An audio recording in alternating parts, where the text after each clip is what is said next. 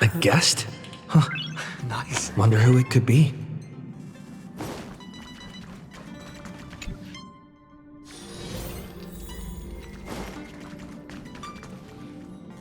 That's my proposal. There's no harm in giving it some thought. I understand. But the Express's voyages are meant to extend the Silver Rail. That won't change. But the cosmic situation will. The Legion's threat looms over the universe, and no one can avoid it. Isn't that why you started the trailblazing journey? To connect? When it comes to the Express's course, I can't make any decisions on my own. Madam Jade, your olive branch should be extended to everyone. Greetings, nameless ones. Deliverer of Emporius. I'm here to celebrate our victory before the Express makes its warp jump, and lay the groundwork for a long-term partnership. On behalf of the Strategic Investment Department, and in the name of Diamond, I hereby invite all of you to Astropolis to discuss our alliance.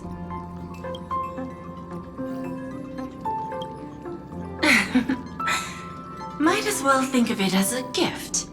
A celebration feast for allies, and a well-deserved vacation. It's the crown jewel of Epsilon, headquarters of Interastral Peace Entertainment. It might not quite match Penacony in terms of glitz and glamour, but in the eyes of IPC folks, it's the ultimate vacation spot. Defeating Iron Tomb is, of course, a feat worthy of being recorded in the history books. It's something that belongs to the cosmos, and even more so to the Nameless. But you and I both know this is just the beginning. To eliminate the threat of the destruction, all forces must still unite as one.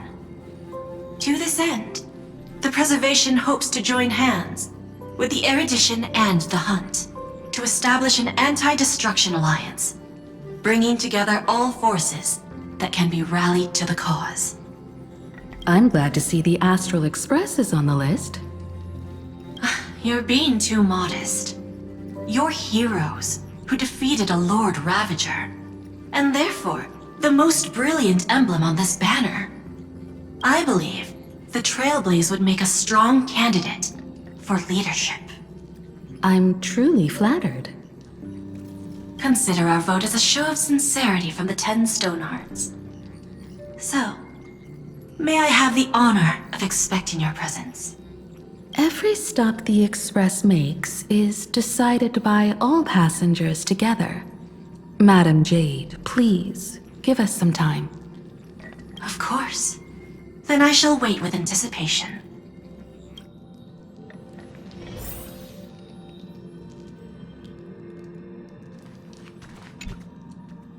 Getting to visit the Interastral Peace Entertainment headquarters and become the leaders of the Anti-Destruction Alliance? Come on, when has anything that good ever just fallen into someone's lap? Jade is a shrewd businesswoman. Her idea of a leader might not align with what we have in mind. What do you think?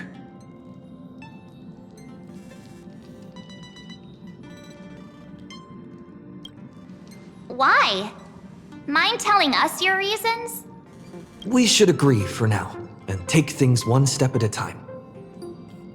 Well, you're not exactly wrong if you put it that way. But it's still better not to take any risks. This responsibility is too heavy to bear. Even if it makes sense, we must proceed with caution. Besides, it goes against our identity as free people of the Express. Once we accept, the nature of the Trailblaze would completely change. Anyway, we should politely decline for now.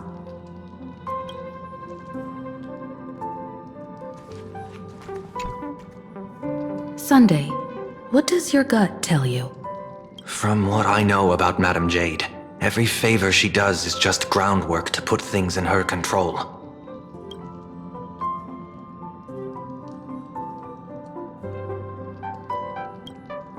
According to her, the IPC sees the Trailblaze as something to rally behind.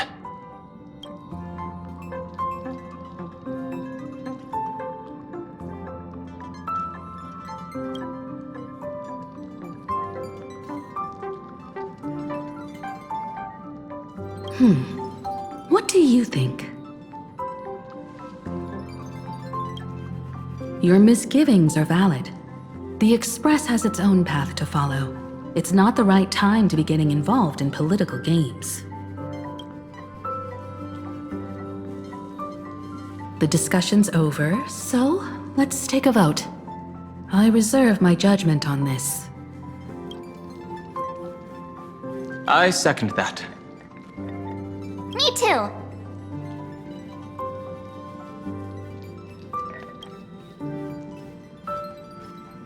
I abstain.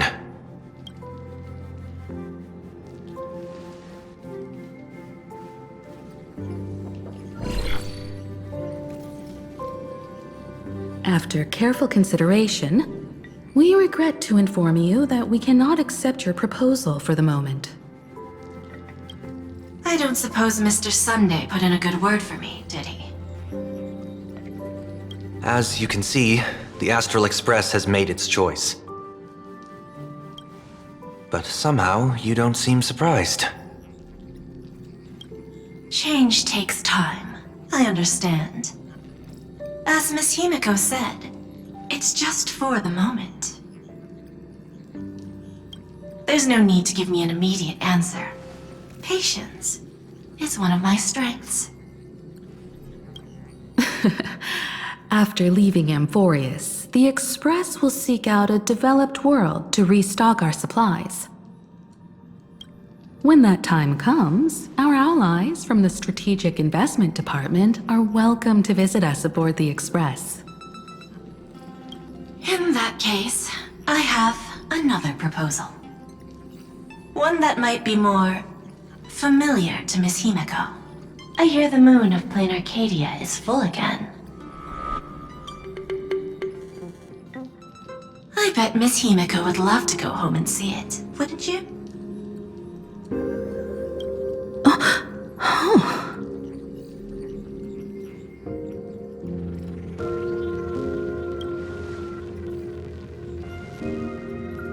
So the moon is full once again.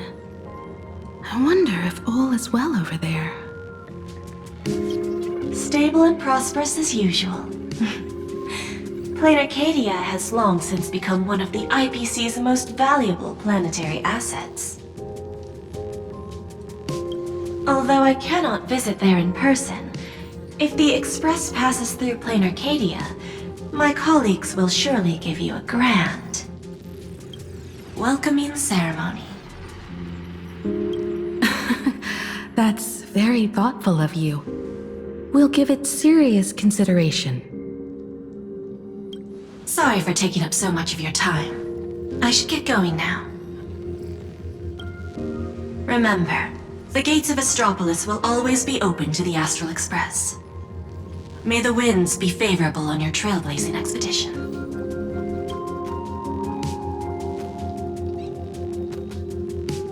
Plain Arcadia? It's been 15 years since I last heard that name. It's clear she came prepared. Astropolis was probably just a cover. Jade's real objective was to let us know about the IPC's movements in my homeland. Are you planning to go back and check it out? Why don't we first explain things to these confused kids? The civilization of Plain Arcadia on Ahatopia is my homeland. And it's also where the Astral Express once crashed and set off again. Well, I've been away for so long. To be honest, I'm also not quite sure about this. Donhong, March 7th, and you've all grown so much during your time in Amphorius. Each of you has become a truly capable Nameless. So you must understand that Jade was right. The Trailblaze no longer means what it once did for the cosmos. Do we keep wandering through space? Or, as she suggested, do we become a core force against the destruction? We should give this question some serious thought before we depart. Going back to where the Trailblaze began again could be a way to reconnect with our original purpose. More importantly, our last stop was really exhausting, so we need to take a proper break. Ahatopia is an Arcadian world steeped in the elation, making it the perfect vacation spot. So, what do you think? That's my suggestion. Give it some thought. Oh, right. Black Swan wasn't part of our discussion earlier. Would you mind passing the message on to her?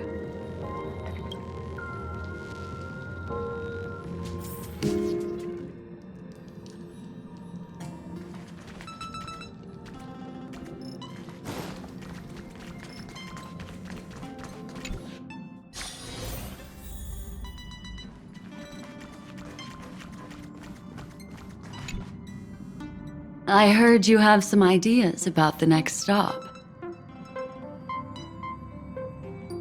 Sorry, but I'm afraid my journey with the Express has come to an end.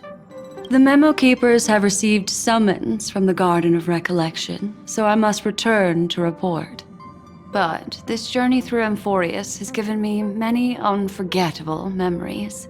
Your trust, and my small act of rebellion against the Garden of Recollection. Covering up these traces won't be easy, so I need to leave quietly.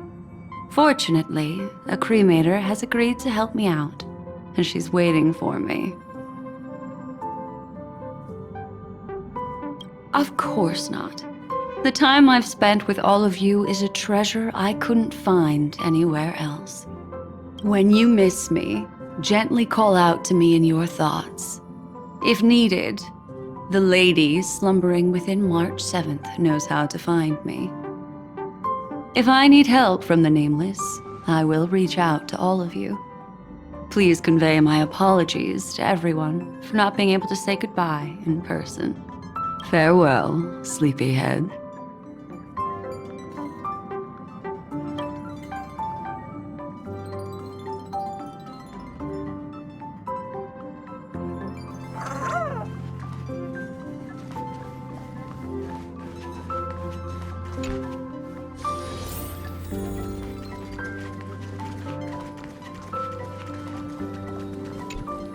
Plain Arcadia.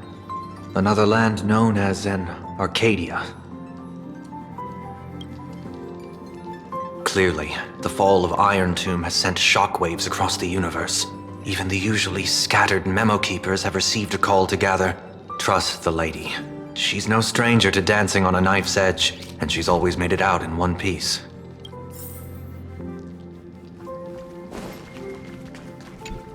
Still thinking about the next stop?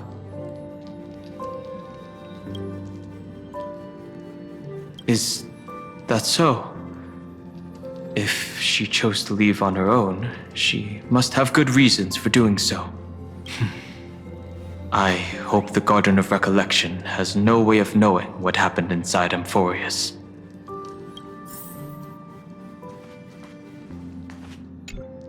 I wonder what interesting sights await us in Plain Arcadia. What? She just left like that? Without even saying goodbye? Aw, I was thinking of throwing her a proper farewell party. Black Swan went against the laws of the Garden of Recollection to help us. I wonder if the Memo Keepers will give her a hard time at this gathering. Yeah, Pathstriders of Remembrance are all really resourceful. I hope her path ahead is smooth.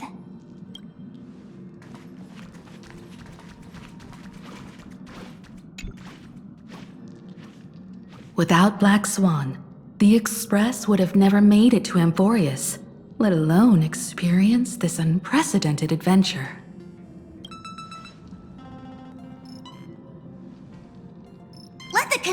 down to whistle for her and wish her smooth sailing ahead.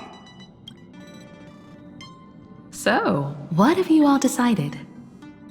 I'm on board. Let's head to Plain Arcadia. After such a tough battle, we all deserve a good rest. I have no objections. Since we're all in agreement, Conductor, prepare for the warp jump.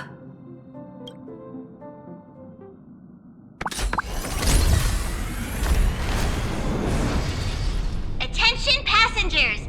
The Express is about to make the jump. Please be seated and hold on. Destination, Plain Arcadia! Let's go!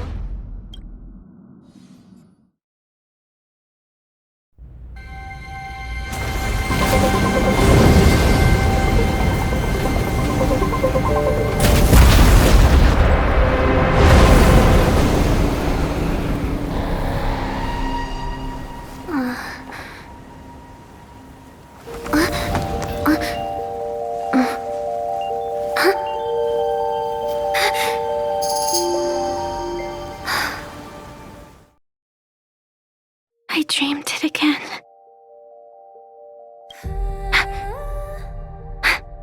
What a ridiculous dream. Even more over the top than what that guy promised. Looks like the Express has once again taken the wrong route. There's nothing we can do about it. In the river of time, if cause and effect can be kept apart for long, they're bound to have a terrifying reunion. Am I right, Observer? Watching us from behind countless veils.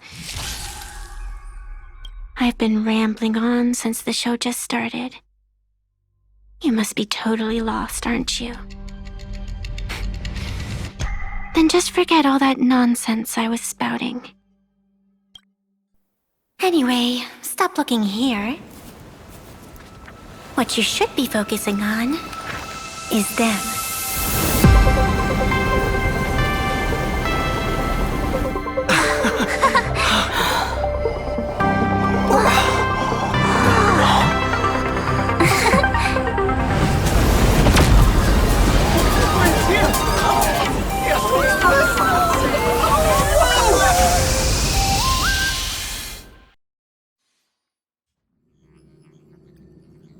So we're not just stopping in low orbit this time, but making a direct landing? According to the comms, the officials have prepared a dedicated platform for the Astral Express to dock.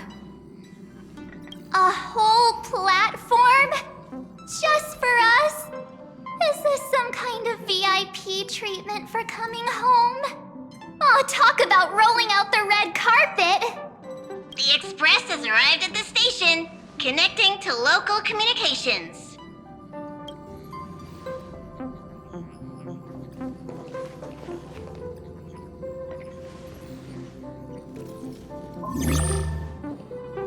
From what I see, the Astral Express is considered a legend across the cosmos. So, preparing a fitting gift would be more than appropriate. Allow me to introduce myself. I'm Pearl, from the IPC Strategic Investment Department. Now, in my capacity as the legal representative and CEO of this Arcadia, I welcome the Express Navigator, Miss Himiko, back home. Hello, Miss Pearl. This is news to me. I wasn't aware that the Strategic Investment Department had taken over administration of Plain Arcadia. As its governing official, I am still in the process of learning.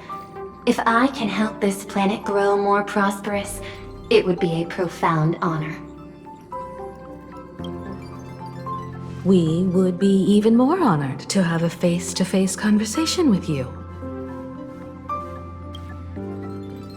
That's exactly what I wanted to say. While the Express is stationed here, the IPC will reasonably accommodate all your requests, including the one you just mentioned.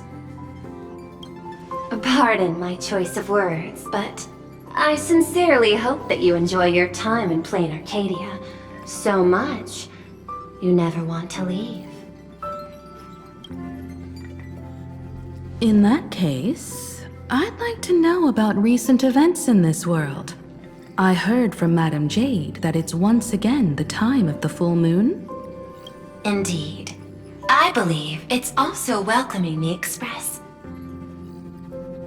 After 15 years, now that the Phantom Moon of Elation is full again, the Phantom Moon Games will begin as scheduled. The more lively, the better. During these divine games, distinguished guests from across the cosmos will be stopping by. This time, along with the Express, a delegate from the Xianzhou Alliance has also arrived. Don't be surprised if you happen to run into them. A Xianzhou envoy? That's right. A big shot from the Yuchui.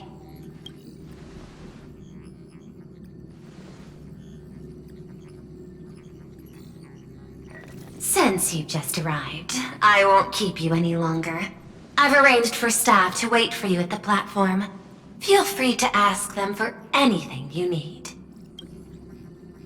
All of this is a token of appreciation from the Strategic Investment Department to our friends. We hope you'll enjoy yourselves to the fullest.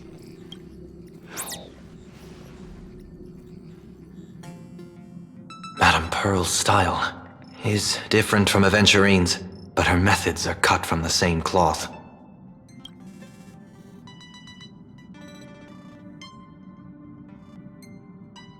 This could go on forever. They're really pulling out all the stops to form this anti-destruction alliance. Looks like we need to pay them a visit. Whether to understand the CEO's intentions, or to firmly reject their proposal. At least in my homeland, we have more room to maneuver. Welt, care to join me? As for everyone else, you're free to do as you please. My suggestion is, why not take a look around and get to know this world better? In that case, Sunday and I will go gather some intel about the Xianzhou envoy. Huh? Why you two? I asked Don Hung to bring me along. I can't appear in public given my identity, but I have a feeling that the Express might need to make some tough decisions in these complicated circumstances. Understanding the Xianzhou Alliance's stance might help us on our journey. Hey, you had the toughest time in Amphorius.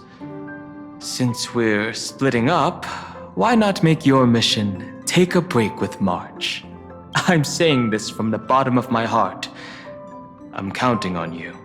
Same goes for you, March. Ah, now we'll look like two immature kids just loafing around. Wow, you grew up pretty fast then. Don't worry, you two. Just make sure to come see me in the parlor car before you leave. I have a favor to ask of you both.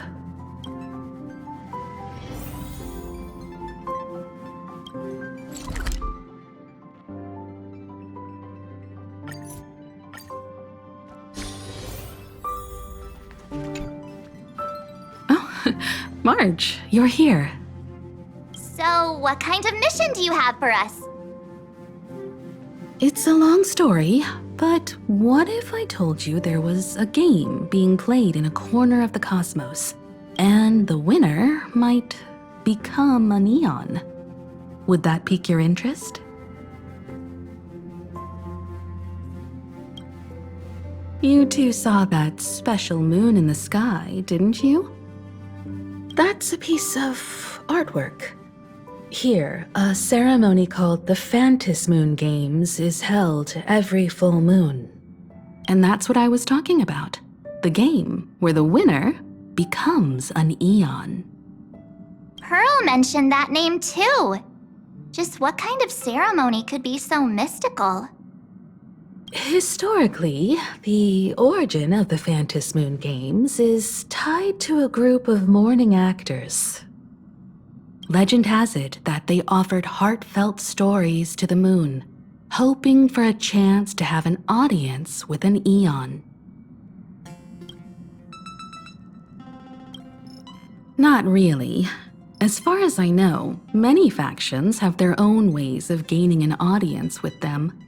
Like the IPC's tourist package, one-day glory tour of the Amber Lord.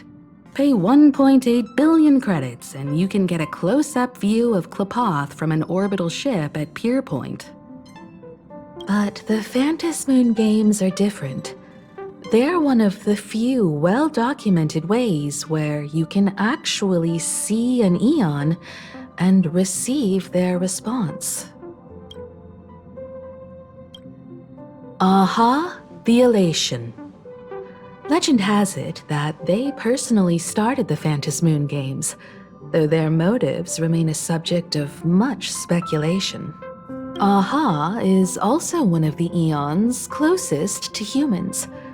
They have left behind countless pranks, with this miracle of Aha-topia being one of them. According to historical records, when a supplicant rises above the rest, the elation will manifest, listen to the victor's wishes, and share their authority for 1 minute.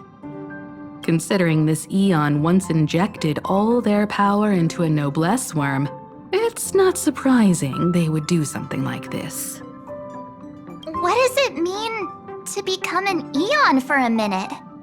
Among past winners, some sought ultimate power, some yearned to erase their past regrets, and someone even stored this planet within a scroll painting.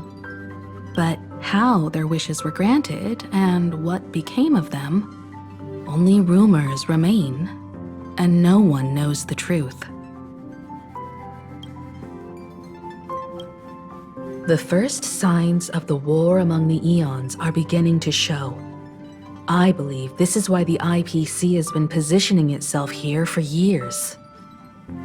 When I saw the Phantom Moon at its fullest, I became even more certain.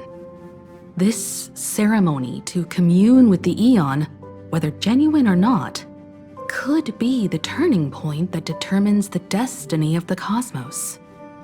With all eyes on these games, the IPC won't be the only ones with ulterior motives. The road ahead will likely be fraught with hidden dangers.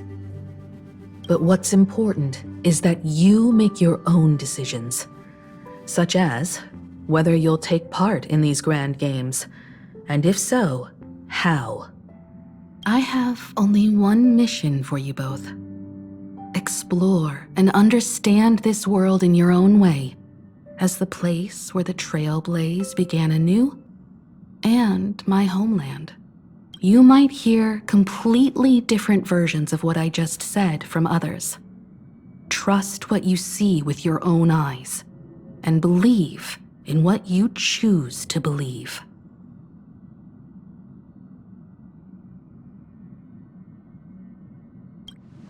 Me too. I won't let him walk ahead alone. I see you already have your own thoughts on this. In that case, everyone's got a mission to take care of now. Welt and I are going to meet Pearl. We'll see what kind of surprise she has in store for us.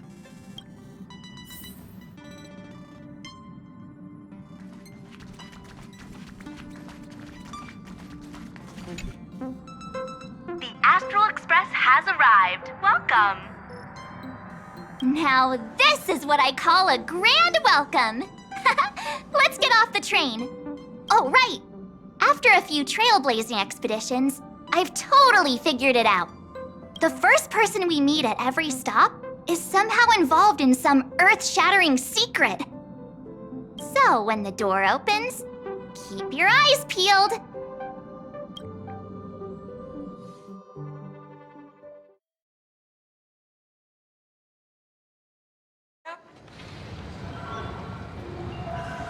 Next stop is Wahaha Grand Theater. The train will depart shortly. Please. In the name of erudition, traverse the cosmos. We meet again, deliverer from beyond the sky.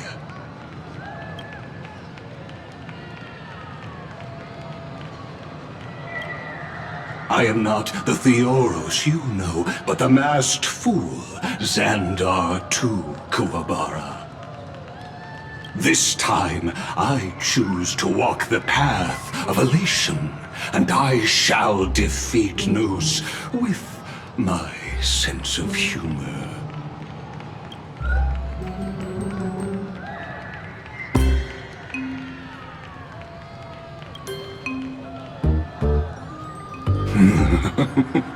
After all, I did say before...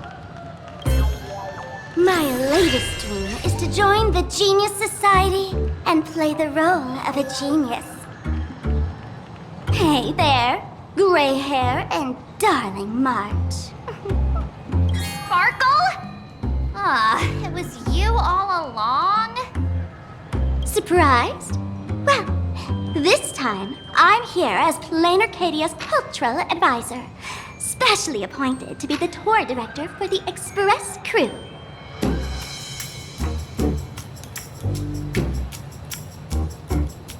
Bingo!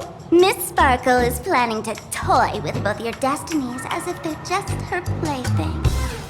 Scared yet? I know we had some minor entanglements and paniconi, but you all had fun there, didn't you? Now, the Astral Express has become quite the hero.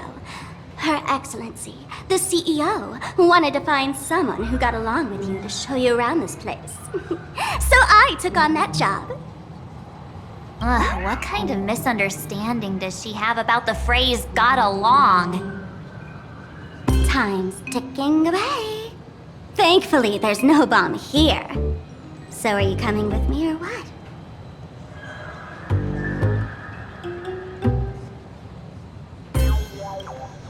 Fine. But from now on, no more pretending to be someone else. Lame. Anyway, shall we get going?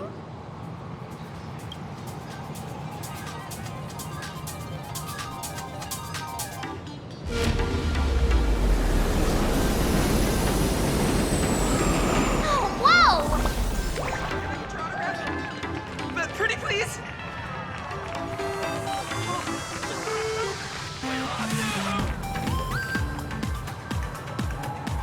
Is this a train?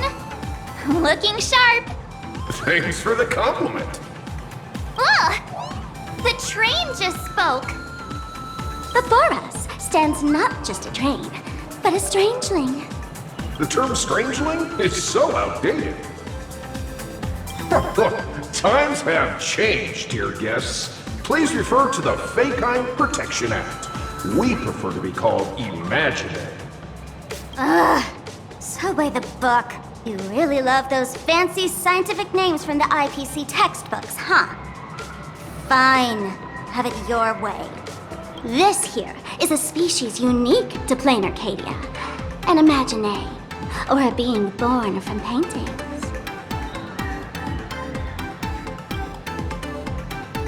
Once upon a time, the artists here discovered that by sketching creatures from their imagination and giving them names, they could bring their creations into reality. This belief in things yet to exist is called wish power, and it sustains the existence of Imaginary. If you ask me, this power must be a blessing from the laughter. Oops, got sidetracked. This here is the Bullet Worm Express, an Imaginary in charge of transportation. You could say they're in the same line of work as you folks. Oh, so you two must be the Nameless from the Astral Express. The passengers in my stomach are always gossiping about you. When you get a chance, hop aboard and give me a try. Let's see who's faster, me or the Astral Express. Thanks. We'll definitely do that when we get the chance.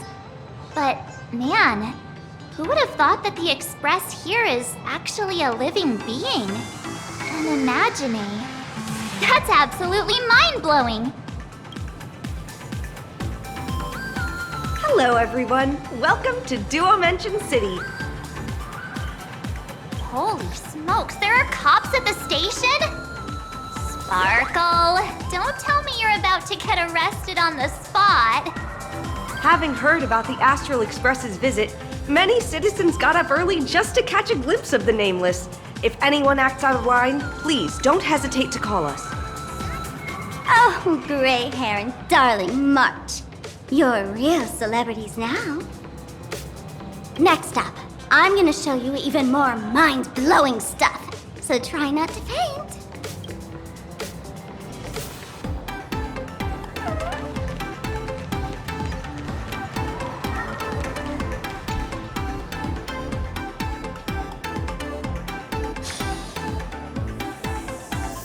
Holy cow, it's packed in here.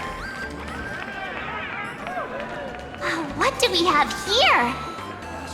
Don't worry, just some local specialties.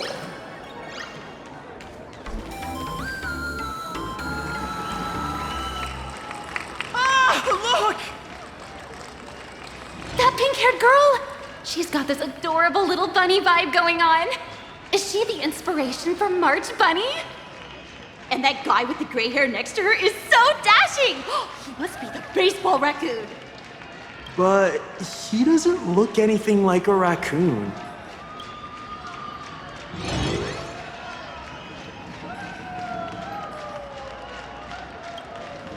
Drill this into your head, huh? It's the Galactic Baseballer. Not some baseball raccoon. And what's this March Bunny thing about? He spoke to us! By the laughter, this is the most amazing moment of my life! Wait, over here! It's a raccoon! Can I have your autograph, please? I would love to work! Please, over here!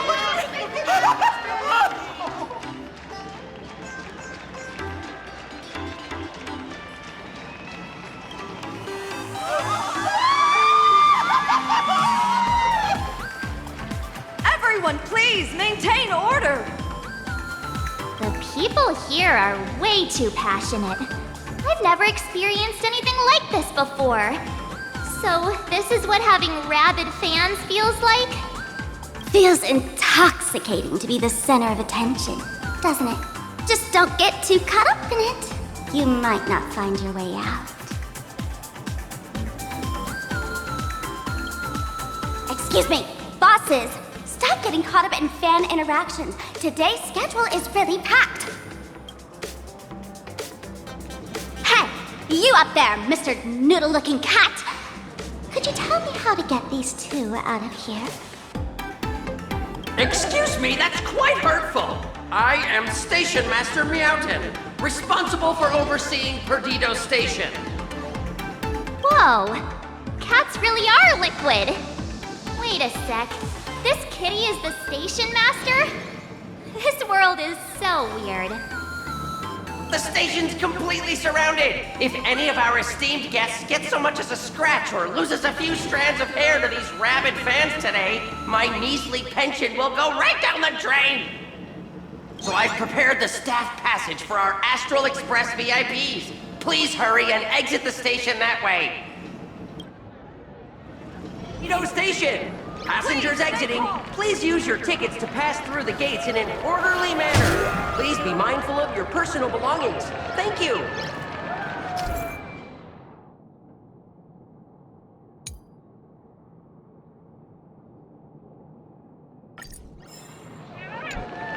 Staff passage?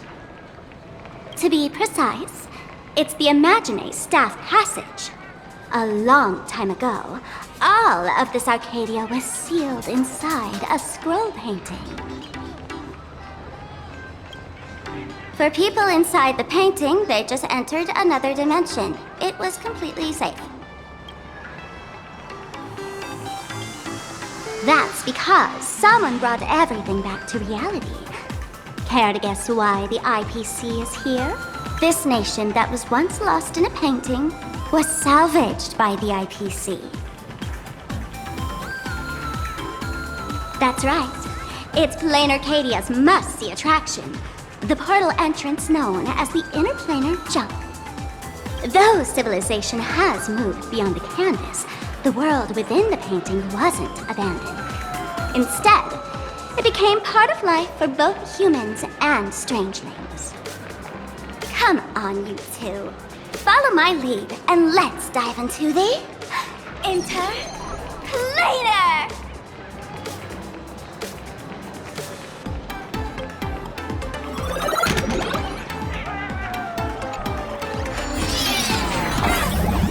What? How did I turn into Pom Pom? Oh, wait. On closer inspection, you don't look exactly like Pom Pom.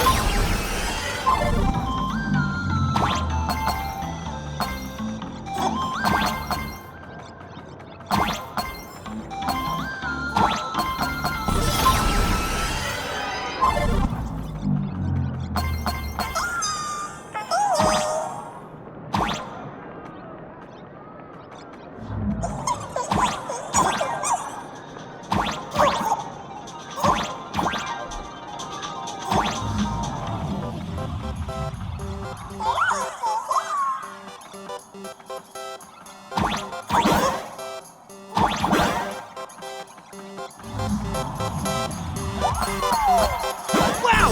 I could jump so high!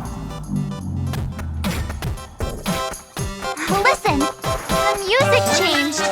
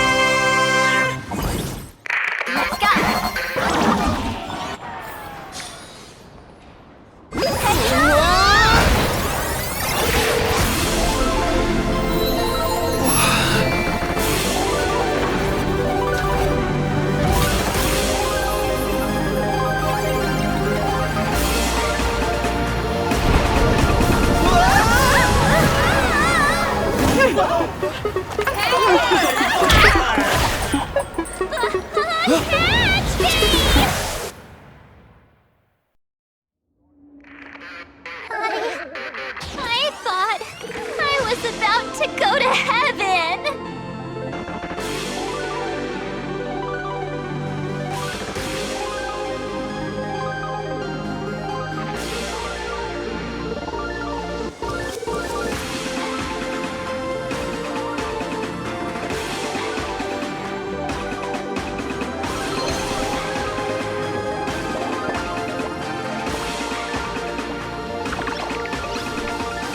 All these imagine? That's right. This is Plain Arcadia, a world where strangelings roam freely, and a paradise woven from elation and wild imagination.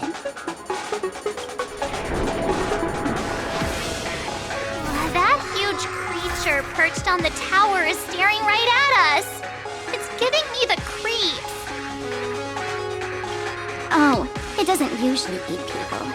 Unless it spots pink hair. Aw, what's the matter with you? Jumping around and scaring people. That big fella is called a thunder coil. Don't worry.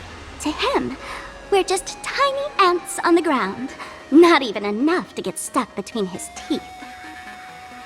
Thunder coil?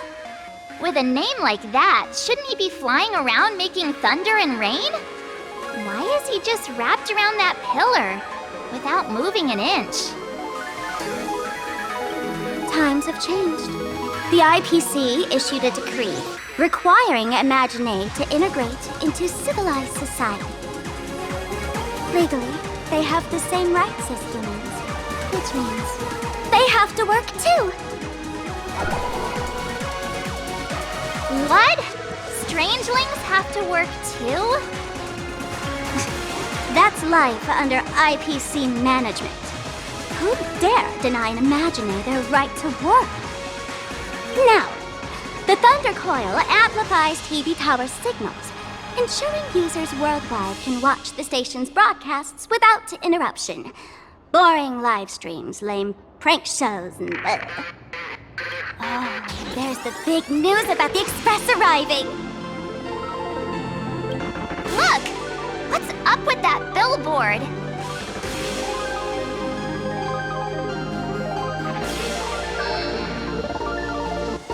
That's not fair! Why does he get a huge poster while I don't? Huh. The IPC is really pulling out all the stops to hype you guys up. Don't mind me saying this, but for every penny the IPC spends on you, they expect a return in the hundreds or thousands. You'd better watch your back. That's one of those giant robots Mr. Yang loves!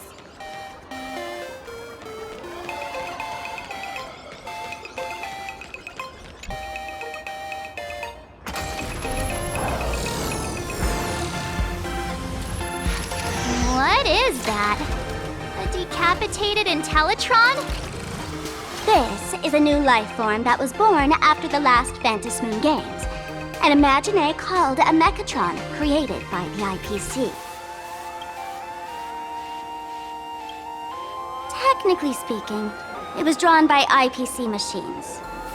Even though in plain Arcadia, the creation of Imagine has always been the artist's responsibility. For the IPC, well, they always want to improve everything with their industrial mindset. This thing is also an Imagine? Doesn't look that different from a mech to me. Young lady, I must correct your cognitive bias. We are absolutely not the same as mechs. The Mechatron spoke! Our creation isn't as complicated as mechs, and we're not as fragile as Intellitrons when we're born. That's because we don't need to install an Intellitron's logic center, nor do we require a mech's power reactor. Pour materials into the mold channels, die-cast the parts, assemble them together. And just like that, we Mechatron are complete. We can fly, run, and jump, second to none among technological marvels. I get it. So you move with wish power, I suppose. Oh, seems someone knows their stuff. Yeah, that was 15 years ago. Wish power reaches its peak during the full moon, and so Imagine take this chance to multiply and thrive. Just like they say in documentaries, when spring arrives and nature awakens, it's mating season for the strangelings again. The novelty's probably worn off by now. Let's keep moving.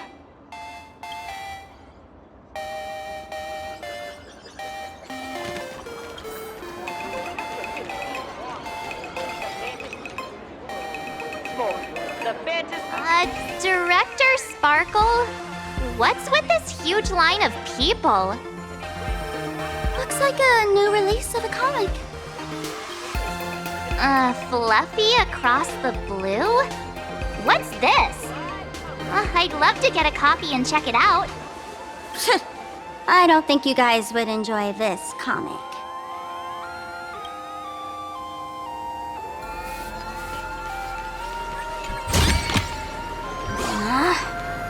Isn't there more? Is that a dessert shop run by cats? Try the latest drink in our cafe?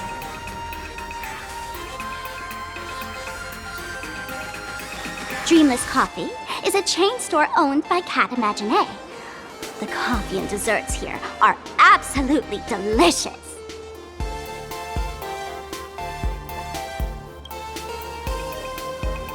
Comparing it to Himiko's handcrafted liquid bombs would be a bit unfair to this place. Let me have a taste. Are you two travelers from outer space? Welcome to Plain Arcadia. How's the situation in the cosmos these days?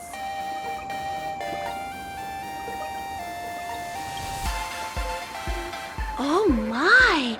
If it isn't the heroes of the Astral Express! What an honor to meet you both. As Nameless, you must go on life and death adventures all the time, right? Would you like to keep smiling happily forever, no matter what adversity comes your way? Happy forever? Is that even possible?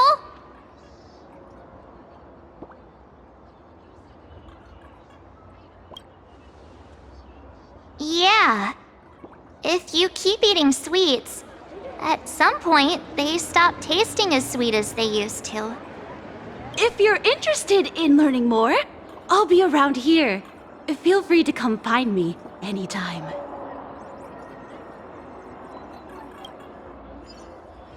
Brand new extra strong Pure Point coffee. Have a taste. Oh, there's something on the traffic light. Should we check it out from the overpass?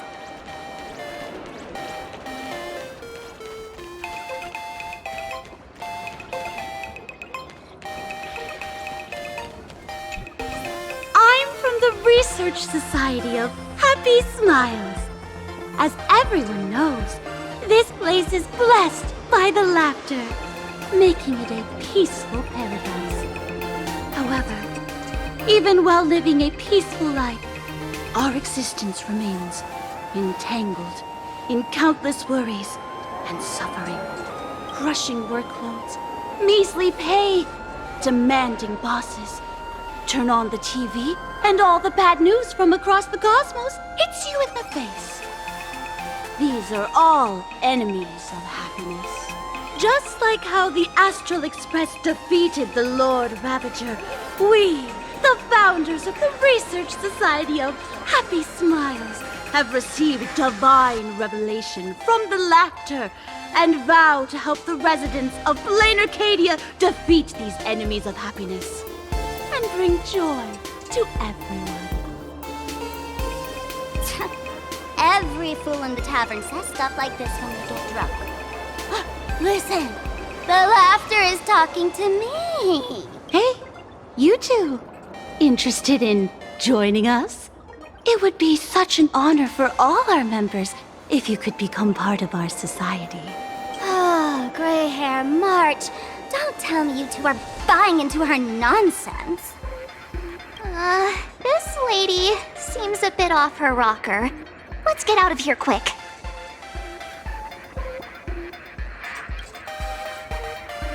Oh, is that so? That's a shame. But don't worry. Opportunities for happiness will always be waiting for you. I hope we can have another heart-to-heart someday, so that you both can be guided to a life filled with eternal happy smiles.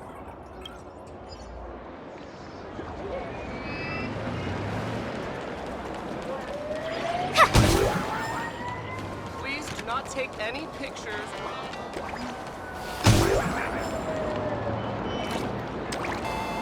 I've been wondering about this since we were at the station. These colorful little dumplings seem to be all over the streets here. Ah, you must be tourists? Don't panic. Those are just little things we call Wispay. The tiny wishes that humans make every moment of the day can condense into Wispay. Some say these little creatures are proto-imaginae. They just never had anyone to give them forms. So they appear in the world in the simplest, most natural state. They do look pretty adorable. Like little wiggly blobs of jelly. Probably shouldn't ask this, but... can we eat them? They may be mischievous, but please don't hurt them. Ugh! Eating random things off the street will give you an upset stomach.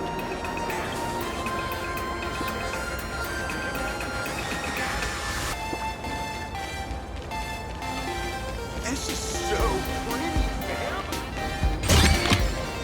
That's it. Guess it'll have to do.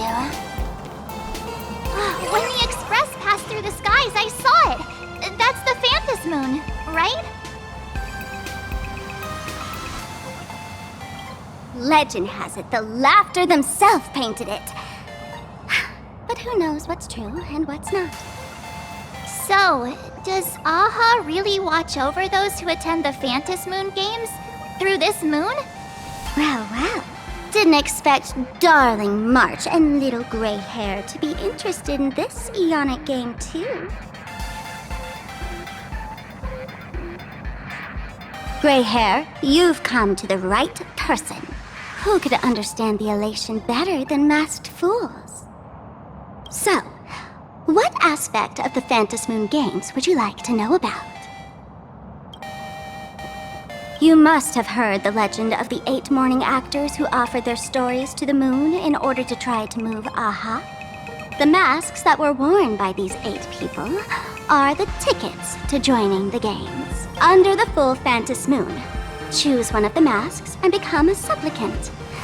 Then you can compete with the other 7 for the chance to meet the Eon. Looks like we'll need to get a mask first if we want to join the games. In modern terms, it's all about getting views and clicks. Views and clicks? Are you kidding me? They didn't have that kind of stuff in, mythological times. That's how the legend goes. The morning actors offered up their stories, but the Laughter didn't even spare them a glance. And so, to catch the Eon's eye, the Phantom Moon games ended up leaving behind incredible feats each time. From forging swords that could cleave mountains in half, to transforming snowy peaks into floating jellies of sugary frost. It's still the same today. The supplicants must give it their all to capture the attention of the people of this Arcadia and accumulate wish power. And the Laughter will only reward the most thrilling miracles. Oh? Don't tell me our little drama in Penacony wasn't entertaining enough for you. Gray hair, let's drop it this time. I've been dealing with some minor issues lately. Oh, what kind of issues could possibly be bothering you? Don't tell me you're cooking up another crazy scheme. I'll keep you in suspense for now. So, where do you want to hang out next? Let's head this way. We can turn into the food street. They've got all sorts of goodies there. Yum Yum Alley. With flavor. Click, click. Huh?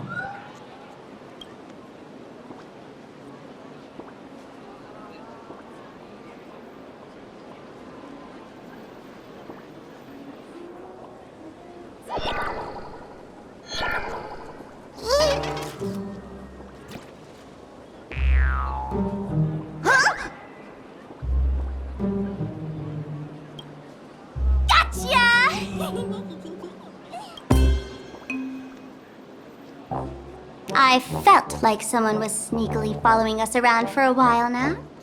Looks like it wasn't my imagination. What's this little thing's deal, huh? It's kinda dressed like you, isn't it?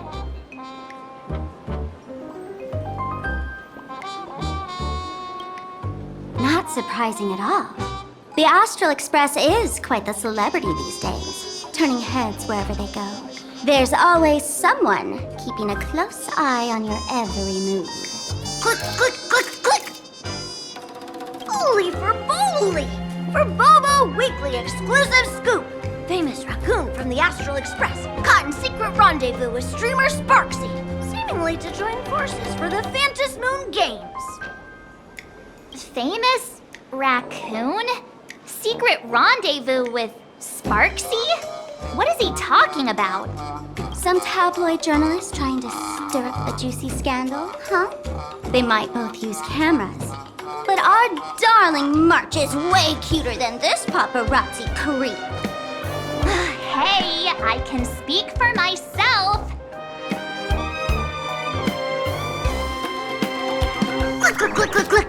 Breaking news from Furbobo! Famous raccoon from the Astral Express openly claims Furbos can't be journalists, suspected of human supremacist ideology. Hey, don't write nonsense in your report. Why are you just standing there?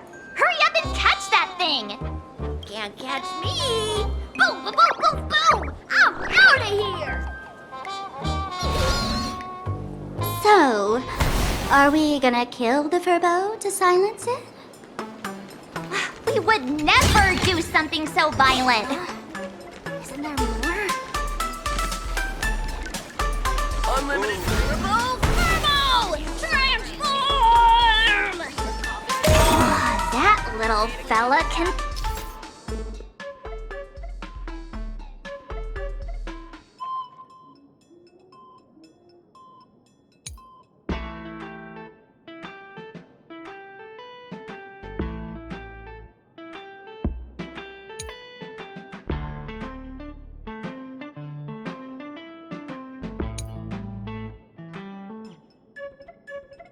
transform into different things. Let's look around. Let's get in line. Welcome. Come on in and take a look at our menu.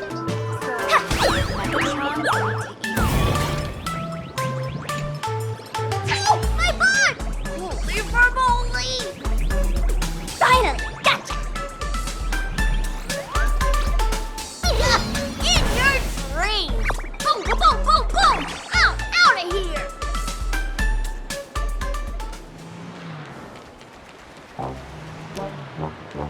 Thank you so much for your help this time. Please. Let's have a game of Cosmicon Collective.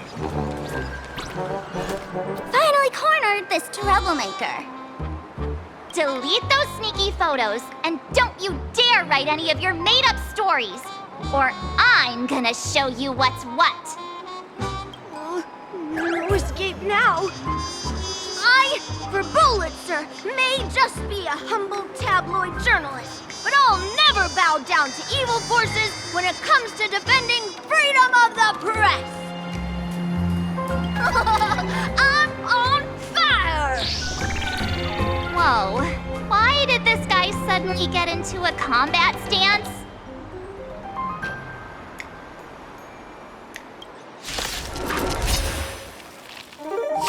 I'll go easy this time. Don't move. I don't have time. Open sesame. Watch it crumble.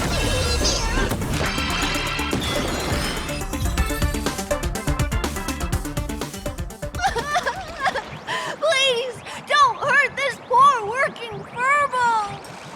Aren't you acting all tough just now?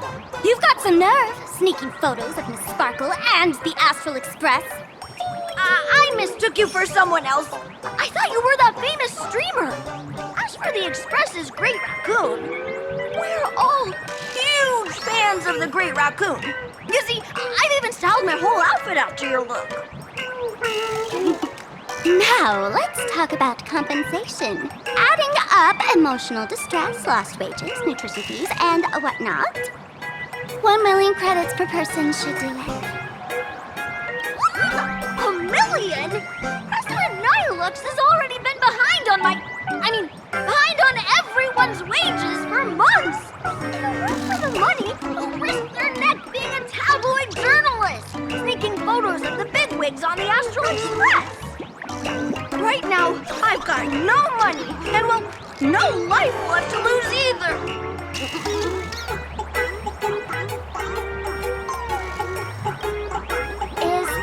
Nihilux you mentioned the president of your magazine publisher? I have no idea.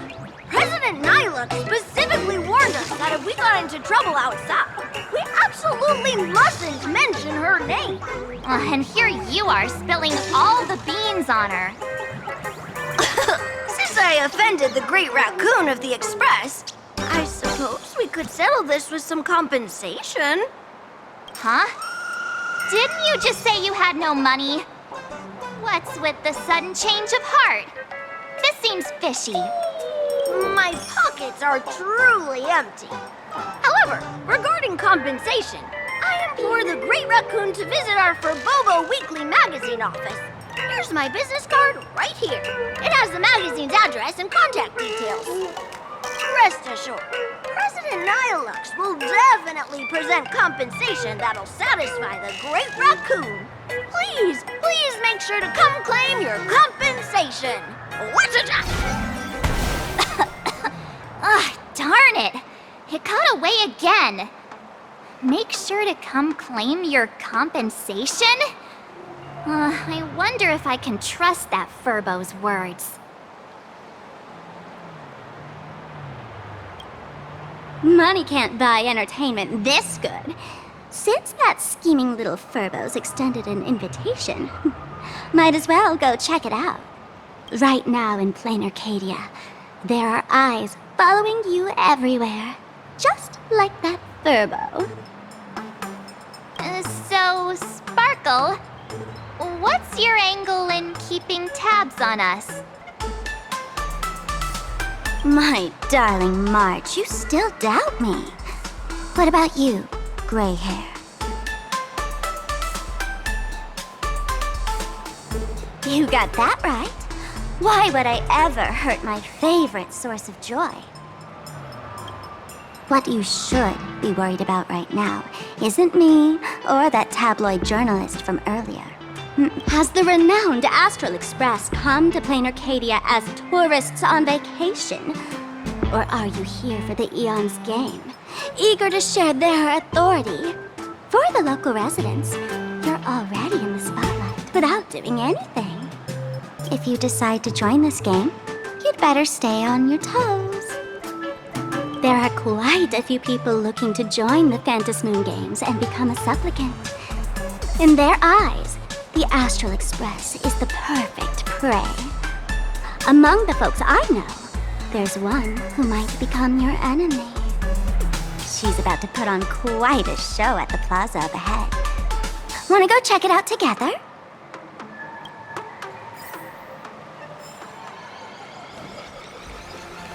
Let's have a game of Cosmic These little Wispy are quite mischievous.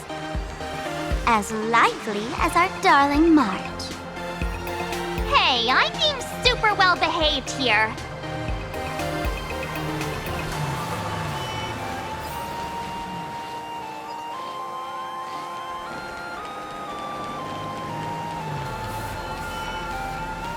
Wow, so many gold coins! Just some unclaimed wish power fragments. Pick them up when you find them.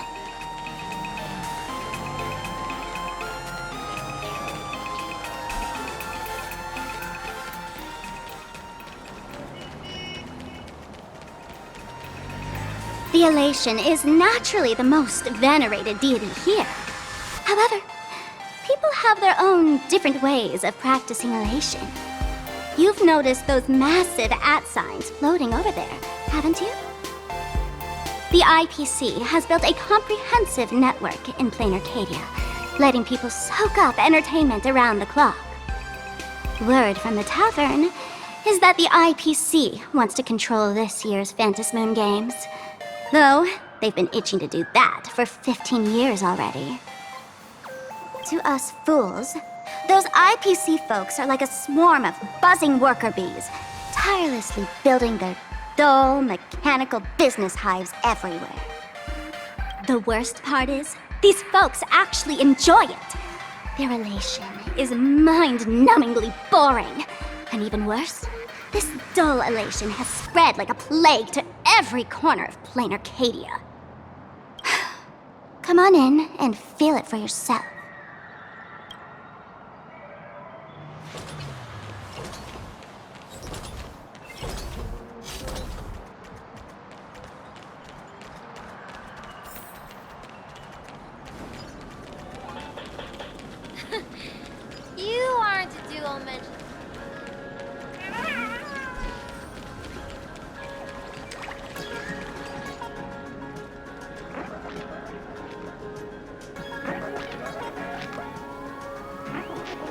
Plain Arcadia has enough entertainment to keep you busy until doomsday without repeating anything. But you know what's missing here? Real fun! What's the difference between being glued to the internet all day and being stuck in a dream? The Phantasm Moon Games must not fall into the IPC's hands and be reduced to a business deal decided by internal bidding. It must not become just another bargaining chip in the power struggle between cosmic forces.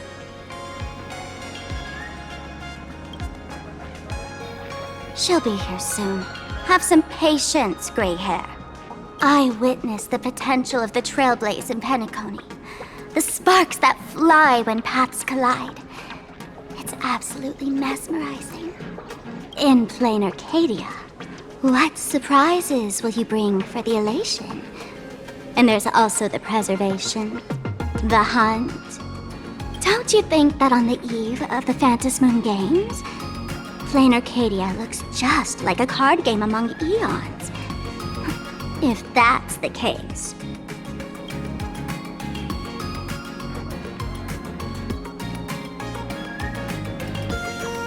Friends, have you ever heard of Cosmicon Collective? What's that? It's the hottest trading card game in the world right now. Tons of people are playing it at the tavern, too. The cards feature legendary figures from across the universe, along with their power levels. Just roll the dice and compare numbers to see who's stronger and who's weaker.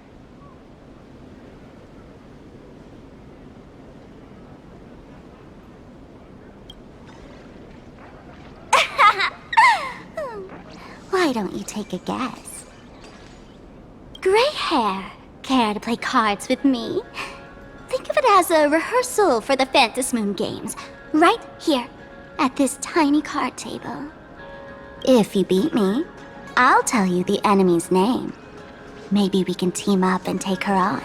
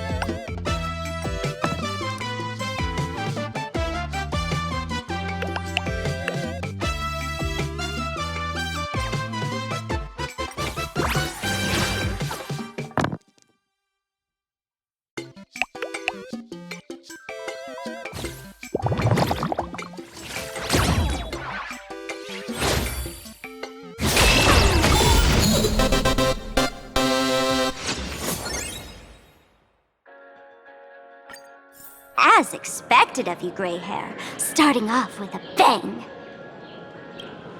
Since you won, this card is yours. If you want more cards, go chat with the card masters at the plaza. A streamer who's about to go live at the plaza. She calls herself Sparksy. That's right. She's your enemy. This streamer, just like you, has been seeking a chance to join the Phantom Moon Games. It won't be long before she shows up at the plaza. That little trouble you've gotten yourself into. It's her, isn't it? Ah, darling March, I just can't escape your sixth sense, huh? She's our common enemy. If you need my help...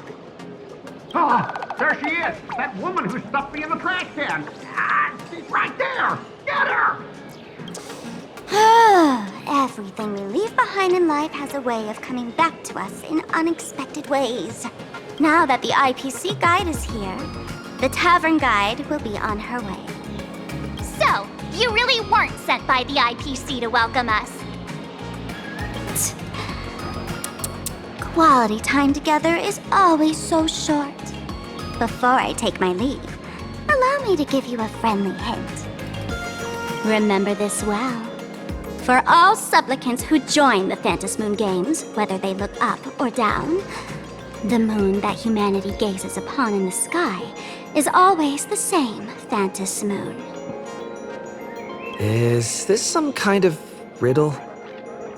Remember this little riddle? You might need it when we meet again.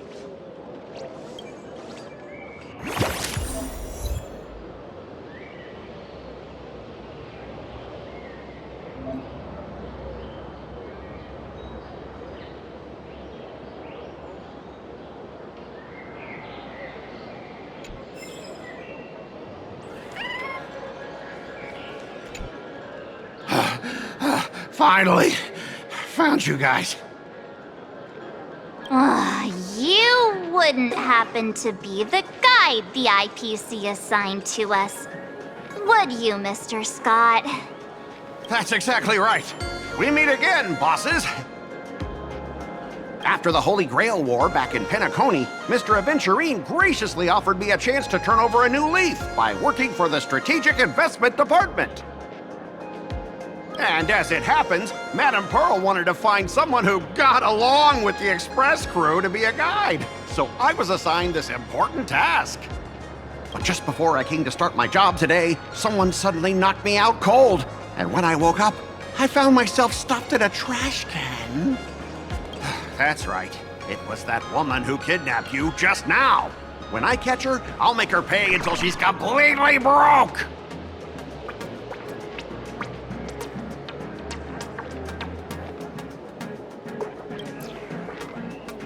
Sparkle is way more lovable than this one here.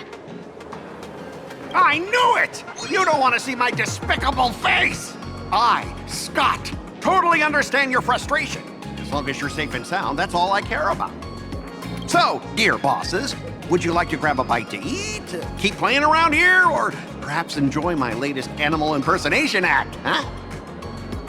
Mr. Scott's dedication to his work is so intense.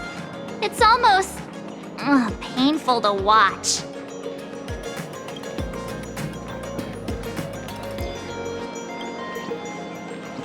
Enemy?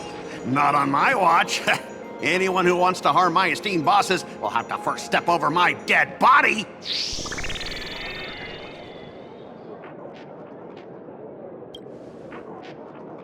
At your command, I, your humble servant, Lyndon Scott, shall fade into the background like a shadow, completely unnoticeable, until the end of time.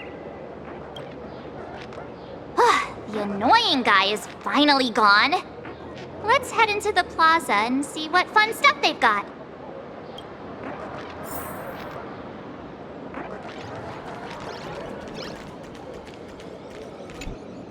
Hey there, buddy. You getting the hang of traversing the world in canvas yet? Need some practice? You can always try your luck with me.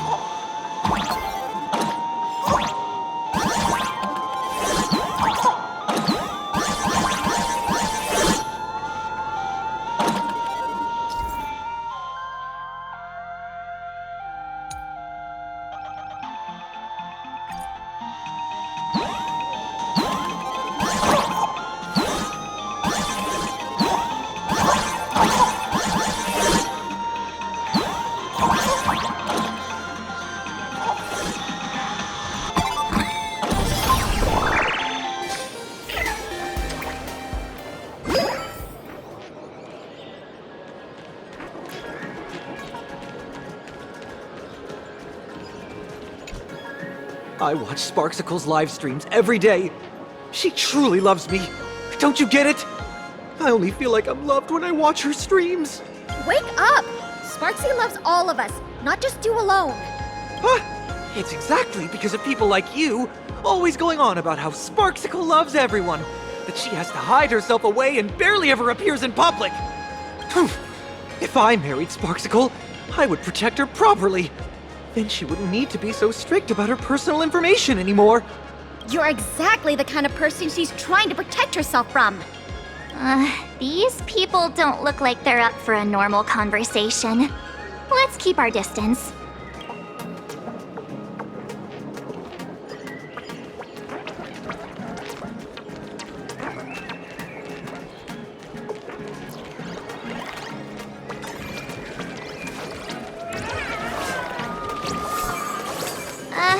Excuse me. What's everyone waiting around here for? We're waiting for Miss Sparksy's live stream, of course. Don't tell me you guys don't know who Miss Sparksy is.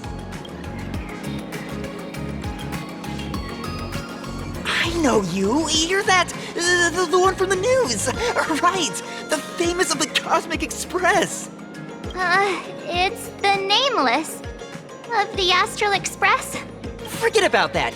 Let me introduce you to the great Miss Sparksy. She's just so adorable. She's the most versatile streamer ever, mastering all sorts of talents. Her wit in every single word she says echoes in my dreams. It's simply impossible to sum up such a perfect being in just a few sentences.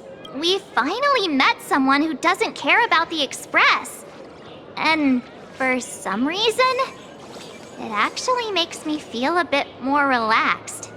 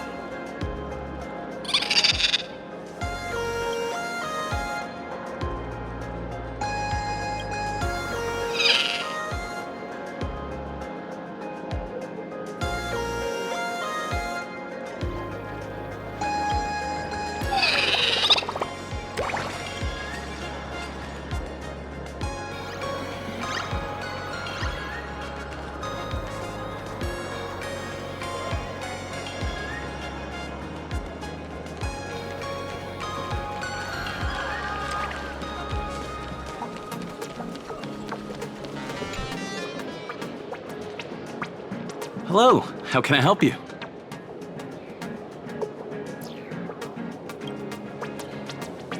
Huh?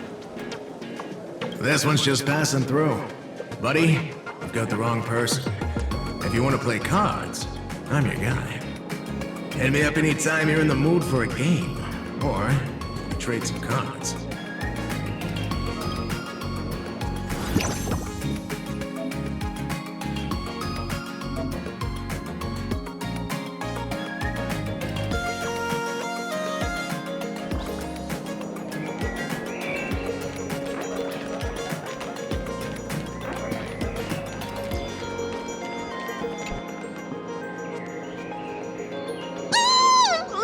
Sparksy stream should be starting soon!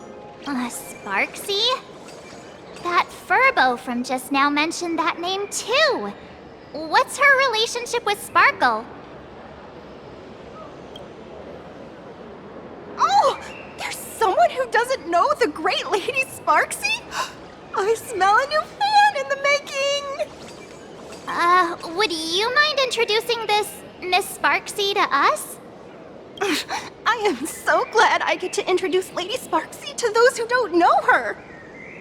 She's the cutest live streamer in plain Arcadia and our savior. The first thing I do after work every day is wait for her live stream. She's about to start streaming right here in this plaza. Stay with us and we can all enjoy her performance together.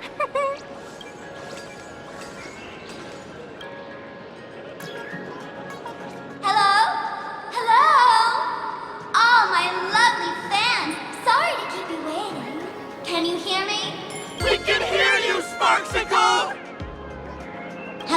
everyone been working hard today? Did everyone eat properly? A full belly makes a happy heart! Let's watch Sparksicle till it gets dark! Has everyone been treating me with lots of love today?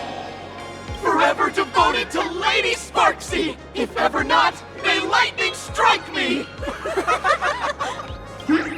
Something's off. Why do I sense my old model's aura on some people in the audience today? Oh boy. She must be talking about us. Let's see. Which naughty ones went to meet someone they shouldn't have? Sparksicle! Sparksicle! Sparksicle! Isn't this the gray hair my old model always talks about? Teaming up with Becky to deal with me? What a jerk! Her favorite toy is mine now!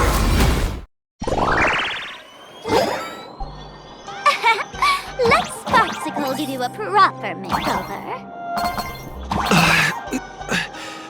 My outfit changed?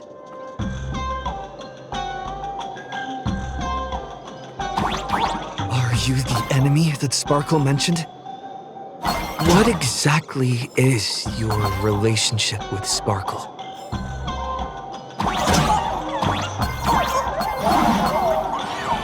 Did that useless old model send you to save her?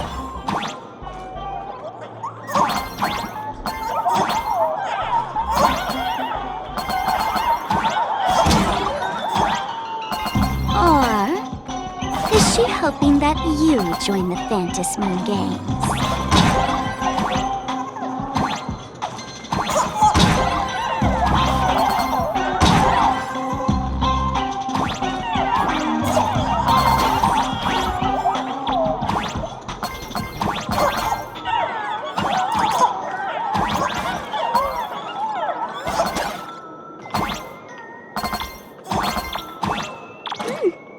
Not bad.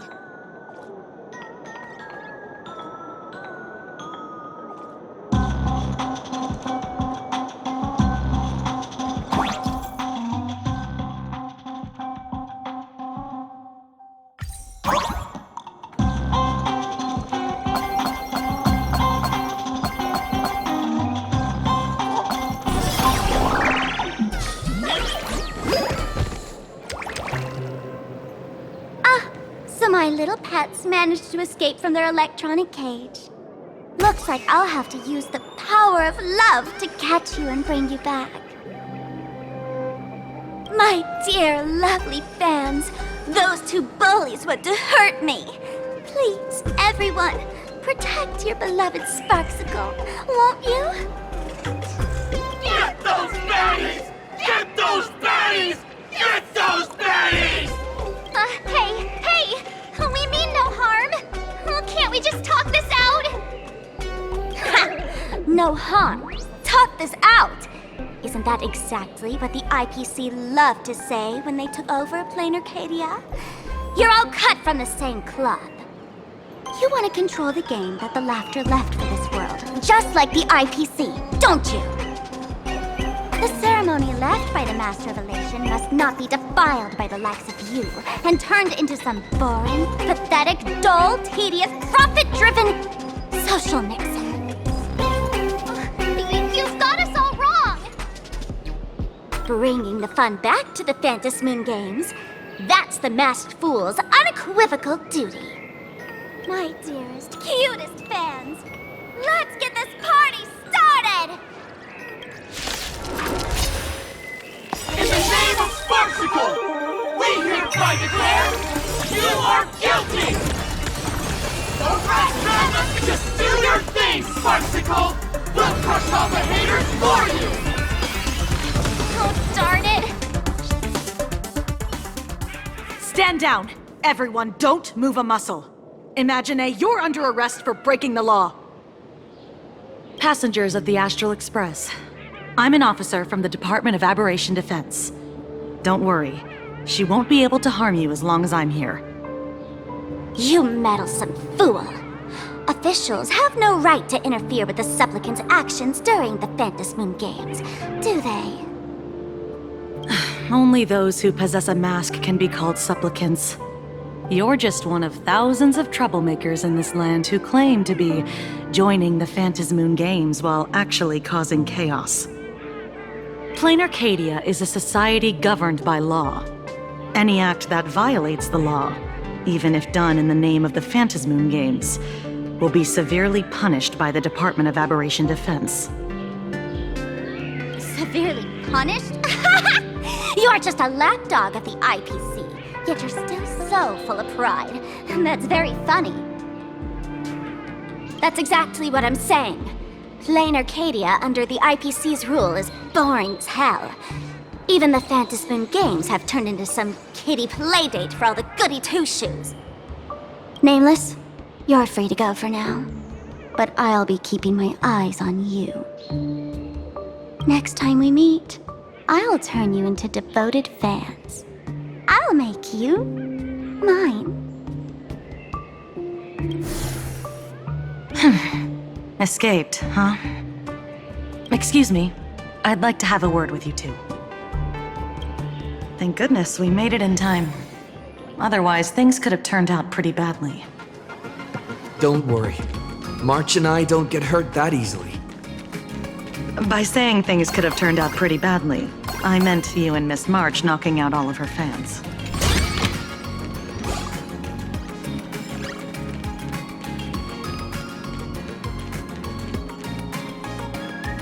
Let me introduce myself again. I'm Kuchiba, an officer from the Department of Aberration Defense. We don't need to introduce ourselves, do we? Miss Kuchiba, you probably know who we are. Of course. The newspapers, TV channels, they've all been reporting on you nonstop. Police dog? Ah, you mean those Wufei. They're legitimate law enforcement officers, and some of them have even more experience than I do.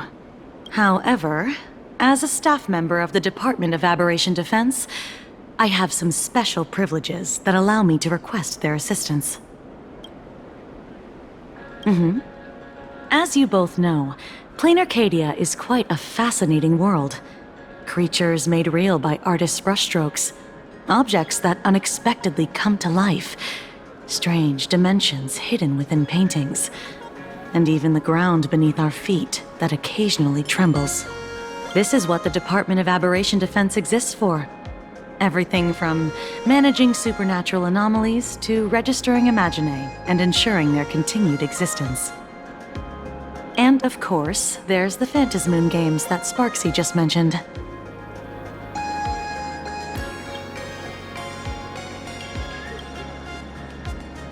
If I'm not mistaken, was it Mr. Scott who sent you here? So that's the name of that high and mighty IPC specialist. This... Mr. Scott believed he wasn't dealing with ordinary criminals, but with masked fools, which required decisive action.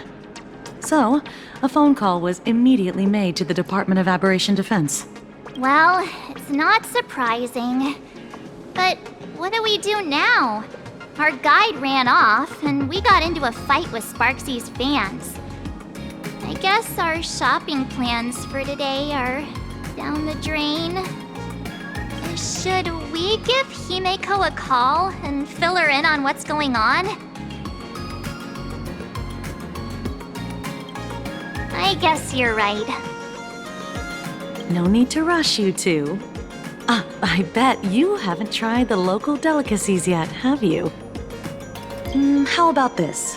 I'll take you both to grab a bite nearby. That way, you can kill some time while waiting for your friend. Oh, yay! My stomach's been growling like crazy!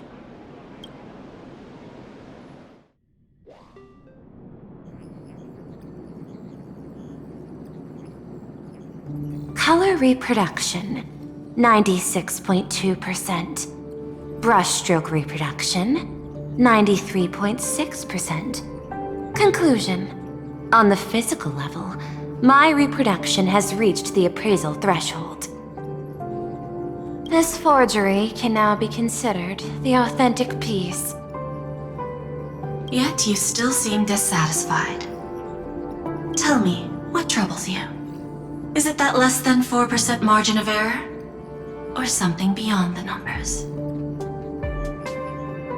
I'm grappling with a quality that defies measurement. Artistry. It is the prerequisite for becoming the steward of this Arcadia. But you already are its steward. Diamond will remember that you only took 6 months to claim that title. It was 5 months and 15 days. Empty titles mean nothing. In plain Arcadia, political influence carries limited weight. To add a stroke to this artwork, one must first understand art. I know you. This is the conclusion, not the cause. The piece before you, Worldbreaker Waves, is a relic from one of the civilizations in Ahatopia's history. The final work left behind by Graphia, the ancestral painter of ancient Benzai Tengoku. Legend says she performed a miracle, conjuring an entire plane of existence and sealing the whole world within her scroll. Do you want to know how she did it? I will not deny it. People call her achievements a miracle, meaning its true nature remains unknown. In other words, it is an unexplored market. Understanding comes first, then investment. That is the natural order. Perhaps this is why Diamond chose you. An Intellitron devoted to results and efficiency. Cast into a realm sustained by imagination. The 10 Stonehearts await a metamorphosis. May you find your own pearl in this strange and dazzling sea. Thank you, but my mission is to oversee the progress of the Phantasmoon Games.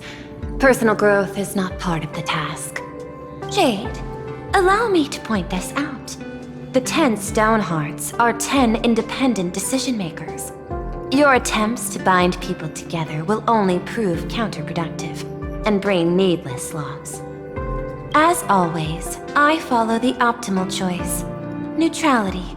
That is also my answer to Obsidian. A flawless reply. Your cool logic is always captivating. Lady Pearl, that Express Navigator has come to see you. It seems we no longer have the leisure to speak of art. This is all I have to say. Tell Diamond, I will fulfill my duty of strategic investment. Send the guests in.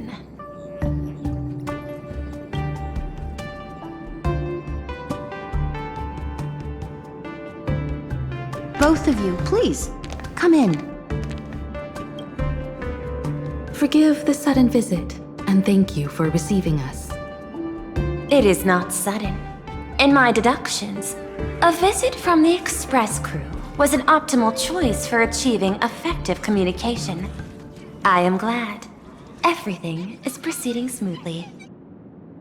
To skip the formalities would be best. I imagine that, at your core, you're already well aware of our purposes. I know that you have come for the Anti-Destruction Alliance. The probability of refusing the proposal stands at 91.2%. Can you tell me why?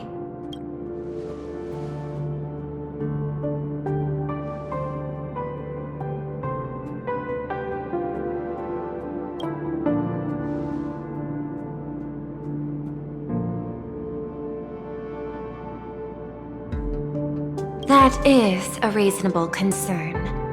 Allow me to present data that is often overlooked. In the past 2 eras, 1,263 planets have joined the Pan-Cosmic Trade System, and 63% of them have preserved their native civilizations. This is the result of the Strategic Investment Department's work. Plain Arcadia is one such world. On this land, the preservation and the elation coexist in harmony. That remains open to debate. I recognize that throughout this war against the destruction, every participant may experience moments of doubt or retreat. But based on extrapolations, we believe by following the route of the Trailblaze and building upon the framework of the preservation, we shall gather the manpower of the harmony, the computational strength of the erudition, and the military might of the hunt. The threat of the destruction will ultimately be eliminated. Hesitation breeds instability, and instability makes us vulnerable. And our enemies will exploit every crack to break us apart. Your point is valid, but allow me to note one error. That number, 91.2%, is inaccurate. Then, is the probability of rejection 100% in your eyes? No, it is 0%.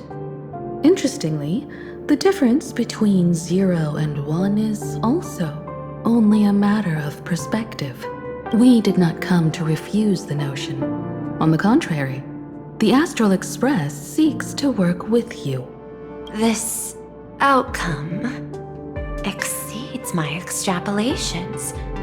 Tell me, was it a change in your emotion that led you both to shift your decision? No. Actually, your earlier perspective inspired me. The IPC deals with powers that command billions of lives in this cosmic game of cards. The Express had always been insignificant compared to them. We've simply been earnestly trailblazing and exploring all this time, trying to help worlds in crisis. Now it is this earnestness that has drawn many to journey with the Express, while the Nameless's simplicity assures our friends that they will not be consumed and lose their sense of self.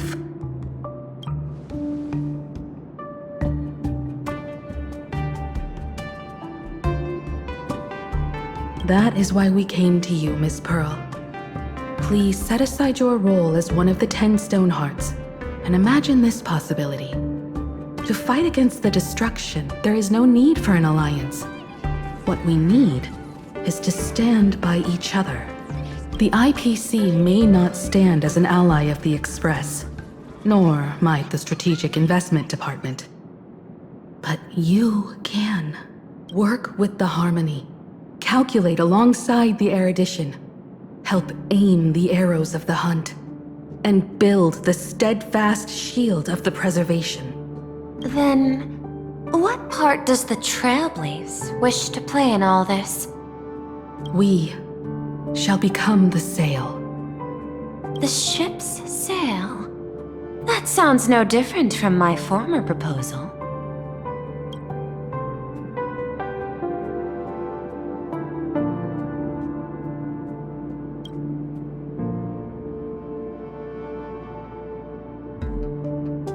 Interesting.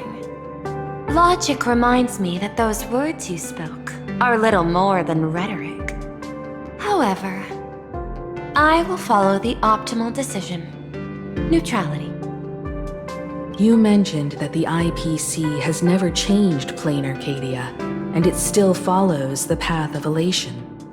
But in my eyes, Plain Arcadia has not been altered because it still has value. Just like the Astral Express. The IPC intends to use the Phantasmoon Moon games to reach out to an Eon and draw them in. Am I right? That involves classified information. I have no comments. However, since Miss Himiko is open to cooperation, I can share more within reasonable limits. This way, guests.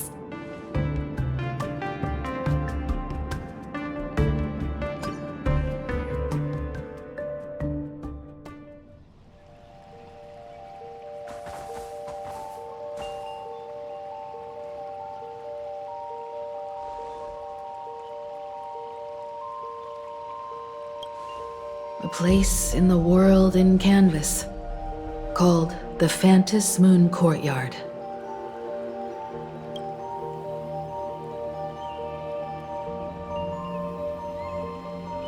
This ancient tree has stood for 1,000 years, blooming only on the eve of the games. According to ancient texts, this is the heart of the Phantom Moon Games ceremony. 8 masks, 8 supplicants. When people don the ancient masks in the near future, the altar will also reveal the masks' forms. Then, the games shall begin. I've been told, Miss Himiko, that Graphia's blood courses through your veins. The messenger of the hunt is here as well at this moment. This ceremony, to compete for the elation, is but a reflection of cosmic politics.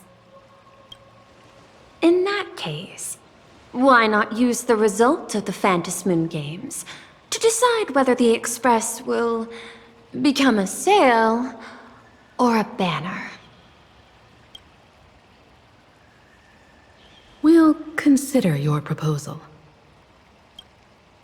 However, to take part in the games, one must have a mask of elation. I assume the IPC has prepared for that. As of now, the number of masks I possess is 3. With more time, I could obtain even more. In all of history, no one has conceived of a unified command of all supplicants and masks, let alone accomplished that feat. But this time, the IPC intends to regulate the games with our resources and influence. It is not unusual for visitors from beyond the sky to join the Phantom Moon Games, but the IPC actually seeks to control the entire thing? The Eon of Elation is famed for unpredictability. Miss Pearl, you must take care. This is a word of caution. It is precisely because Aha is so mercurial that such an elated attempt has a chance to succeed. Pardon the interruption, Madam Pearl. The guide you dispatched has sent word. The masked fools have stirred up trouble, attacking him and the Express guests. They were separated in the chaos. That is not surprising. Those masked fools have long kept the IPC in their sights. It seems the Phantom Moon Games have begun, regardless of the Express's choice. I'll get in touch with those 2 kids.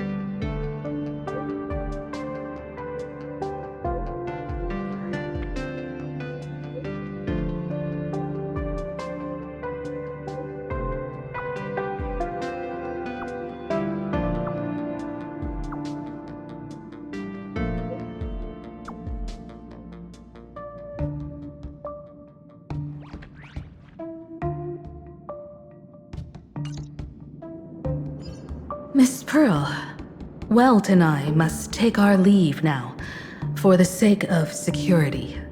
Are you both leaving already? I had another plan in mind. To speak with Miss Himiko about the art history of ancient Benzai Tengoku. especially your ancestors' final work, World Breaker Waves, and her unparalleled mastery of imagenesis art.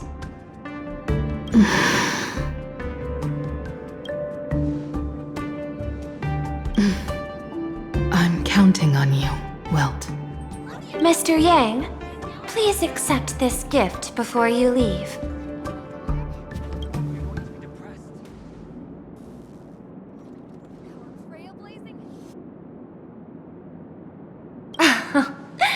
You misunderstand. To offer the Nameless something so mundane would be far too discourteous.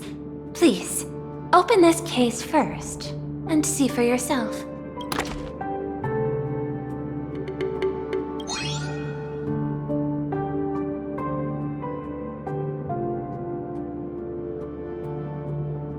I am aware. Mr. Yang has an expert understanding of robotics. I chose this gift especially for you, and I hope it pleases you.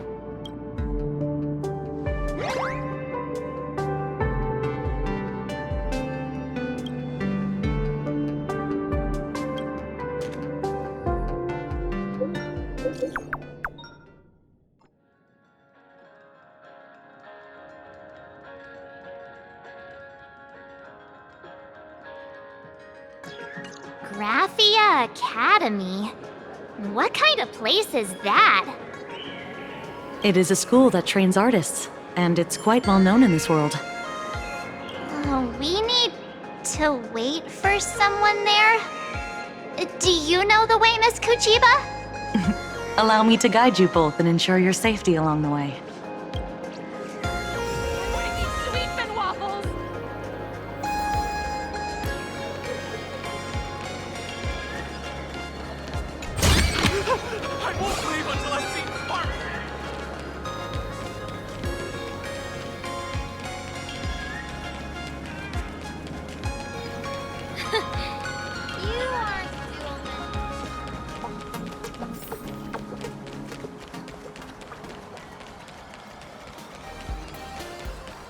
Wow. This path to school, lined with falling blossoms? It's such a youthful feeling. Definitely worth a photo. Yes, quite a few TV dramas have been filmed here. I imagine it is perfect for those classic series, where couples part ways, or lovers miss their chance, right? Exactly. Follow this road straight ahead for a while, and you will arrive at Graphia Academy.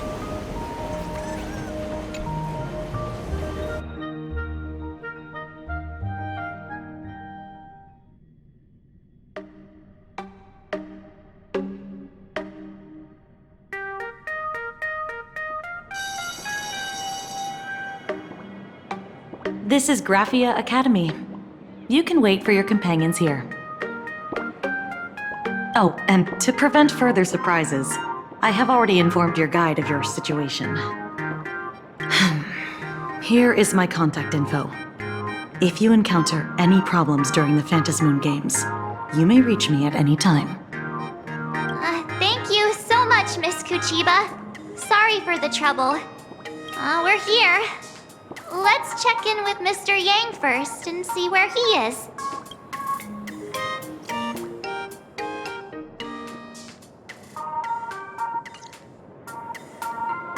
Mr. Yang still hasn't replied?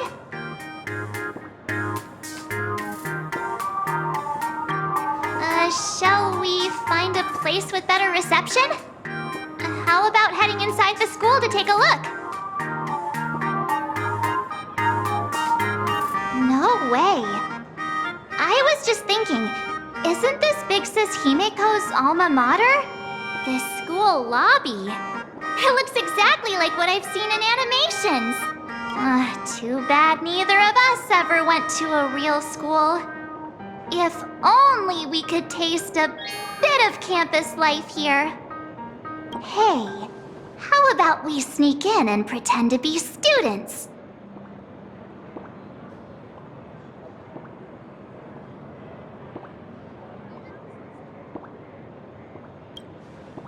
Relax. With the way we look, we fit right in among the students.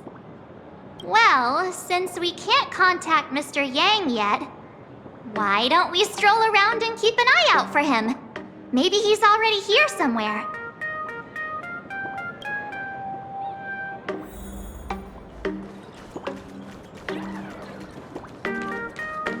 I heard Sparksy has some big news to announce.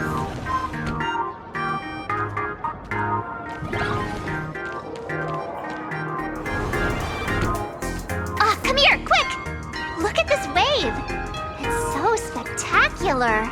It won't suddenly come crashing down and drench us, will it? Wait, this is painted too? The painter's name is even stated next to it. Graphia. Who's that?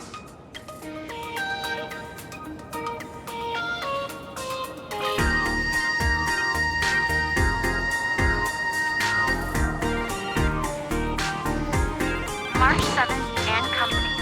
Your transfer procedures have been completed. Please proceed to the Dean's office immediately. Transfer procedures? What's going on here? Let's go take a look, shall we?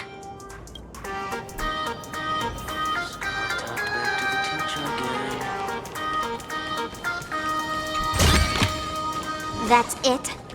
Guess it'll have to do.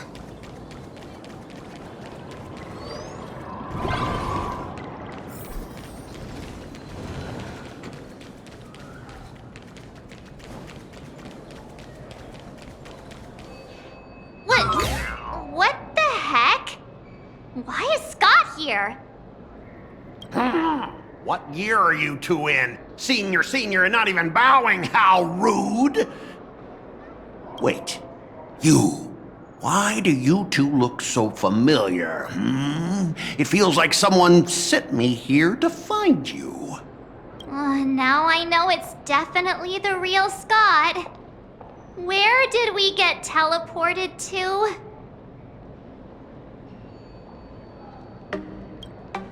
Well, I don't want to go to the same school with someone like that. Mr. Yang, you're here. That was Scott. Where did he go? Wait. Why did you just call us students?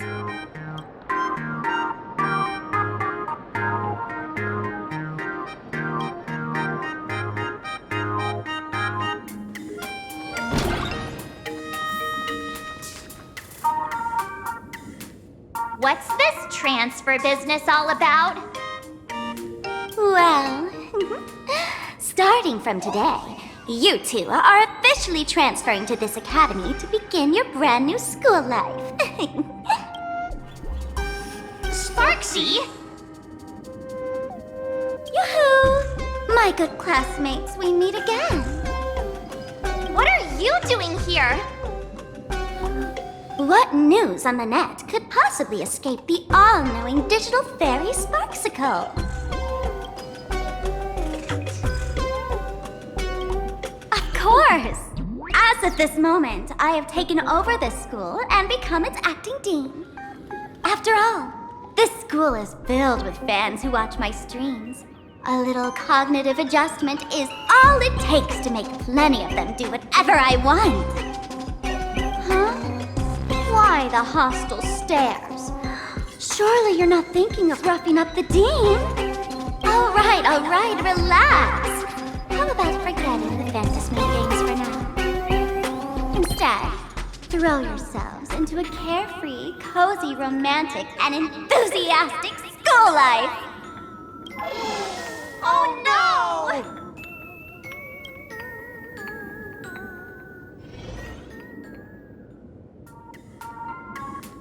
Wake up! Wake up! The teacher's here!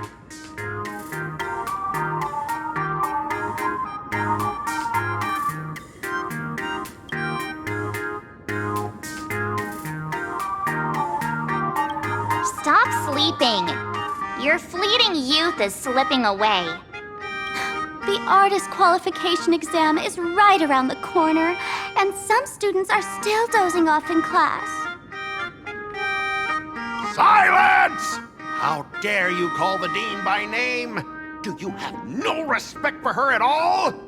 Before you stands an online streamer, a singer-songwriter, a trendsetter of internet culture, a rising star in education, and the masked fool among masked fools. Show some respect and address her as Dean. Thank you. It's fine, Scott. Thank you for standing up for the teacher.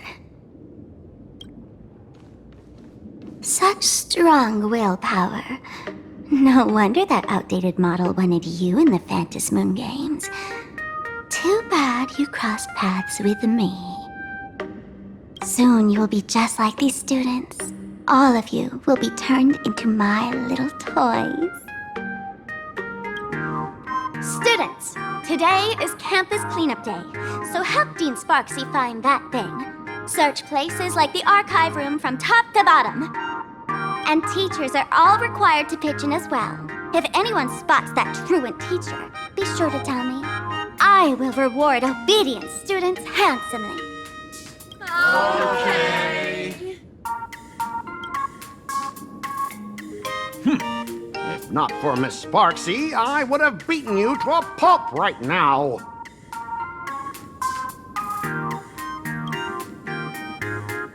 Scott, it has been 2 years since that baseball club incident. Are you still holding a grudge against him? Ha! Easy for you to say. If it weren't for this one, I would already have made my mark at the school sports meet.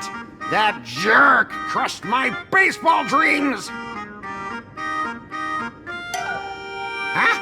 What do you mean, that's it? Were you planning something even worse for me? Just last week, when I was about to confess my feelings, you folded my love letter into a paper airplane and sent it flying into the toilet! And when I tried to fish it out, the girls in class completely misunderstood me! Listen up! I'm here to challenge you to a duel! After school today, I will be waiting on the rooftop. Do you dare to come? You two! Out of my way! I'm done with class! School? Students? What in the world is going on here? My dear classmate, you're acting kinda strange today. Is it because graduation's near?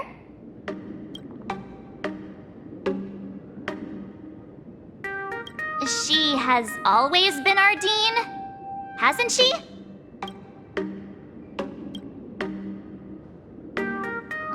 You stumped me there. At our age, what else could we be but students here? Don't tell me. Did the pressure of school make you lose your memory? You can't fall apart now. Actually, we just got our class photo developed. Let's use it to jog your memory.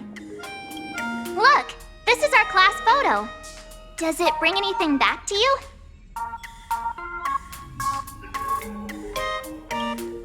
That's me! I mean the other one. That girl with pink hair and long ears? Who was that again? Is she really someone in our class? Or just some random outsider sneaking in? Anyway, let me introduce the people everyone knows. See this guy? That's Scott, the one who argued with you earlier. He's a spoiled brat who flaunts his family's money. You were both aces in the baseball club 2 years ago, but he lost a bet with you and had to bark like a dog. That drew the attention of some strays that chased him down, so he twisted his ankle while running and missed the school sports meet. Do you remember that? Look, the dean is in this photo too, and so is Mr. Yang, our homeroom and history teacher.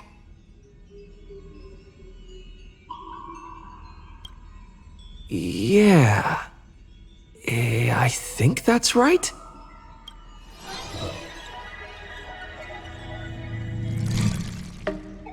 Remember that night we snuck into the archive room to retrieve the camera we left behind? And that time you bravely stopped Scott from bullying the underclassmen. We've shared so many wonderful memories in this school. Don't tell me you've forgotten them all. Yeah, I think that did happen. No wonder Scott hates me so much, huh? See? I knew you'd remember. Nothing sparks our memories better than Scott's barking like a dog. With graduation just around the corner, these are likely our last days at Graphia Academy. My classmate. Is there anything left you still wish to do here on campus?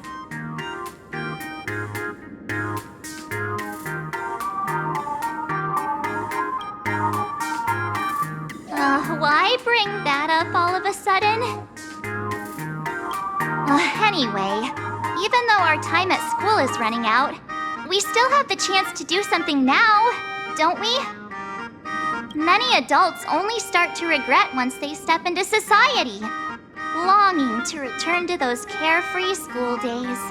But time does not go backwards, and life gives no second chances. How does the saying go?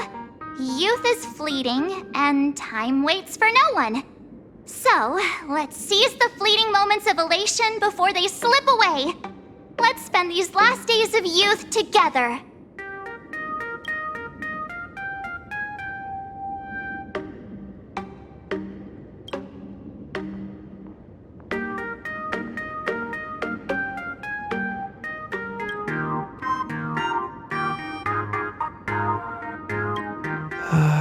Who exactly was I supposed to find?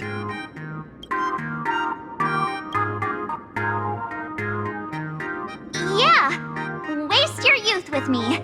If we don't waste it now, it'll be too late. I have so many things I want to do. Where should I start? Should I head to class? Deal with Scott? Or just wander around?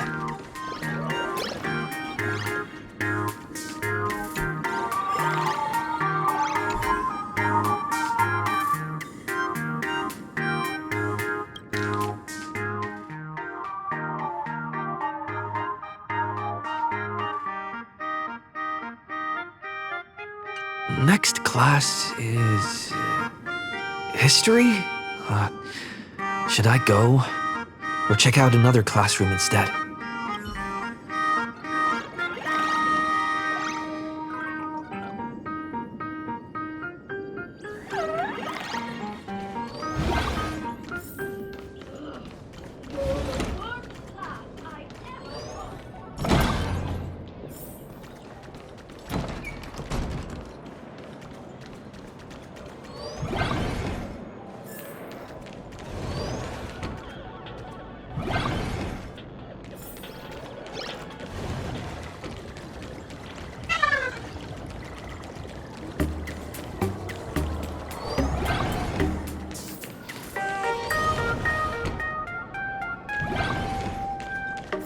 Scott said he wants to duel me on the rooftop. Why not take the side path up and see if there's an ambush?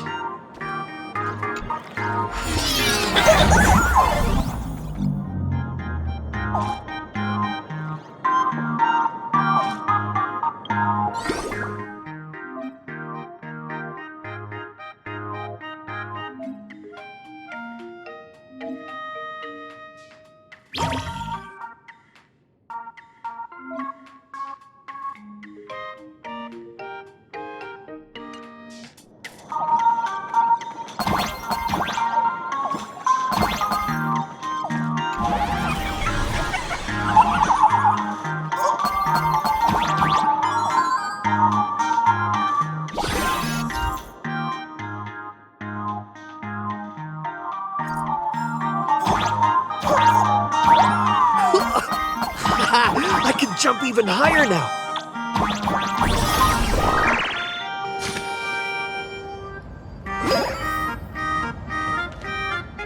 I've explained it to you so many times already. They're jealous of me, jealous of my passion for you, blazing as bright as the sun. So he set me up on purpose, making me into what you girls call the maniac of the swirling waters. You have to believe me, Rakshmi. I'm innocent.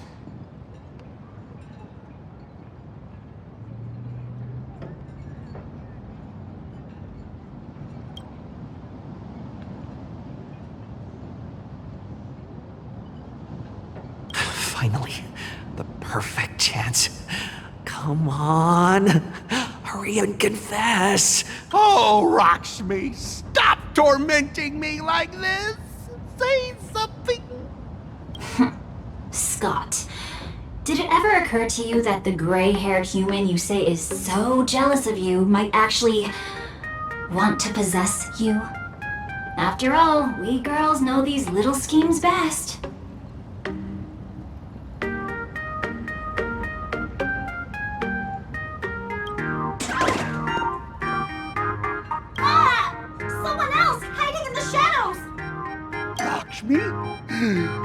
Why did you say someone else? And you, Ash Hair, every single time! Why do you have to completely ruin all the important moments of my life?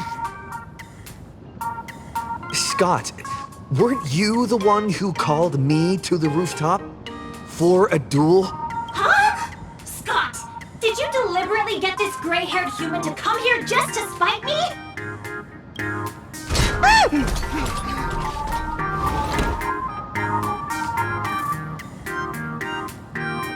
No! I challenge you to a duel.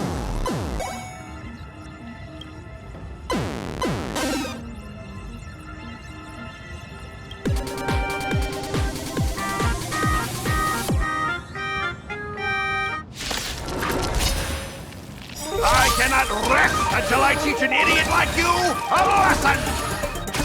All of you! Charge! Watch it crumble. Hey, why aren't you getting in on this yourself, Scott? This is justice by numbers! You don't even understand the rules of a duel!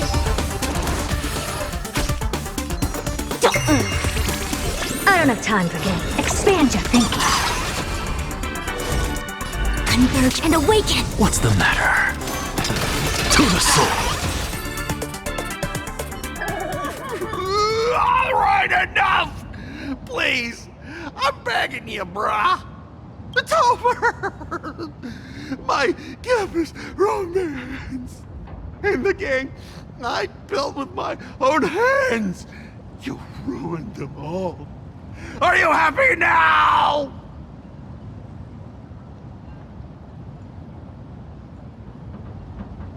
Quiet! I need to calm down. You stay away from me.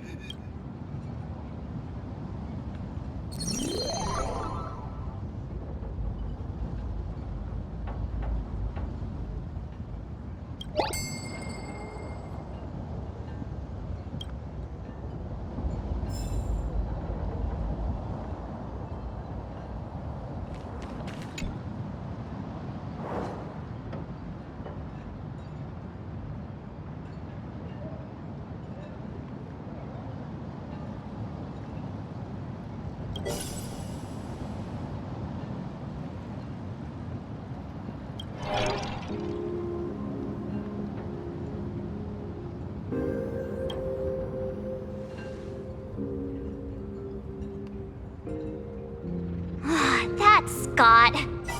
No, wait. I remember now.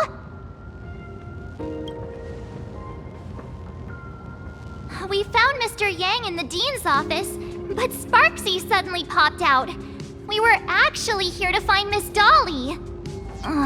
But Why did we come to see Miss Dolly in the first place? Yeah.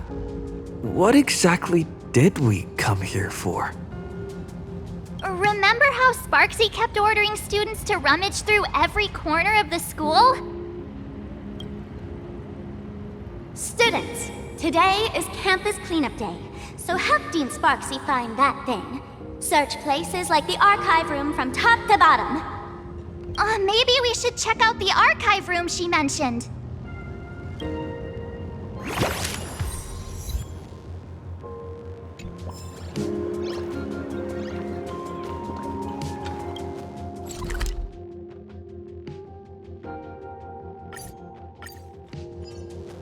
Heard from the math teacher that the gym teacher is The fitness club for new members. Anyone interested?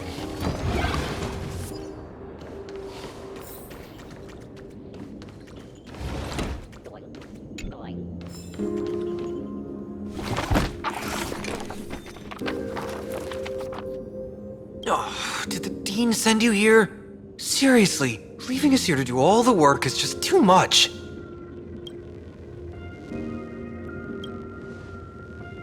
What's going on? Not paying attention in class is bad enough, but you don't even listen to the teacher's instructions? Have you seen a mask with a smile on it? The teacher told us to find it. A mask? Now I remember. We came here to look for a mask. What a coincidence! I'm here for the same thing! Get to work already.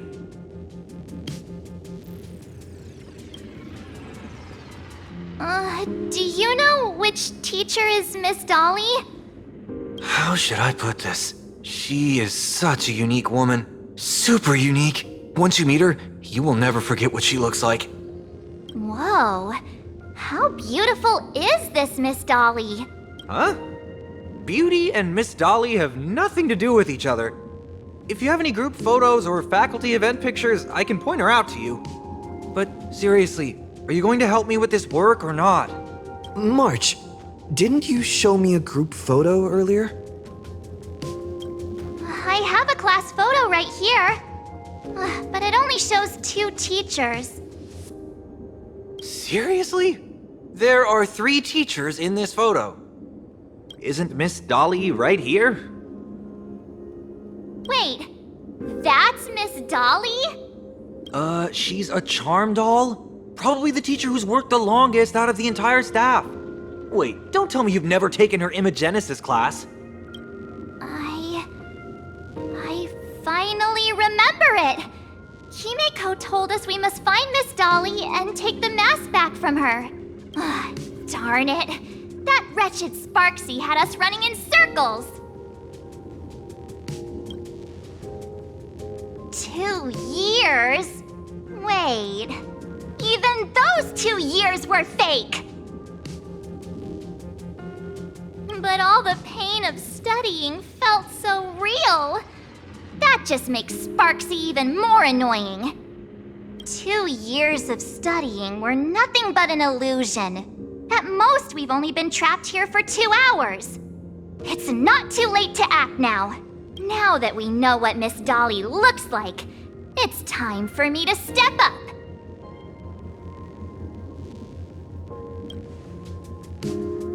Miss Dolly has vanished. Either she's been captured, or she's actively hiding from Sparksy. All we need to do is find her. I'll show Sparksy how the power of the remembrance should really be used. It'll just cost us some film. Even though Miss Dolly is in hiding, we can still capture her lingering memories. Follow the trail of these memo sprites.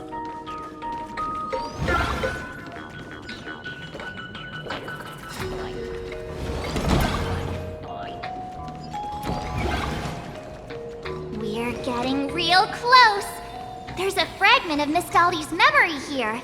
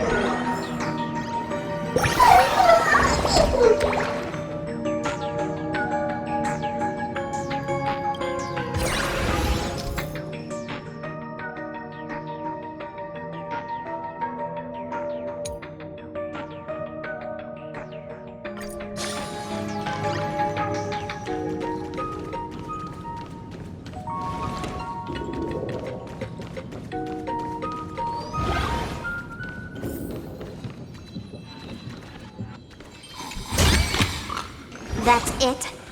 Guess it'll have to do.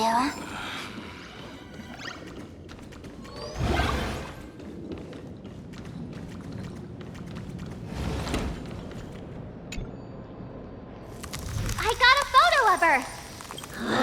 That's Sparksy. She's not really the dean at all, is she? What are her intentions?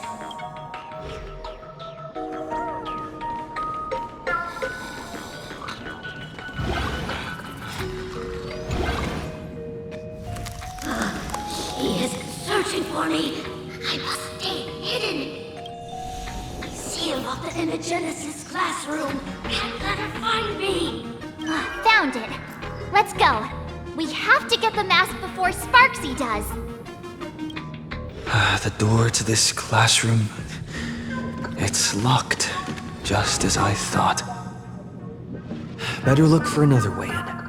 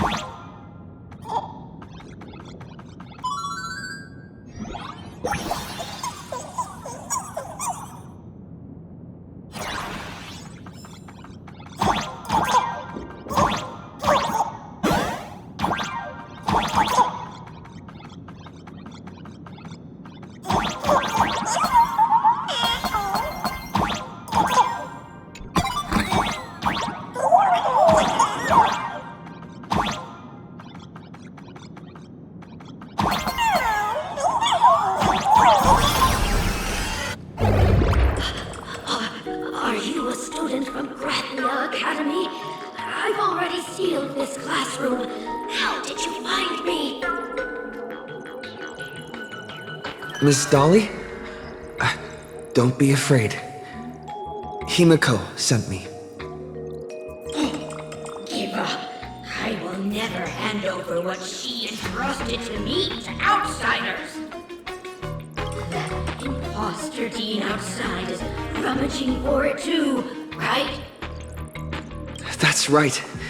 The masked fool Sparksy pulled off a takeover of the academy. It took me so much work to find you. I'm one of the Nameless on the Astral Express, and right now I'm the only one who can protect you. Please, you must trust me.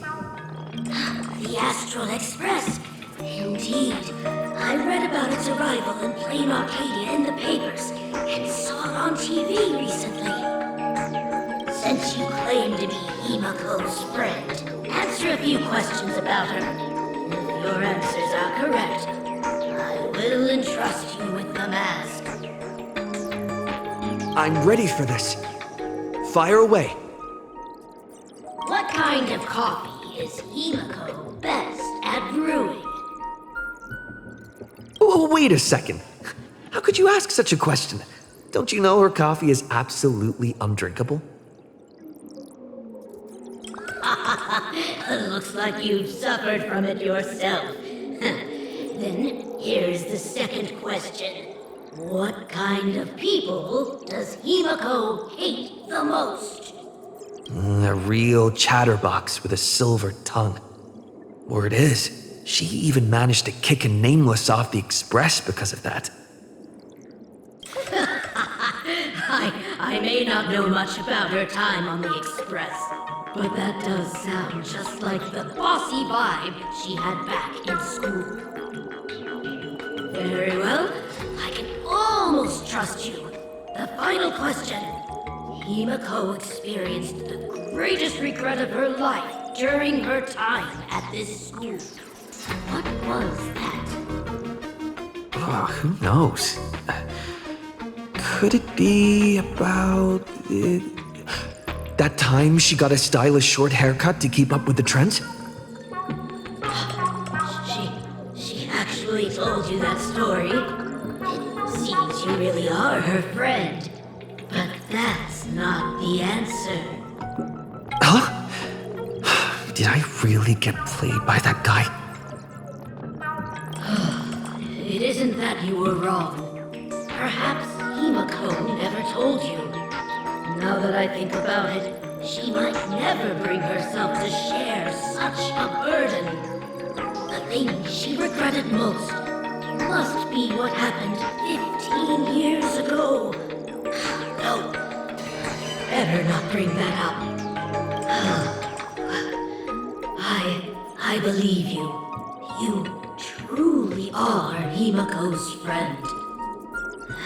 Then, since you've proved that you're Himiko's friend, I will give it to you.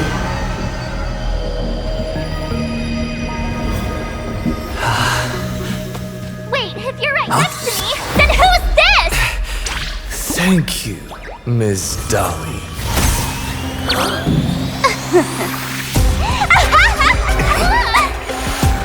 The mask is mine now! What? I actually let myself be fooled by such a cheap trick! You two came much too late. Sorry, Miss Dolly. Darn it! Sparksy got ahead of us again! But how could she know so much about Himiko? That man with glasses seems to have no issues with becoming a teacher. Once I took your forms and chatted with him, I got everything I wanted to know. Sometimes trust among companions can be quite dangerous. Now you've done it! How dare you trick Mr. Yang!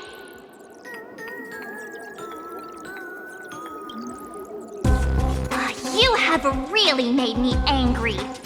She can't run away anyway. So, why don't we take the mask from her by force? Woohoo! Congratulations! You figured out my weakness. But the mask of elation that has been worn is like a clip movie ticket.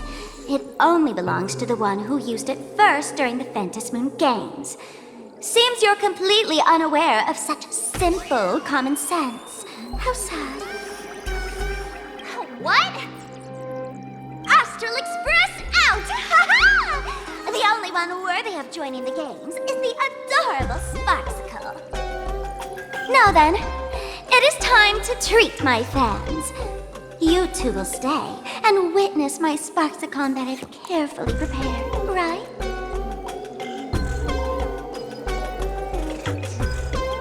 This will be a spectacle that shakes all of Plain Arcadia to its core. A grand performance unlike any before. It's brought to you by Sparksicle and live streamed across the entire web. You don't need to know the program list, because I will erase the last residues of resistance and hostility in your hearts and turn you into my loyal fans.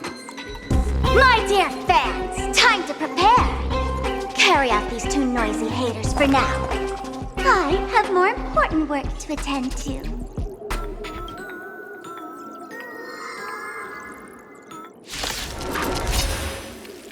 My dear fans, be charmed by me. Fight for me. Give me all your joy, sorrow, and obsession. Give me every last drop of it. Give me all these hands! They're far too strong! If this continues...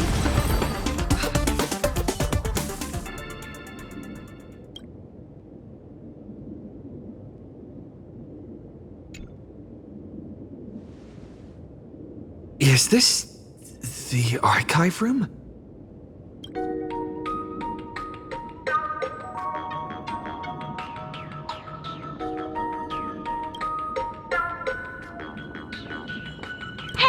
my sweetest fans. The mission of finding the mask and Miss Dolly has been a complete success. But just moments ago, a gray-haired, black-hearted hater slipped into the academy, plotting something dreadful against Sparksicle. I am so scared. You won't stand by and let the adorable Sparksicle be hurt, right? Where could he be hiding in the school? Please, let's root out this villain together! Everyone, let us drag that intruder out! They will not be able to hide for long.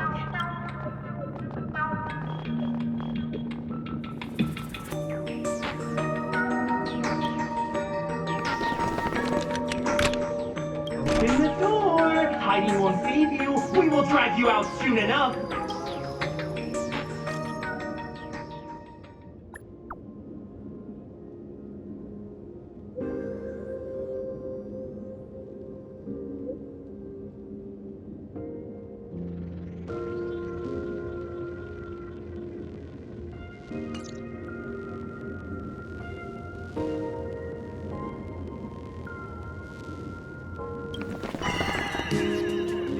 Hiding won't save you. We will drag you out soon enough.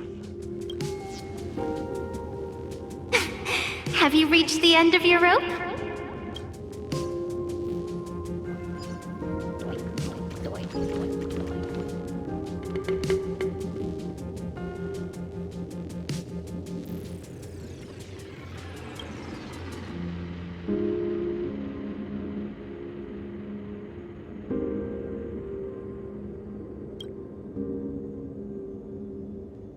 This pink-haired person. Where have I seen this person before? I remember now! She's the fox girl in the class photo. So you actually managed to remember. Seems like this is what they call in comics a fateful encounter. You stumble into a bit of trouble and I will happen to show up here. Hey, come a little closer, will you? Come closer. Even closer. Don't be so scared. I don't mind. Oh, shoot. I think I'm stuck inside. Give me a hand.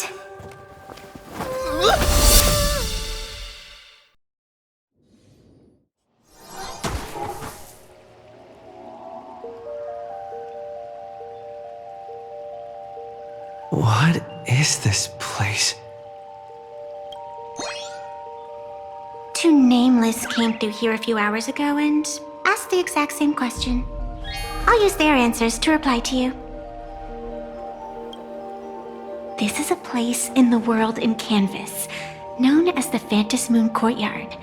According to ancient texts, this is the heart of the Phantom Moon Games ceremony. Oh, and one of those Nameless is playing the part of a teacher at the school. Oh dear, was that a spoiler? That's not good. Greetings, protagonist.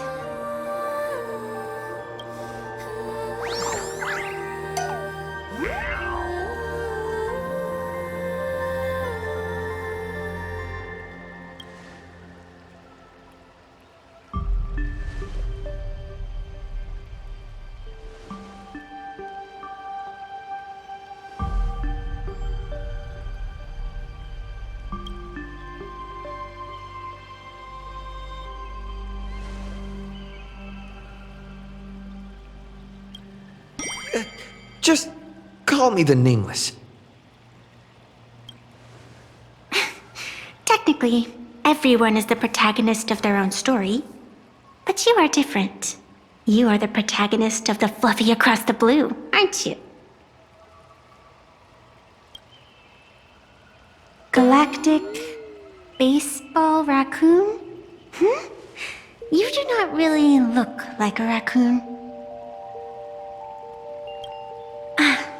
I forgot forgot to introduce myself. You can call me Evanesia. Great seeing you.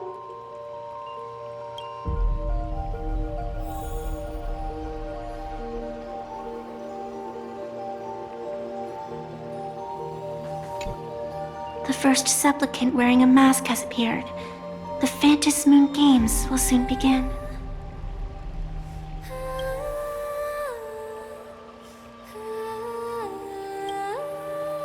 Do not be afraid. Just think of me as part of the audience. Like a reader following comics and cartoons. A bit of experience. Just like someone who has read enough comics can get superpowered battles and schoolyard romances without any instructions.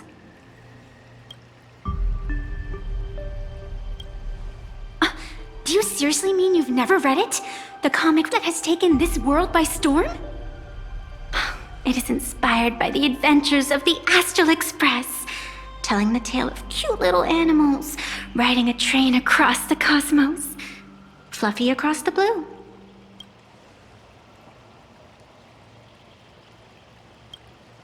Of course, this is plain Arcadia. Any story can be turned into a comic in here.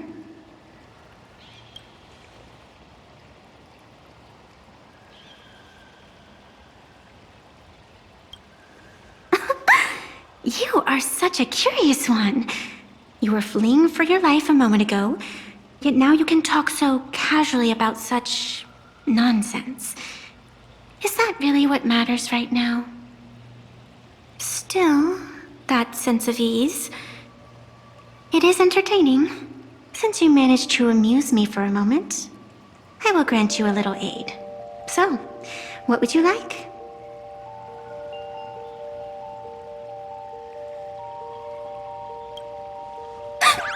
You are hiring a killer?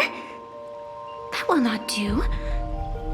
The story is meant to stay wholesome. I can see it in your eyes, Mr. Raccoon. You will not accept defeat.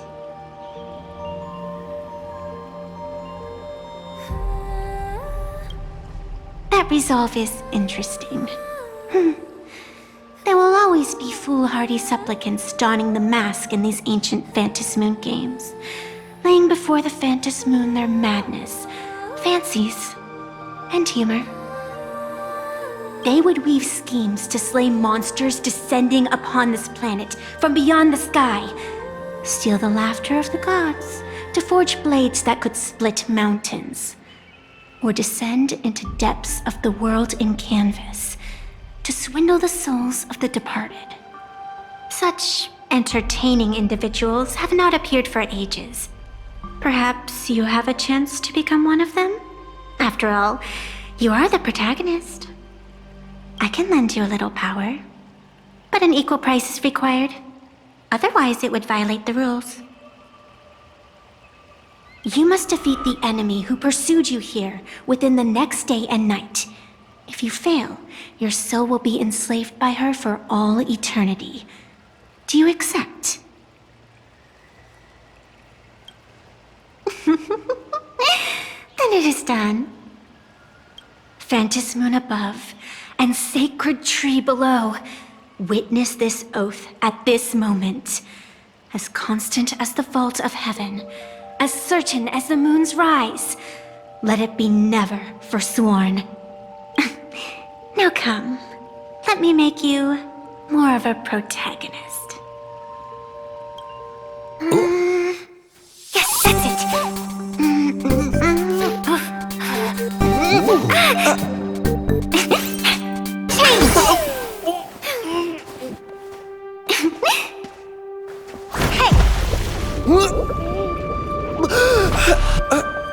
Where's this?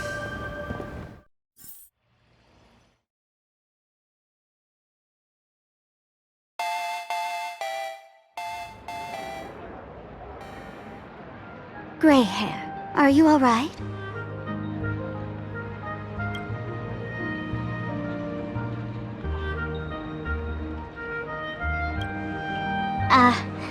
Now and then I do odd jobs here.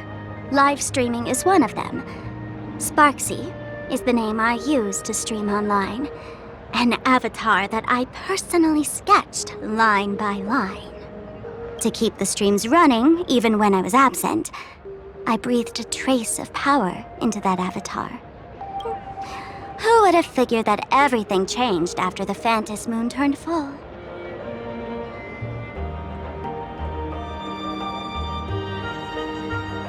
People offload their wishes and desires to her, and in the end, she too got consumed by these emotions. Once a creation gains a will of its own from the attention of the masses, even its creator can no longer restrain it.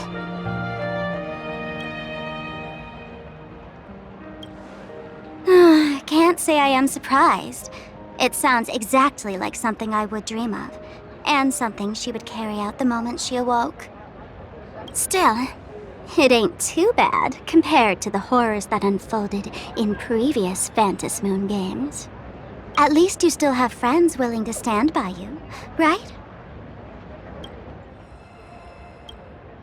I've been watching you from the start, waiting for the right moment to step in and help. Sadly, you were either with the IPC's people, or with the Department of Aberration Defense. Then you and Darling March wandered right into that school of bad omens. That was when I realized things had slipped out of my hands. So tell me, what happened in that school?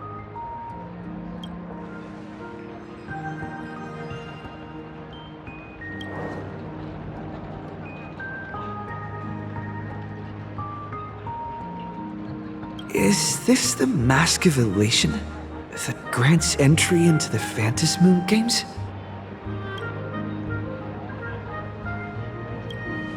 What do you think? Call your companions on the Express ASAP. Or, since this is a civilized society, you could try phoning the Security Bureau. But these matters are obviously far beyond what they can do. They say that no one could restrain the supplicant's actions in the past. Ah, those were the good old days of freedom.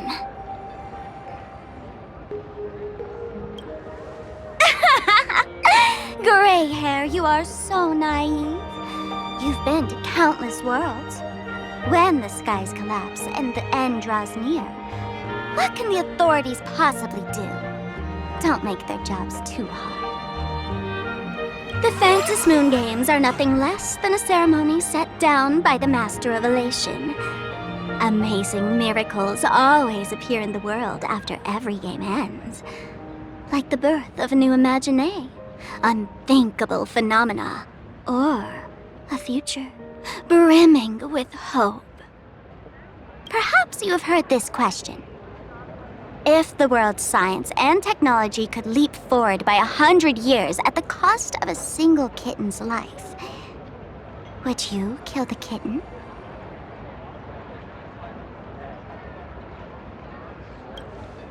Natural disasters, traffic accidents, sudden illnesses. The number of deaths from such causes in this world could fill a small city every day. The Phantom Moon games are just erasing one school from the map. Isn't that much better? You probably want to ask whether the worth of human lives can truly be calculated in that way in this ceremony, where we surrender that cost to purchase the future. No one knows. Whatever. This is not the time to debate over ethics. Gray hair, are you gonna save Darling March and Mr. Yang or not?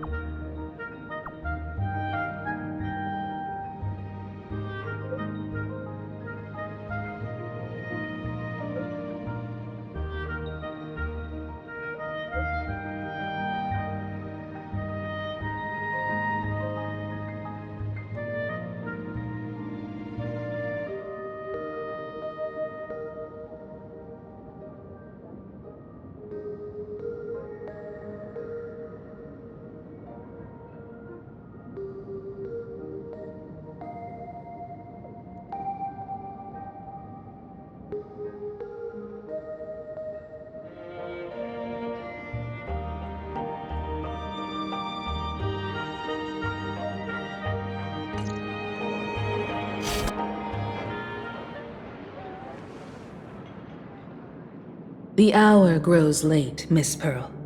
Matters regarding the Express demand our attention.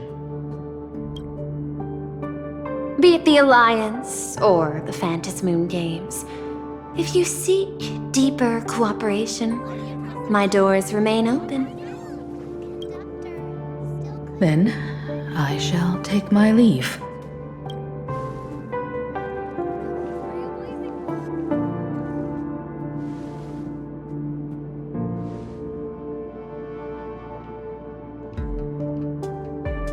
How intricate human social interaction models are.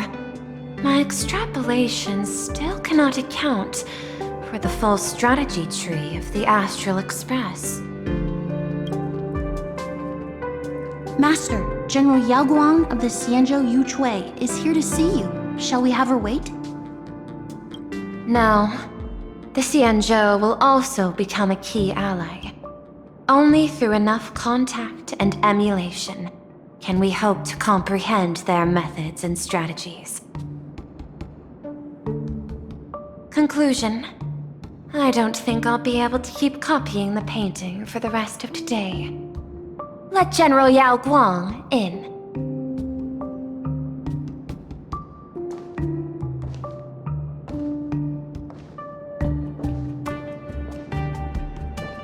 I am the Honorary Dean of the Omniscience Sapientia Academe, Master of the Decalite Reflection Barrier, bearer of the Xianzhou's intangible cultural heritage, the Sparrow-Shaped Fist, and the Seer Strategist, General Yao Guang. Thank you for seeing me despite your busy schedule, Madame Pearl. For a moment, I nearly mistook your words as a fault in language processing. I believed you had brought the entire delegation inside. Few Intellitrons in the cosmos have a sense of humor. I have heard that, like that genius, you are one of the many wonders wrought by the celestial differentiator of planet Scrulum. Meeting you in person far outshines your reputation.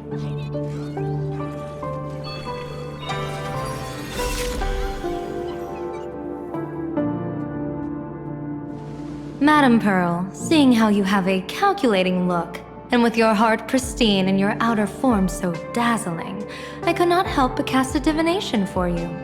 The hexagram lies between fire and heaven, demonstrating a bountiful harvest with your fortunes lying at the zenith or even beyond. I have no training in divination. General, may I ask you to interpret it? Ah, then let me speak in terms even an Intellitron can follow. I extrapolated your fortune using the Xianzhou's predictive algorithms. The result is 101111, a sign of great blessing. If you treat others with sincerity, abundance will follow. I have long heard of the Arbiter General's legends. The strategy of General Jing Yuan. The courage of General Fei Xiao. The ingenuity of General Hua Yan. Often, I have wondered, what kind of figures are the Xianzhou generals who remain away from the public eye? Meeting General Yao Guang today, I cannot help but think that, with such beauty, you should step into the light more often. Looks like you've studied the words of the Xianzhou well. You've even learned the art of provocation. You praise the others for their individual and unique talents, yet when it comes to me, the only thing you had to say was beauty. Do not misunderstand me, General.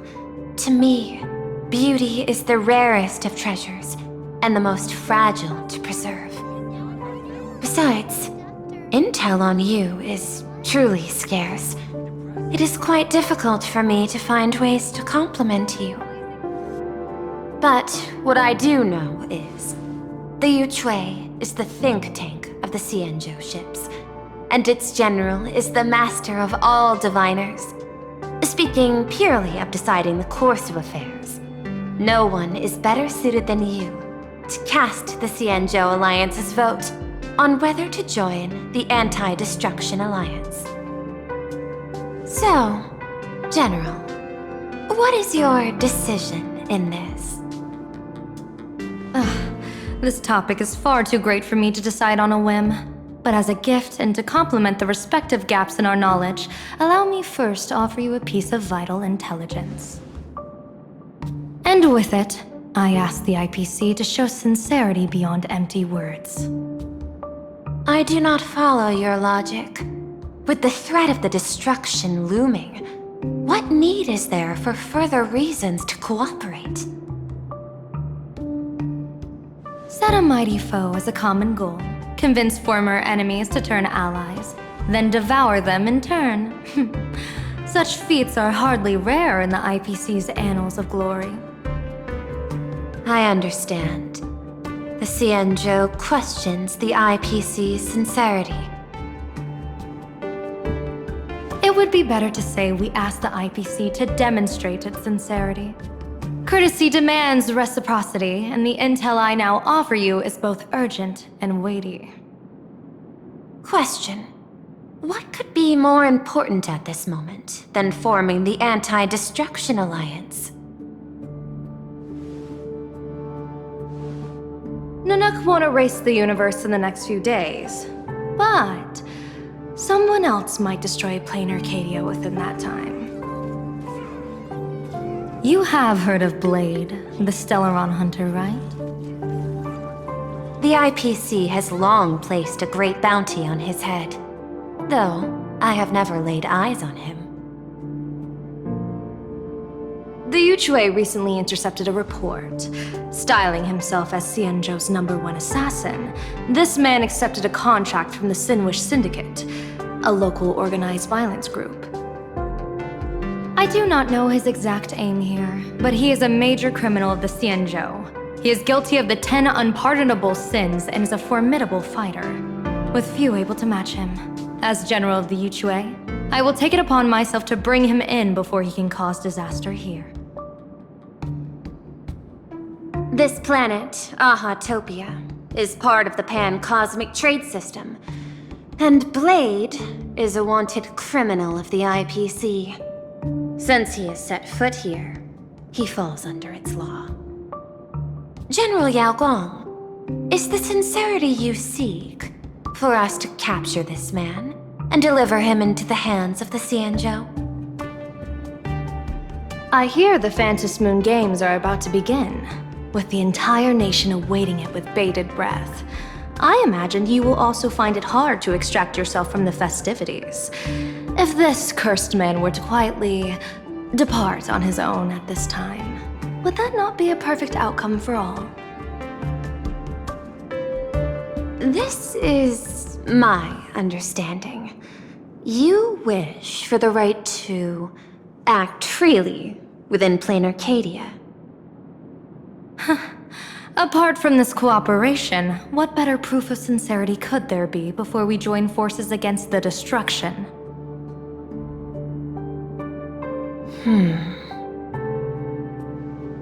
Deal. What I do not doubt, the might of an Arbiter General. However, I do doubt, will the Xianzhou's #1 assassin truly leave without a commotion? By my extrapolations, even without accounting for the guidance of Destiny's slave, the probability of capturing a single Stellaron hunter is less than 9.8%. Not even 10%. As a diviner, that's not how I see probability. Even if the chance of success is only a coin toss, once I enter the fray myself, I always treat it as a 100% certainty.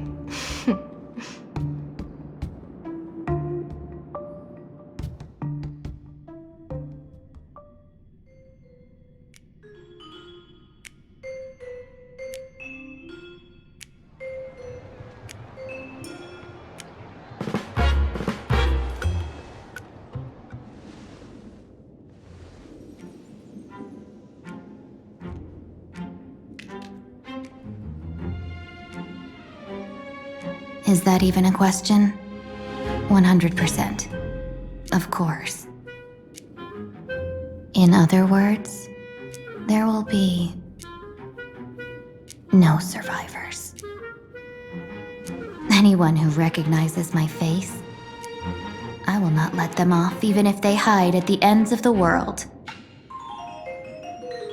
I was willing to make an exception when I was hired by your gang's leader, but I see you folks are not interested in accepting my goodwill. Not that I don't trust you, but you know the rules of the trade. You hire someone to do a job, you gotta see what they're made of first. People say that the Lords of Hell are easy to deal with, but their underlings are the real trouble. If a group's underlings don't know their place, even their masters may not be safe. So, since the mighty Sinwish Syndicate gang actually had the guts to hire the Xianzhou's #1 assassin,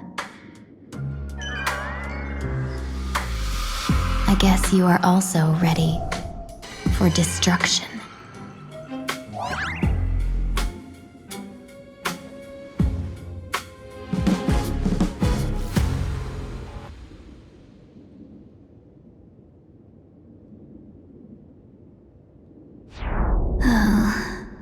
Years of wandering have given me nothing but exhaustion, and I have finally come to know how harsh the road of life truly is.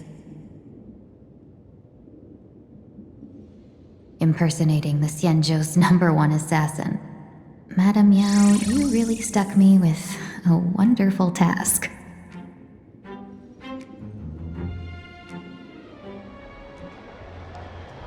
Please take great care during this mission, Miss Tingyun.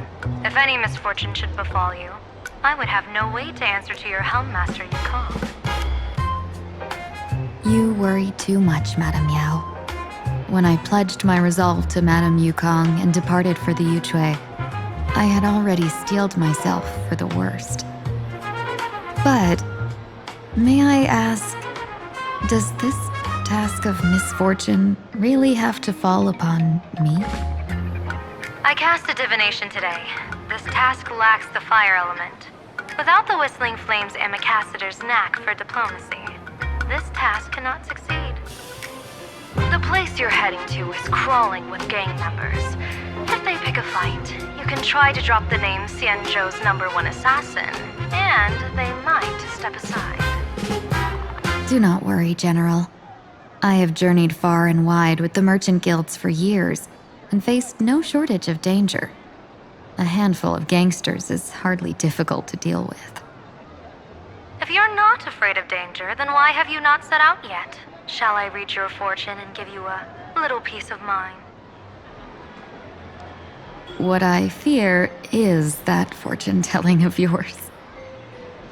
No, what I really fear is you, Madame Yao. Afraid of me? Am I so notorious on the Xianzhou Lafu? I've heard many tales about you. After the Battle of the Fanghu, you willingly surrendered your command token and became a general in name only, with neither troops nor soldiers. They also say that the seer strategist, for the sake of a tiny chance at victory, stood by as her mentor went to a noble death, treated the countless lives of dead verdant knights as nothing more than numbers consumed in her divinations, and even doomed an arbiter general.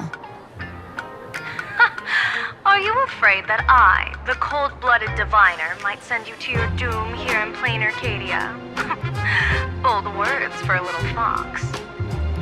It's just a bit of my curiosity about you, General. I hoped you could clear up a few of my doubts. Seems like I wasn't wrong about you. Few can face a Xianzhou general with such composure and dignity. No wonder you can make such a bold statement.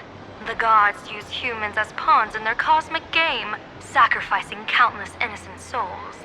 Have you ever thought about making them pay?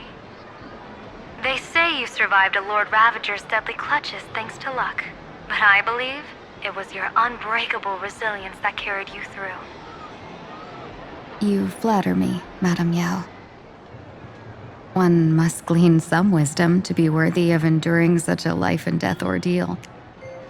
If we surpass the gods only in cruelty and heartlessness, then that would be our complete failure in my eyes.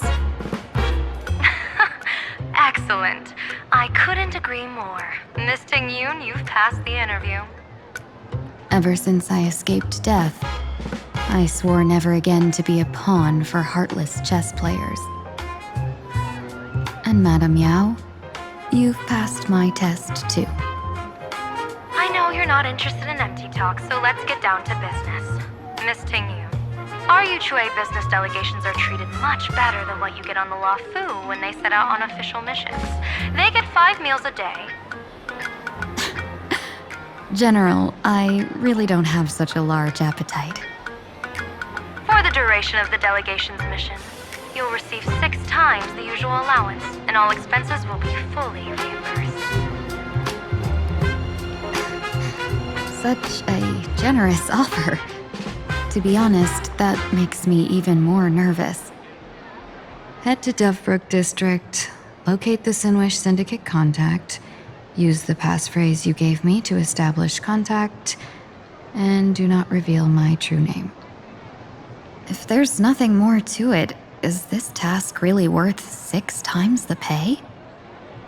You're the kind of talent worthy of such a reward. After all, we diviners are no different from you merchants. Even when we hit a dead end, we still have to bargain and carve out the faintest chance. Merchants strive for profitable opportunities, while diviners reach for a sliver of luck. Looks like my mission bears significant weight in Madame Yao's reading of fate. In that case, I shall depart. When in doubt, open the 3 strategy pouches I entrusted to you. Inside are tactics I divined, certain to break any deadlock and aid your journey. Go, Xianzhou's #1 assassin. Time to get down to business. Where could the Sinwish Syndicate be hiding? The contact from the Syndicate should stand out. Can you really handle the heat? Please, tell the boss I want to return to the Sinwish Syndicate. Ma'am, maybe it's time to rest in peace. Don't you remember dying during that mission a few weeks ago? The you right now is just a lingering obsession left behind after death. According to the provisions of the Fey Kind Protection Act, ghosts are not considered the same as they were while alive. In other words, you are a new Imagine, barely 3 months old. Are you a lawyer or a gangster? I gave my life for the Sinwish Syndicate, and now you mean to shut me out? These two are members of the Sinwish Syndicate? Don't you get it? The old you's dead, and even your criminal record got wiped clean. The leader's trying to say that now you've got a chance to keep to the straight and narrow. You shouldn't come back to the gang. How am I supposed to convince you? Hey, Fox Girl, you eavesdropping over there? I'm just a Xianzhou person here to talk business. Could you tell me which way to the Sinwish Syndicate? I come from the Xianzhou to discuss a deal that wears me down, yet tears my enemies apart. Business?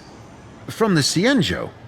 The Sinwish Syndicate office is just across the river. Have a safe journey. He doesn't seem to have understood the passphrase.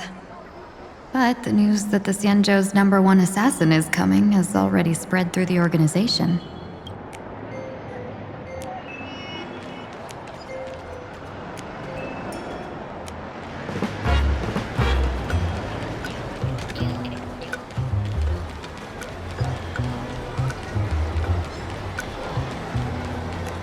Those people over there, are they also members of the Sinwish Syndicate?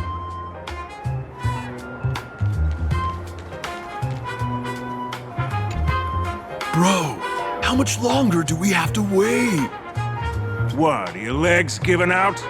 Idiot. The boss told us to wait here as a show of respect.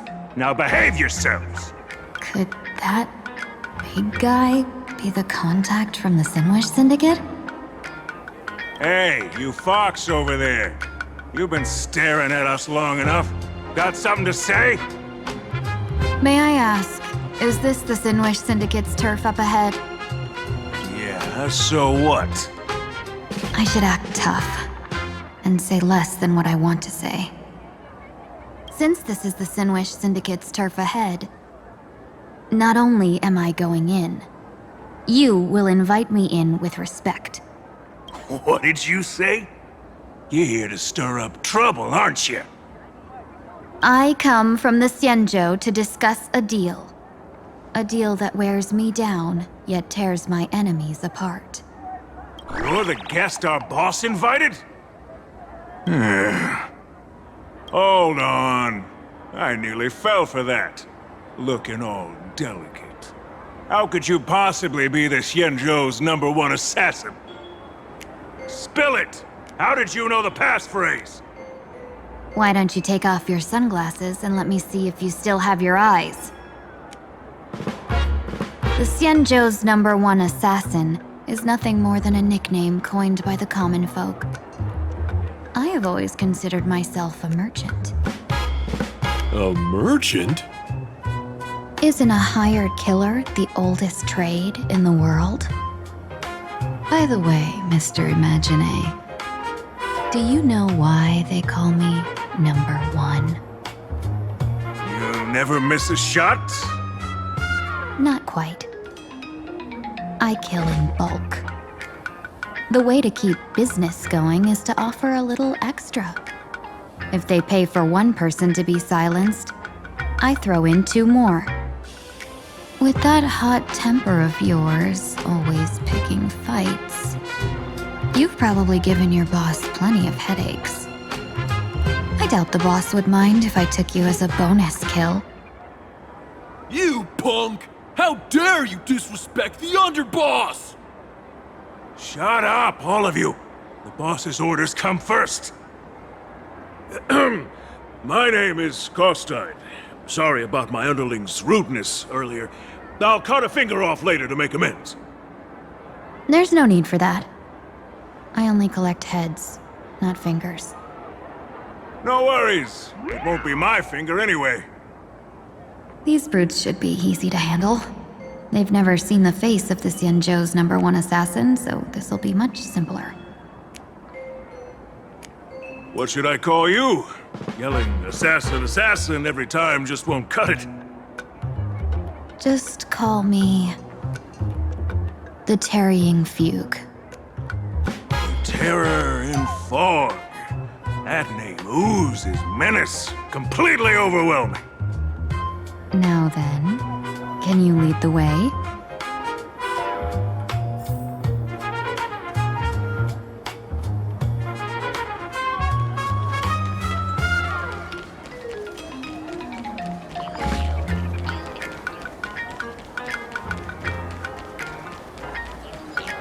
That's the Sinwish Syndicate headquarters across the river.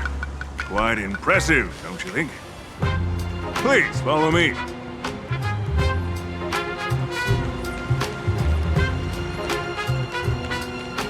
Is this the passage in the painting? Of course. The Sinwish Syndicate has it under our command for now.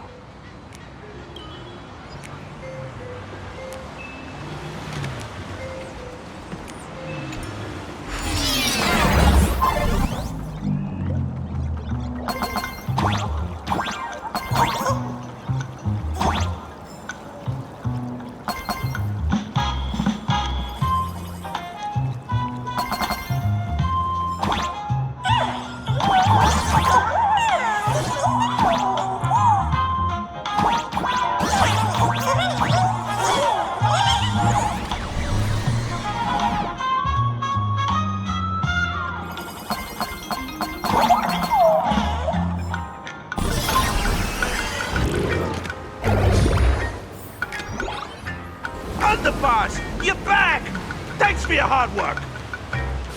Welcome home, Underboss! Is this the one the boss brought in?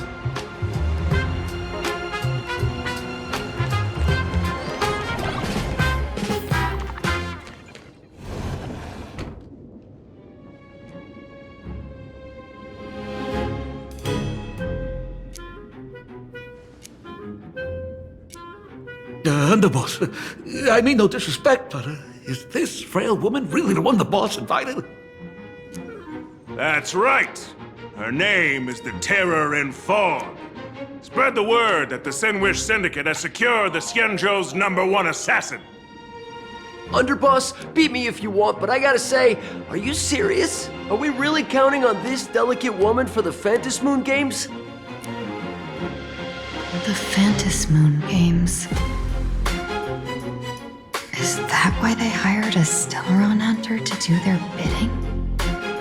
These Phantasmoon Games are a once-in-a-lifetime chance for the Sinwish Syndicate to rise. This woman doesn't look like she has what it takes, and we're trusting her. If she blows it, how are we supposed to save face? Underboss, we haven't been duped, have we? If word gets out, the other gangs will laugh us out of town. All of you, shut up! Useless. Lady Terran Fog would wipe the floor with you even if you all came at once. Since you doubt her, why not let Lady Terran Fog show you a few moves? Lady Terran Fog, what do you say? I can find you a few sparring partners. No need to hold back. I thought you were naive, but looks like you're just playing good cop, bad cop to test me. I'm neither good nor bad. Just opportunistic. Still playing dumb, huh? Boss of the Sinwish Syndicate. Your people wouldn't be doing this on their own. I know you can hear me.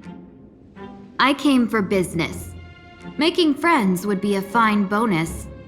But if not, that's fine with me. If you still want this deal, cut the tricks. A real expert is something else. You speak with such overwhelming presence, though we barely understand a word. Come on, show us a move. We fight and bleed every day, and that's the only way we'll be convinced. Oh no. These brutes are not interested in a win-win situation at all. When in doubt, open the 3 strategy pouches I entrusted to you. Inside are tactics I divined, certain to break any deadlock and aid your journey. Looks like it's time. Huh? Just keep alive and open the 2nd strategy pouch once you're done. What kind of strategy is this? There's barely anything helpful in here.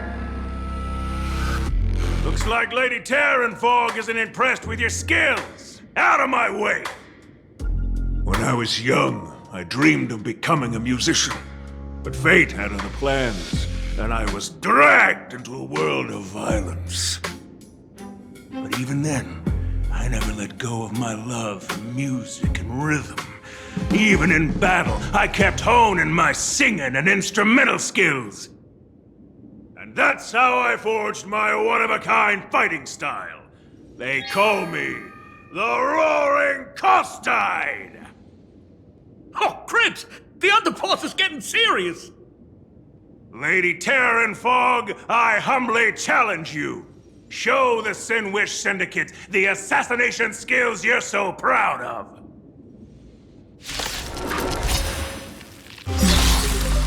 Looks like I'll have to hold back against these reckless brutes.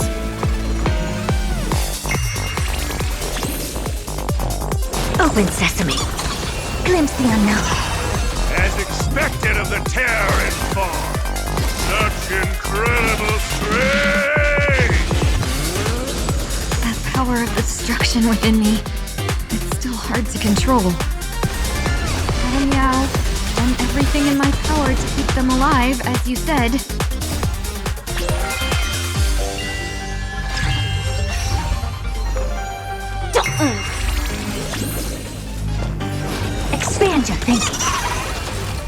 Quick divination. Converge and awaken. Insanity! To the soul! I'll go easy, Fist. Feeling spiffy? Never seen perfection before. Open sesame.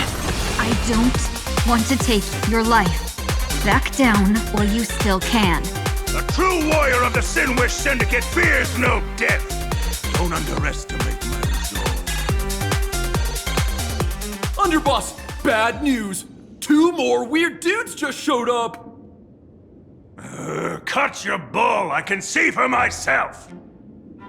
Never thought visiting an ally would mean crashing into a local gang's hall. Oh. This will take some explaining. What a twist of fate. But for us to reunite with an old friend here? So be it. You two, stand down. Listen well. This will be an honorable duel. A duel? You dare duel a Xianzhou? Xianzhou's #1 assassin? And you still dare to act so brazen? Huh? Wait, What do you mean, Xianzhou's #1 assassin? Who exactly are you? Even a cunning hare keeps 3 burrows. Who ever told you there was only one Xianzhou's #1 assassin? So, there are 3 of you? No, it's 300. Times have changed. The title Xianzhou's #1 assassin is already a brand. At my side stands the organization's 7th-ranked Talovian Reaper, the Winged Death Knell. He sends every target into the sweetest sleep of death. And this one is the 2nd-ranked assassin in the organization. A ruthless killer surpassed only by me. His spear strikes like a falling star, and his presence soars like a dragon. They call him the Jade Dragon. Then you are... You can call me Whistling Flame Fox. I humbly hold the top position in our organization, though I mostly handle business relations and HR work.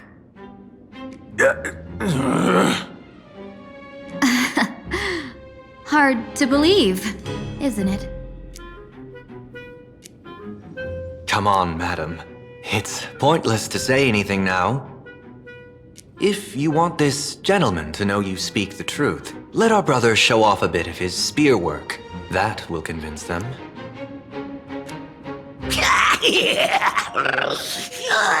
I say, there's no need for that. Toss-tied? You insisted on testing them and got nothing out of it, did you?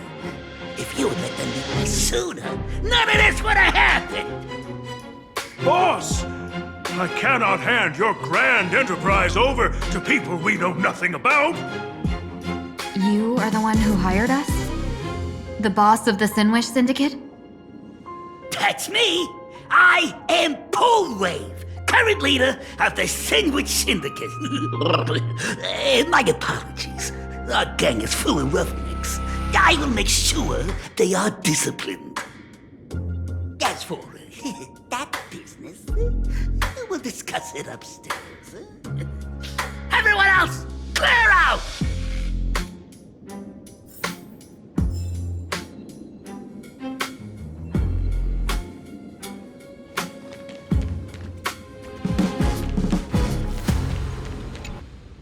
Long time no see, Lady Tingyun.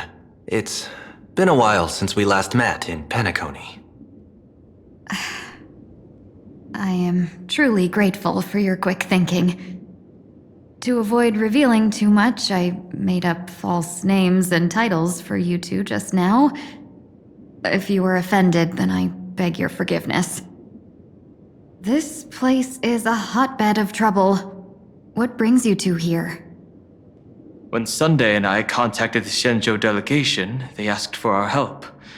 They claimed someone from their group had lost their way here in a foreign land and was captured by a local gang, and they wanted us to help.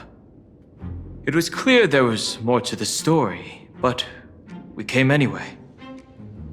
Who would have thought? It turned out to be true. Lost? Captured. There must be some misunderstanding. Alas, this rumor was likely a destiny arranged by Madame Yao. Did you just say Madame Yao? Do you mean the seer strategist from the Xianzhou Yucue? I happened to hear of her back in Penacony too. They say she is the diviner general, one who lives in seclusion. Did the Alliance send her this time? Lady Tingyun, you stepped into such danger yourself. Do you have a vital mission? You two are no strangers, so I will speak plainly. She's the one who sent me here on this mission. The Sinwish Syndicate invited the notorious Xianzhou's #1 assassin with the intention of hiring this person to participate in the Phantom Moon Games. But the delegation's intelligence revealed that the person was none other than the Stellaron hunter, Blade. Him? I assumed the title to come here to uncover why the Stellaron hunters are involved and how he will enter the game. So, how's it going so far? By sheer twists of fate, everything has gone smoothly so far. But as for what comes next, I still don't know anything either.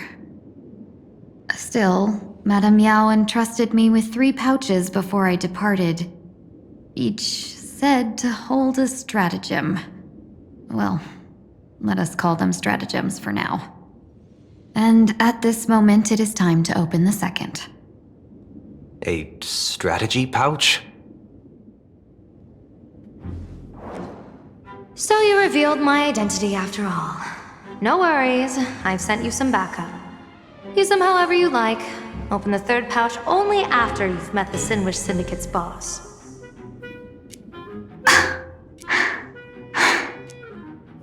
No wonder they also call Madame Yao the Crosstalk General. The what, General? It says the 2 of you will help me clear the way, so I can safely meet the Sinwish Syndicate's boss. What do you say?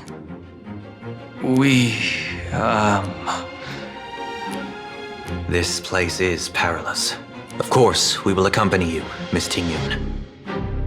As for the Stellaron hunters, I too find them intriguing. Dan Heng, will you help me gather a bit more information? Of course.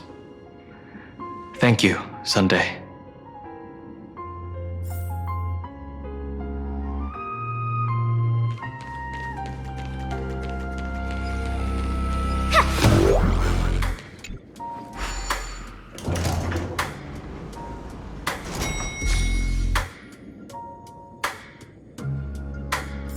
I gotta say, this place is decorated with a touch of style.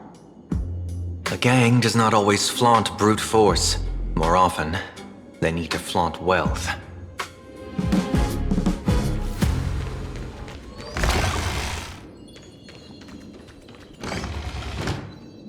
Before I even realized, the scenery of Dovebrook became unrecognizable.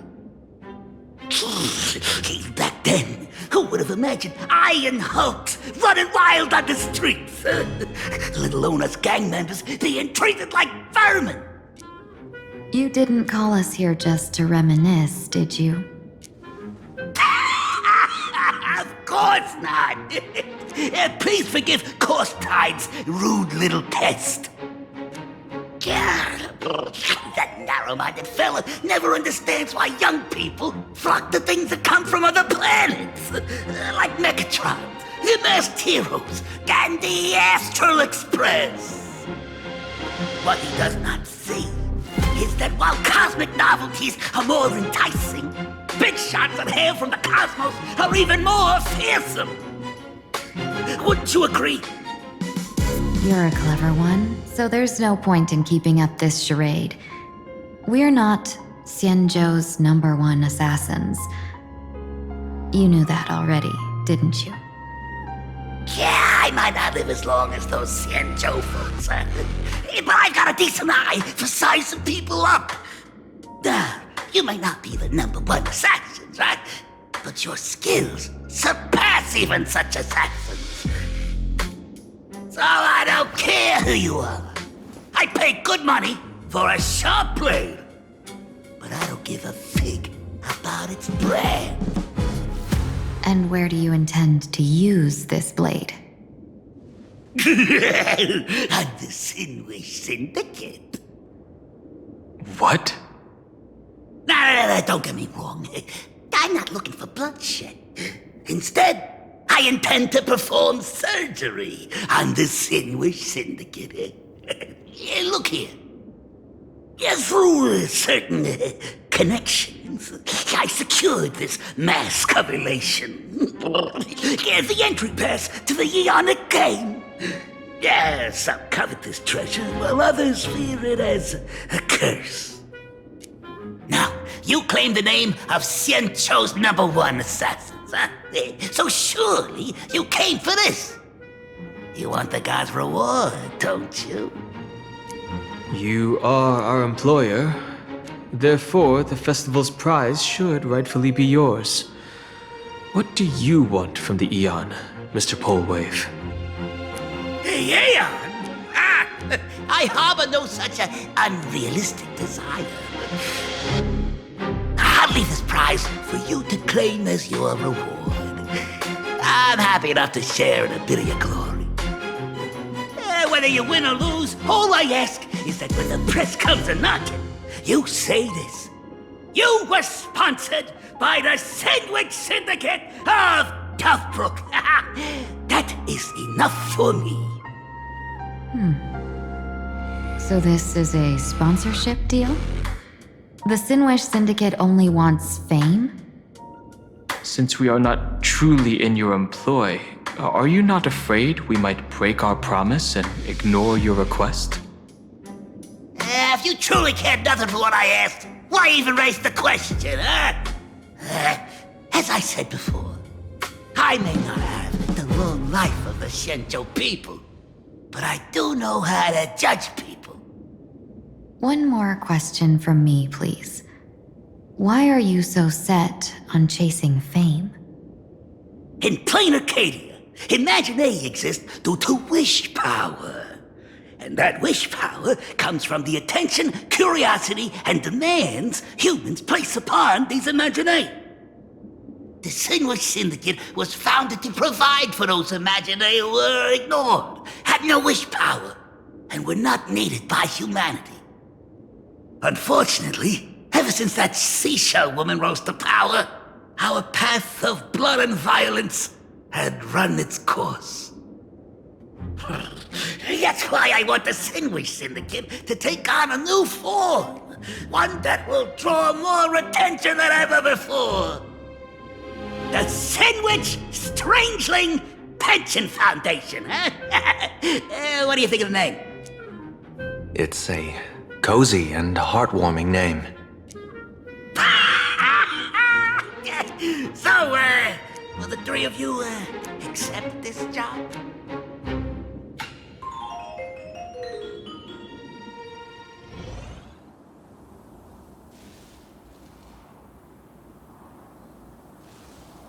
Mr. Polewave's goal is surprisingly grounded.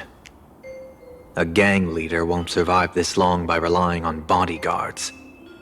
It's about having a sharp instinct for survival. He wants to launder his gang clean, but that will not be easy. In my view, the underboss may not see eye to eye with his boss. My thanks to you both. With your protection, I managed to leave without harm. Yet, we carried off the mask meant for the so-called Xianzhou's #1 assassin. When I think of it that way, This mask feels thorny in my hands. That man. He seeks to enter the Phantom Moon Games?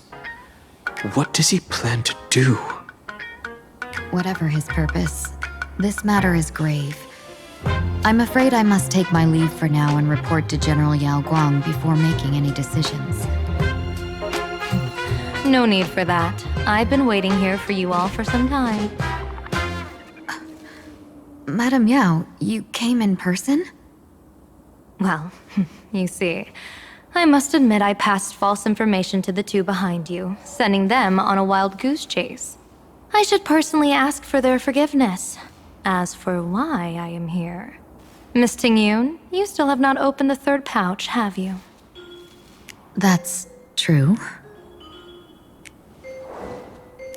Whatever they give you, just take it all and bring them to me. What kind of after-the-fact strategy is this? General, had you spoken plainly, Sunday and I would never have refused you. Why did you lie to us and claim that someone was lost and captured? I didn't lie.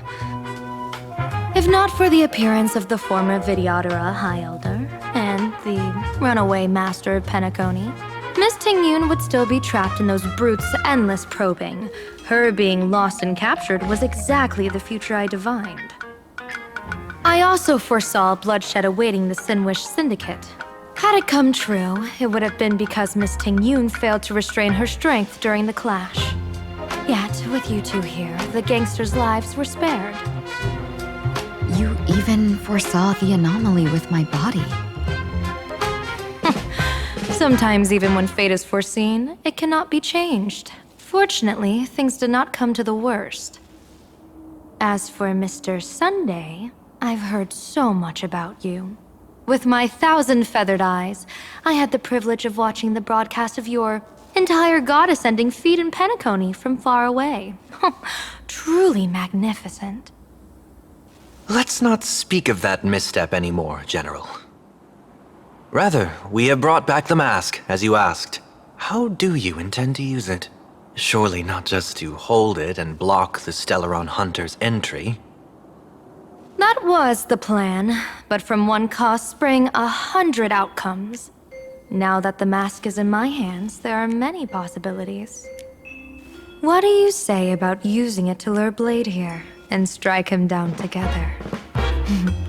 Or perhaps I could wear the mask myself and personally compete in the Phantom Moon Games. That'd be interesting, right? Each mask used is gone for good. The Stellaron hunters will be left with a real headache. That'd be truly killing two birds with one stone. Madam Yao, this is deadly business. It's no laughing matter. Deadly? Miss Tingyun, that is exactly why I am here. Not to put Blade in his grave, that is. His ties to the Xianzhou have long since frayed. There was no need for me to snatch someone else's assignment and come here only for his sake. Snatch someone else's assignment? So the Xianzhou envoy was supposed to be someone else? To be frank, this journey to Plain Arcadia was meant for Jingyuan, the divine foresight. The Lawfu Cloud Knights recently returned from the great battle against Iron Tomb, and the honor should have been his. Yet, before his departure, I cast several divinations on all parties involved and received this result.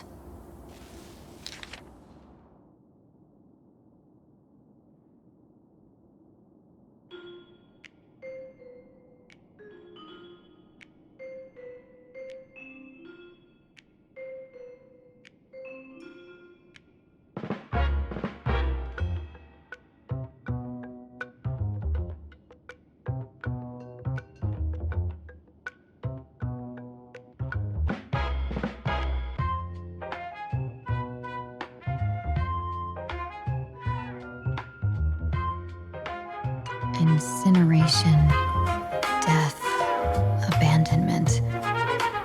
I may not know divination, but even I can tell that there is no good omen.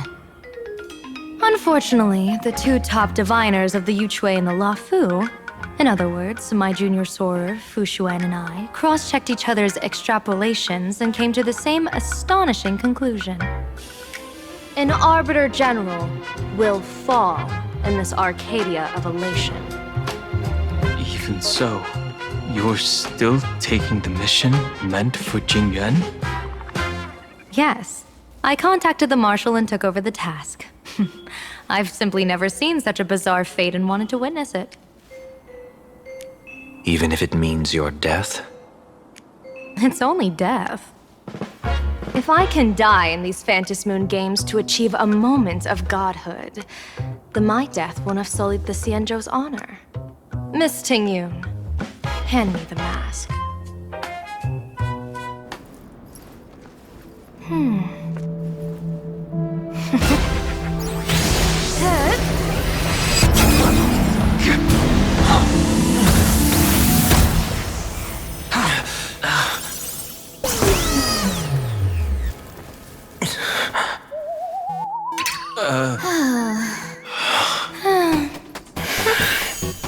Well done. You have hit your fitness goal. Another active and fulfilling day.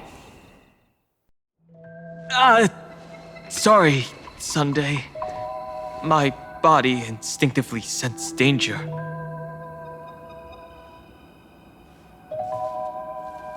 Once the mask for joining the Phantom Moon games is worn, it binds tightly to the supplicant and manifests the shape of the wearer's soul. I read something like this in the Views of the Universe from a Star Skiff. It's confirmed now. This mask is indeed genuine. Congratulations, Mr. Sunday. You're now a supplicant in the Aeonic game. What exactly are you trying to do, Seer Strategist? Twice now you've acted without warning. Do you mean to make an enemy out of the Astral Express? Dan Heng, let me take care of this. Sunday, are you planning to fight? Don't worry, I'm no match for this general.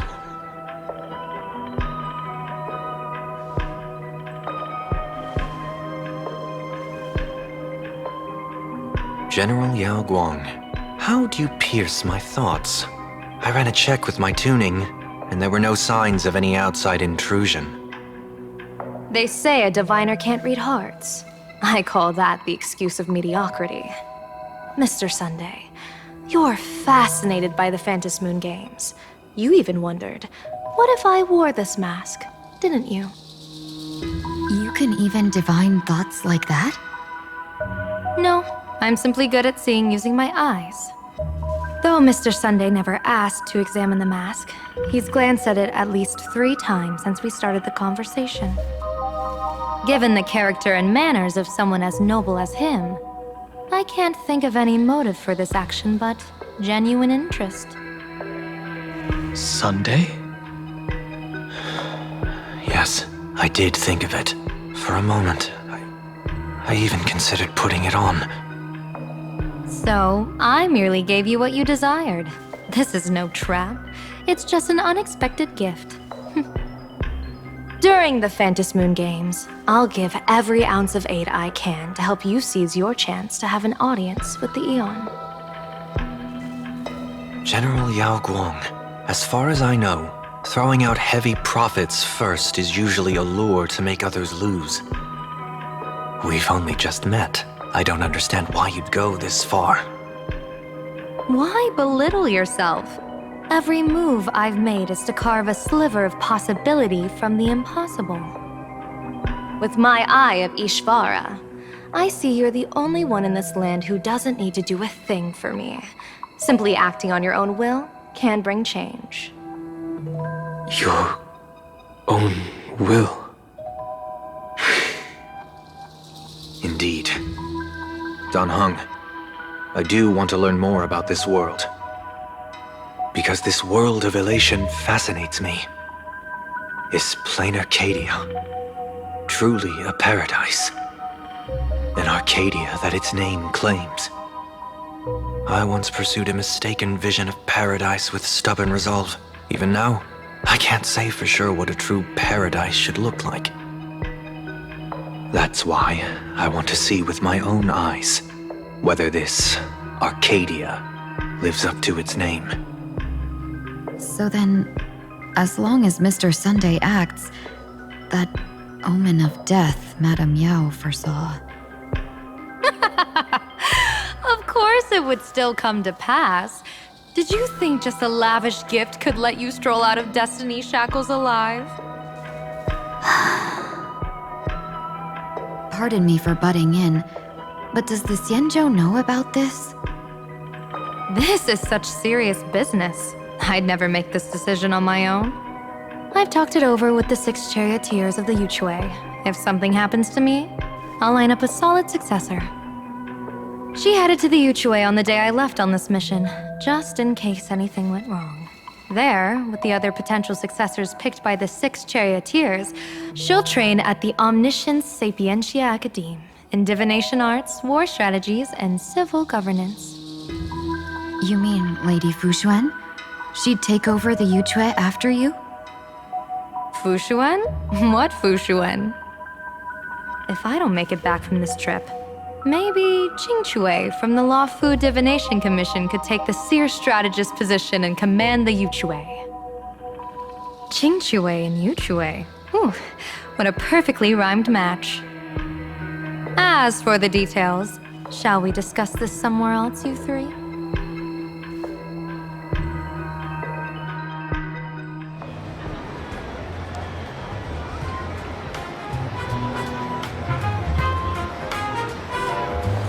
Map says the Ashen Detective Agency should be right here. But why is there just a magazine publisher's office? Holy for bully! Big drama hit Graphia Academy! A furbo? Taking photos? You really can find anything in the land blessed by Aha. Let's go ask for directions.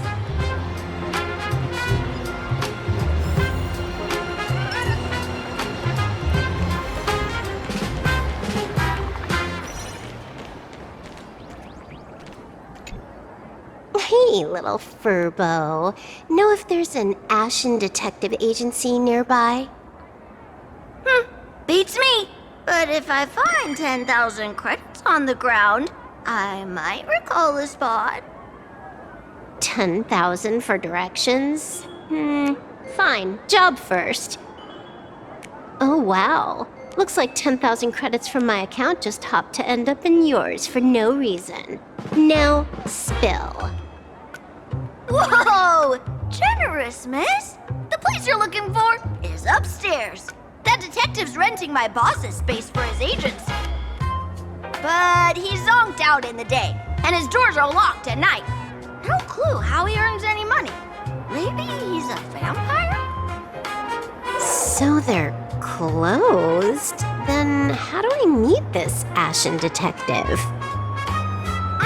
Beats me!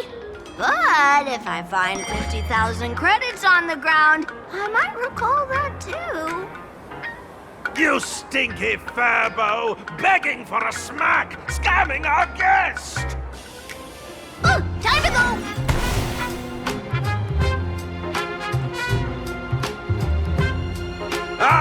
I'm narrator, receptionist at the Ashen Detective Agency. I'm the assistant of that Mr. Detective. Narrator? What sane person gives their pet that name? That would be the dude upstairs. By the way, that mangy furbo didn't fleece you, right? It did. A full 10,000. Do you want me to catch that sneaky furbo for you and get your money back? Nah, save your breath. Got it fixed. Money's back in my account, plus the last 26.5 credits from that guy's account balance. Oh, not bad, Punklordian hacker. You seem pretty knowledgeable. So, would you mind showing me the way? This way, please, Ms. Hacker. Sorry, but you will have to take a side path. The landlord of this magazine office fled to dodge his debts, and creditors have been storming in one after another. In the end, Mr. Detective sealed the front door entirely.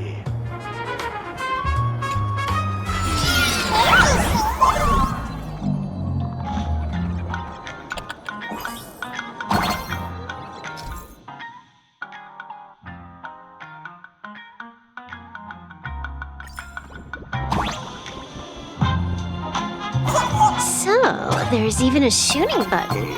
That's interesting.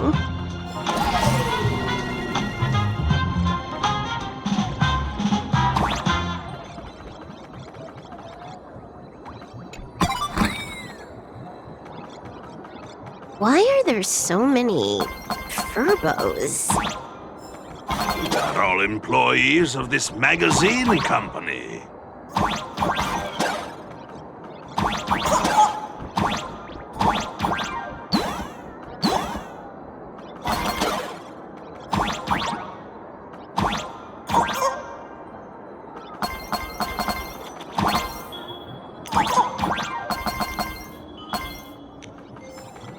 Why does this scene feel like a punishment round from a game?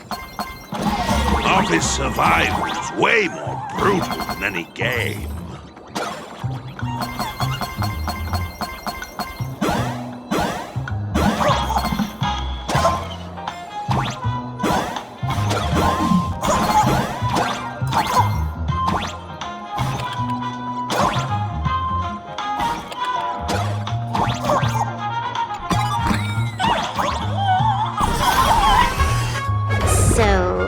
This is where the detective lives?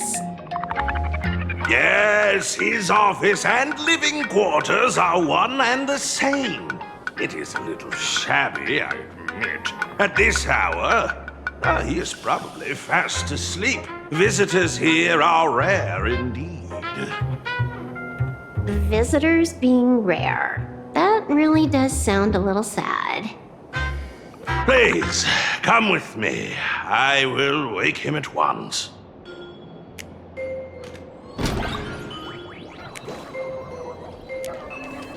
Time to get up, Mr. Ashvale.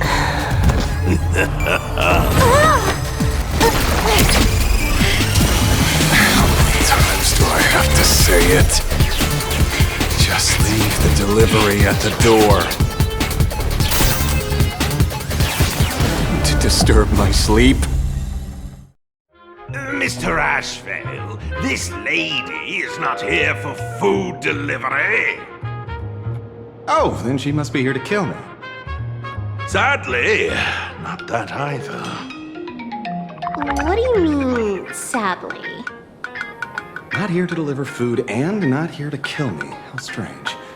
Oh, then you must be a client. You are here to hire me for a case. Your order of guesses is a little heartbreaking.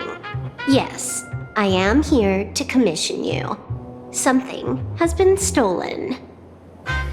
Oh, What did you lose? A person, along with an ancient mask that should have been mine. Interesting. Are you here to join the Fantasy Moon Games? At that moment, a cloud of suspicion rises in the detective's mind. Who exactly is this girl? Mr. N, stop the voiceover when we're talking business. Oh, stop! You pay me 900 credits an hour plus 2 bananas just for this, don't you?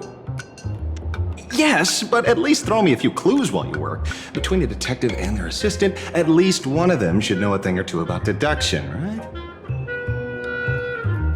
A name flashed through the otherwise empty mind of the detective. This unremarkable-looking girl was, in fact, one of the top 10 most wanted terrorists on the IPC's bounty list, a Stellaron hunter. Kafka! It's Silverwolf! She's Silverwolf! Mr. Ashvale, did you get your head caught in the fridge door or something? I feel like I need to wipe my personal data again. One of the Interastral Peace Corporation's most wanted fugitives with the highest bounties comes to commission a broke detective. Ooh. I have seen plenty of stories like this. So, the next thing would be me getting dragged into a massive conspiracy and forced to run for my life, right? Drop the paranoia. I came to you because I hacked into the Security Bureau's criminal record system. What I found was shocking. In all those bizarre police cases, you were hired again and again.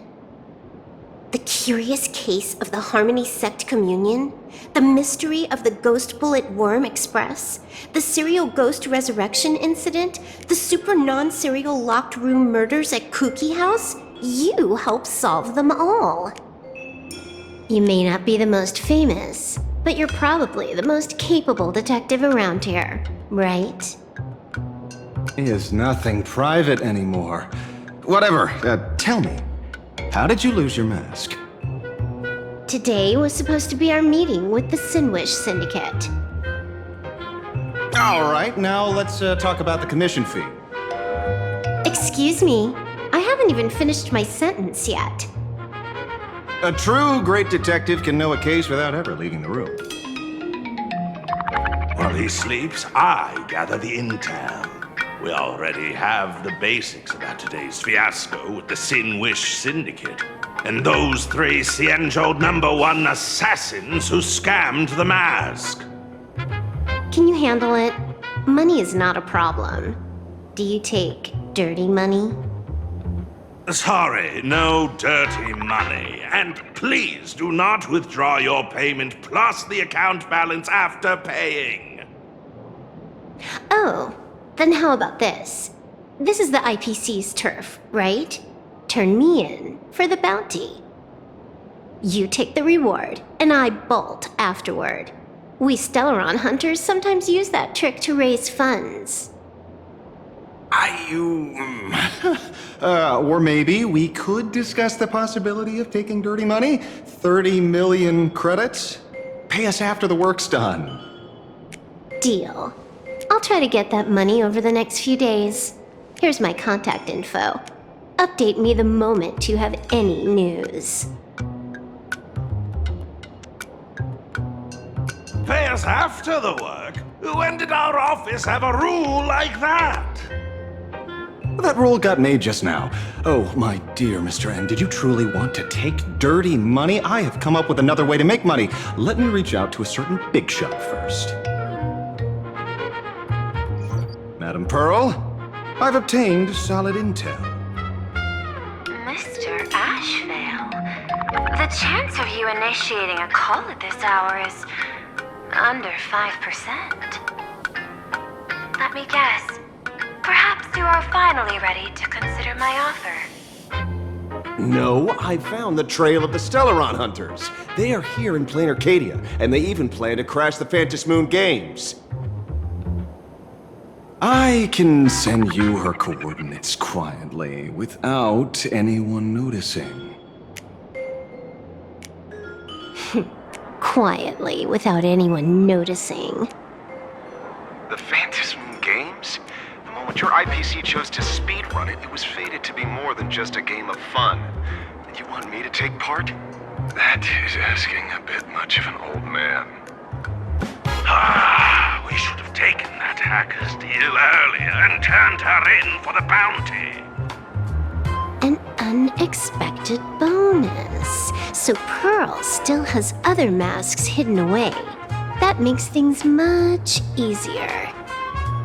Seems that listening in on one's partners after wrapping up business is a habit worth keeping.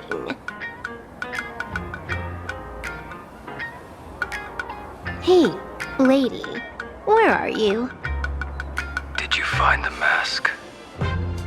Not yet, but I've got a new lead. We might have lost one mask, so I just need to find another. Fine. Promise me this. Next time, don't take contracts on the dark web using names like Xianzhou's #1 assassin. Okay. By the way, can you tell me what script Elio gave you this time? A completely blank page.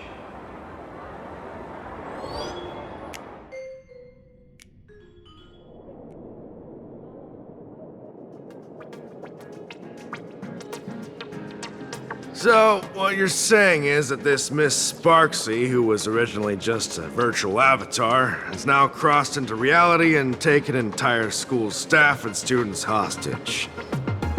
I get it. So, it's just a typical case of the idiogenerative imagine phenomenon.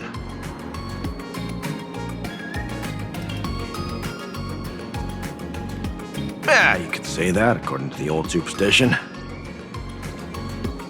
Modern science believes that when something receives excessive attention, it would suddenly gain life and becomes an imagine due to the accumulation of too much wish power.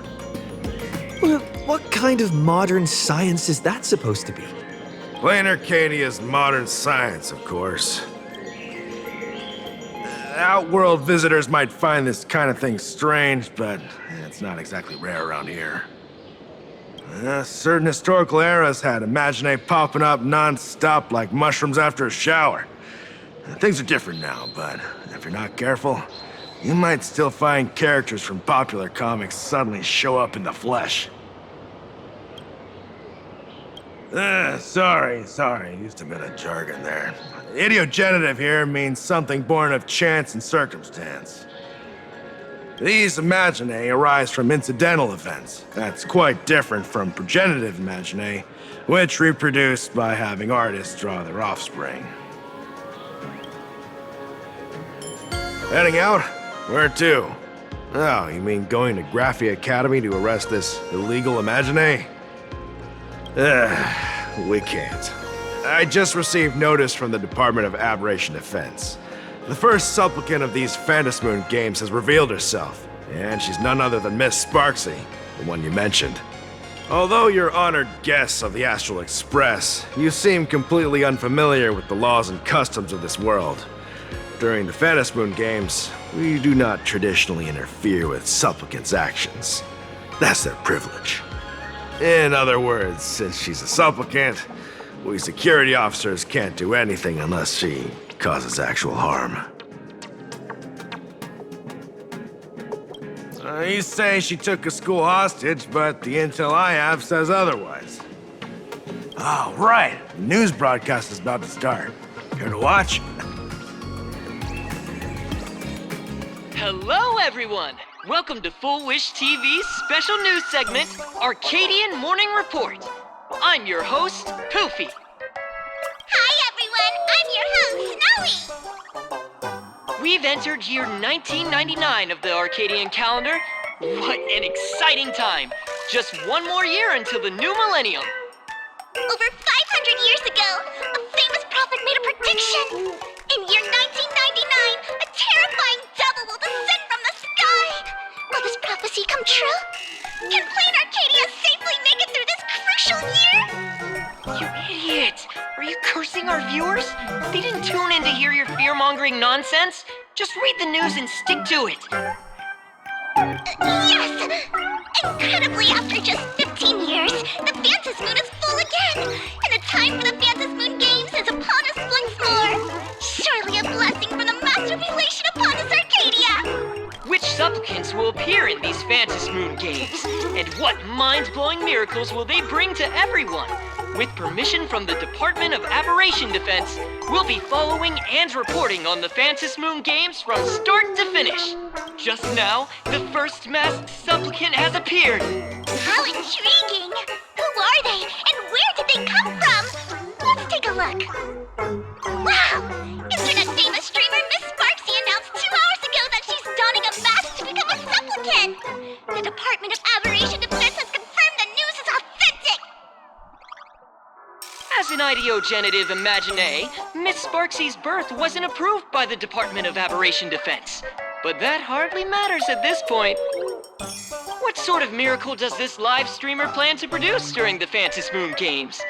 Let's switch over to her stream and see.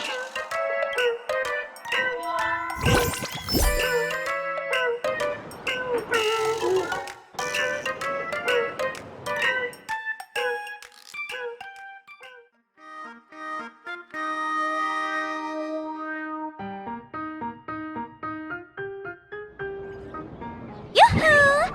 And we're back from the commercial break. A big thank you to Love Insurance for being the title sponsor of today's Sparkstacular Arcadian Adventures live stream.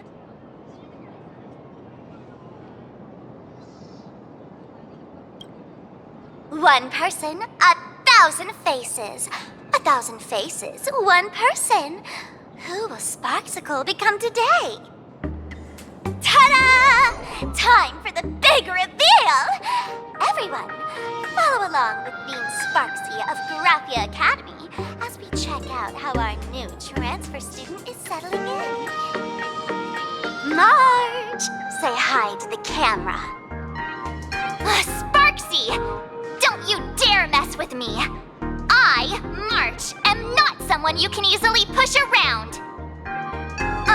I'll have you know I'm the disciple of General Jing Yuan of the Luofu and General Huayan of the Xiuming. I've undergone rigorous Xianzhou sword training. Others might fear you, but I sure don't. My March seems quite worked up. Is it because she's a bit nervous about her first live interview? All right then. Now, let me interview my colleague, Mr. Yang.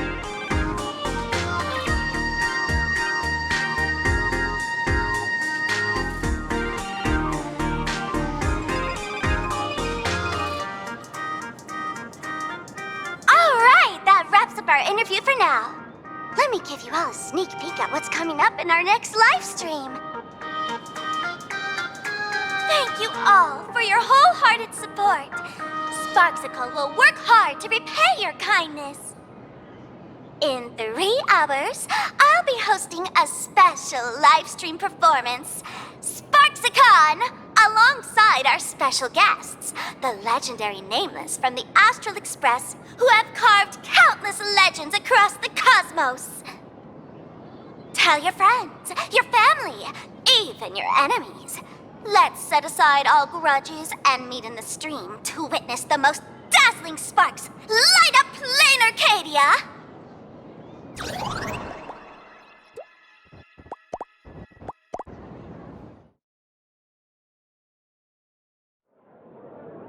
Now, see, Miss Sparksy was just doing a program with your friend. It's fine, really.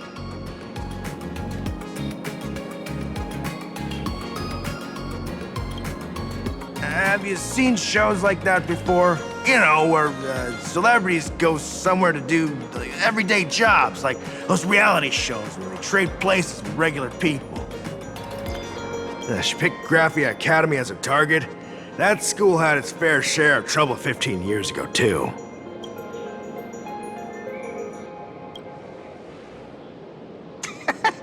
So these are the Nameless of the Astral Express?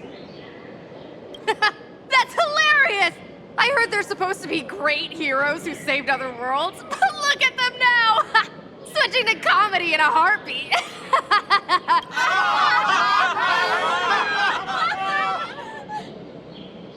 Darn it. Soon the whole of Plain Arcadia will be saying Sparksy caught the Astral Express crew in one go and made us the butt of jokes. Our reputation would also turn into her trophy. Oh, right. Please keep this Phantom Moon Games emergency response guide safe.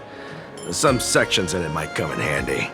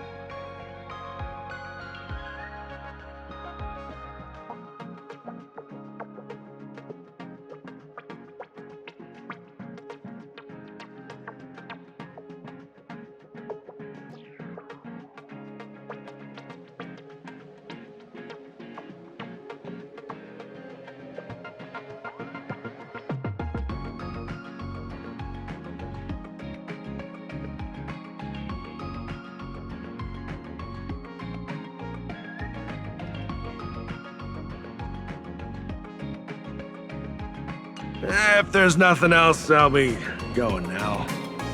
See ya. See? I told you so. Even calling the police was useless. Right now, you're their only hope. And that red boss lady of yours. She's here too. Are you all right? Did you get hurt when you ran away?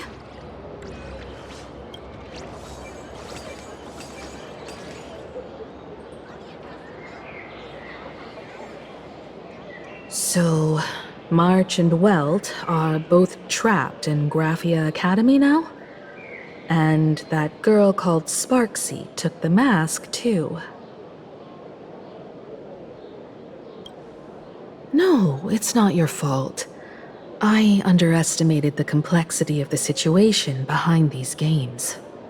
Coming back to my homeland was meant to be a relaxing vacation for everyone. And I also wanted you and March to experience the atmosphere of elation in this world. Throughout the history of the Phantasmoon games, there have been many instances of cooperation between supplicants. But this time, forces from across the cosmos have turned this into their own high-stakes poker table. Rather than honoring the elation, these players are far more eager to savor victory for themselves, itching to knock everyone else out of the game. Sparksy is one such troublemaker.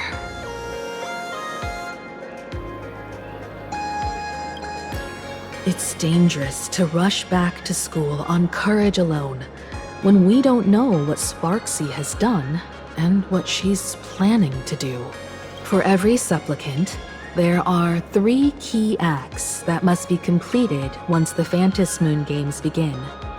The roll call, the miracle, and the promotion. Sparksy has completed the roll call. She took the mask and declared her entry into the games, drawing everyone's attention to the news that the first supplicant has appeared. Next, she must strive to make a miracle happen. Bear the people's wishes and answer with a great feat. If I'm not mistaken, Sparksy is waiting for us to walk right into her trap. For her, there couldn't be a better opponent than the Astral Express for this first battle between supplicants. What could be more earth-shattering than defeating a renowned cosmic hero on a battlefield of her own meticulous design? So here's the question, Sparkle.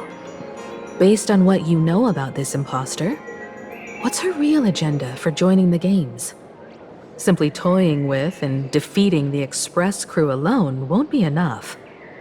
What kind of world-shaking miracle is she after? Sure, she's a fake. But she's still a fake of Miss Sparkle. Guessing won't get us far. If you ask me, we should check out the tavern. Might find some leads there.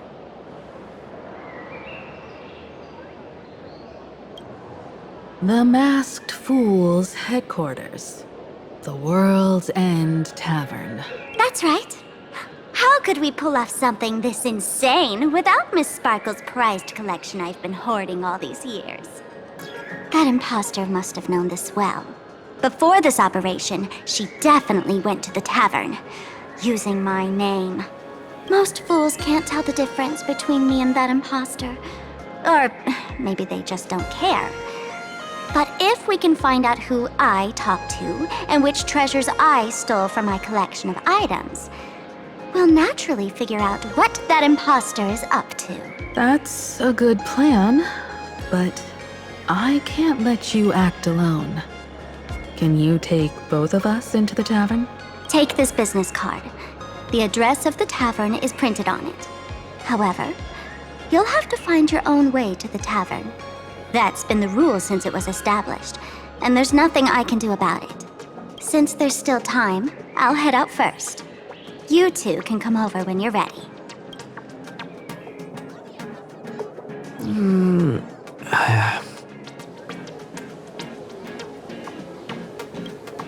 I'd say she needs us more than we need her.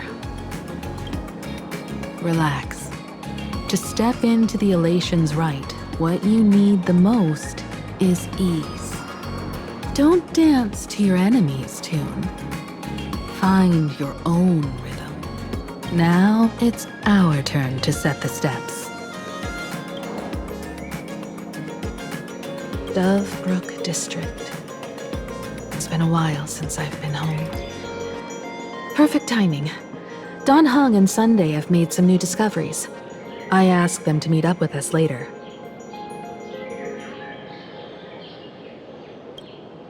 Don't get your hopes up too high.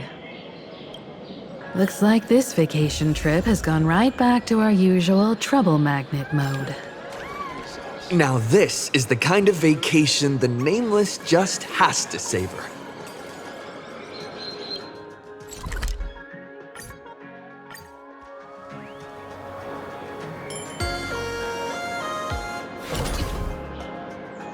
A Furbo snapped a pic of me on the street without my consent just now. Fame isn't exactly good news for the Nameless.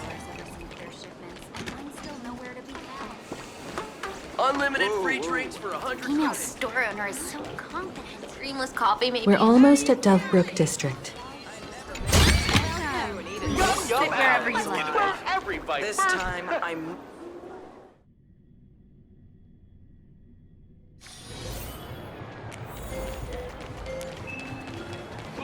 Quite a bustling district. Is this really where Himiko lived back then? It's been 15 years since I've been back. I wonder what's become of these houses now. If they're being rented out or if they've been sold off already. Perhaps they've become like the Graffia family. Nothing but empty shells of their former glory. Let's go. Stay safe on the road.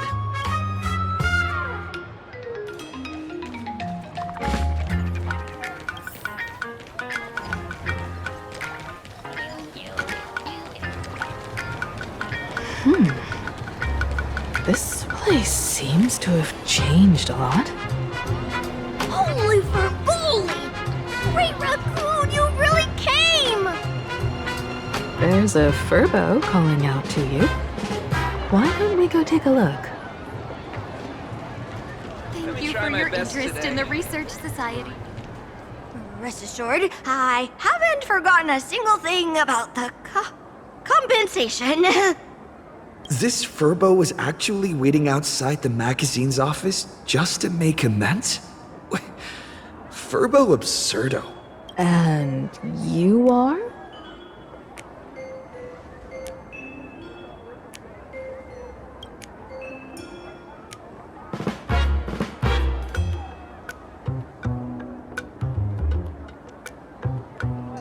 Would you mind coming into our magazine office to talk? Let's discuss compensation, shall we? It looks like the magazine publisher has taken over this entire building. Strictly speaking, the entire street where this building stands belongs to my family's estate. It's said that, in their heyday, the Graffia family owned property all across plain Arcadia. But by my generation, very little was left. When my journey reaches its end, will anyone in this world be able to inherit anything from me?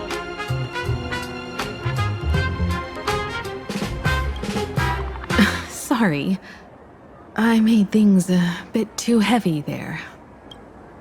Come. Let's go inside the magazine office and see what this little Furbo is up to.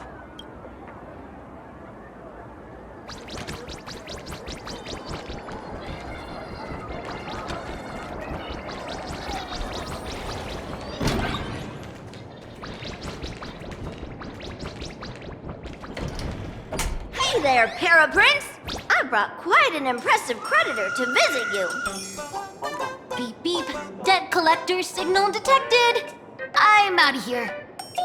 Don't run! It's the Great Raccoon from the Astral Express! Furbos and raccoons, we're all one big family. Beep boop. or not? You're all just here to collect debts, aren't you?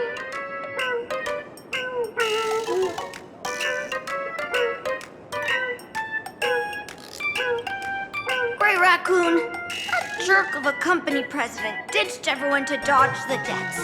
We brothers haven't gotten paid in months. As you can see from our sorry state, even if you sold us all for Furbo Hot Pot, you wouldn't get much money back. But I've got a plan. We can work together for some mutual Raccoon Furbo benefits. After all, Furbobo Weekly does have quite a readership. Right now, the hottest news in all of Plain Arcadia is the arrival of the Astral Express. Once you become the company president, Great Raccoon, Furbobo Weekly can go full throttle for you, becoming the Express's exclusive media outlet, churning out a string of hot scoops.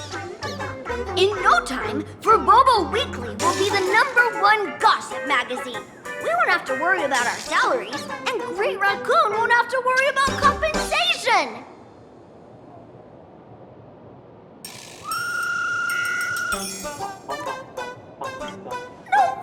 No way!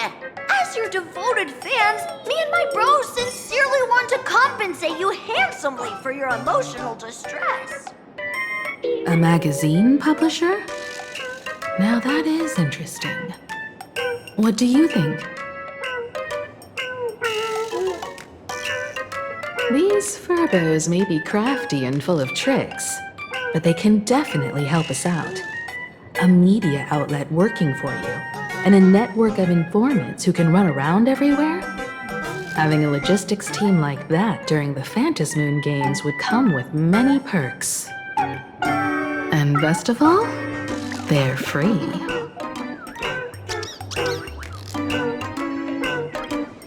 Being a company president is actually super easy. Just follow me.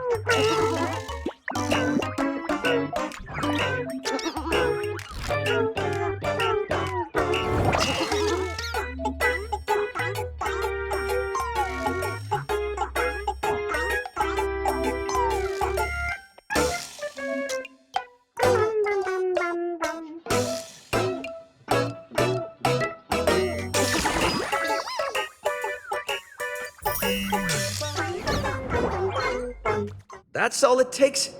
Okay, from now on, I'm your new company president. Woo-hoo-hoo-hoo! Great Raccoon is our new company president! Ha! Whatever mission you assign, we brothers will get it done for you. Anything else you'd like us to do?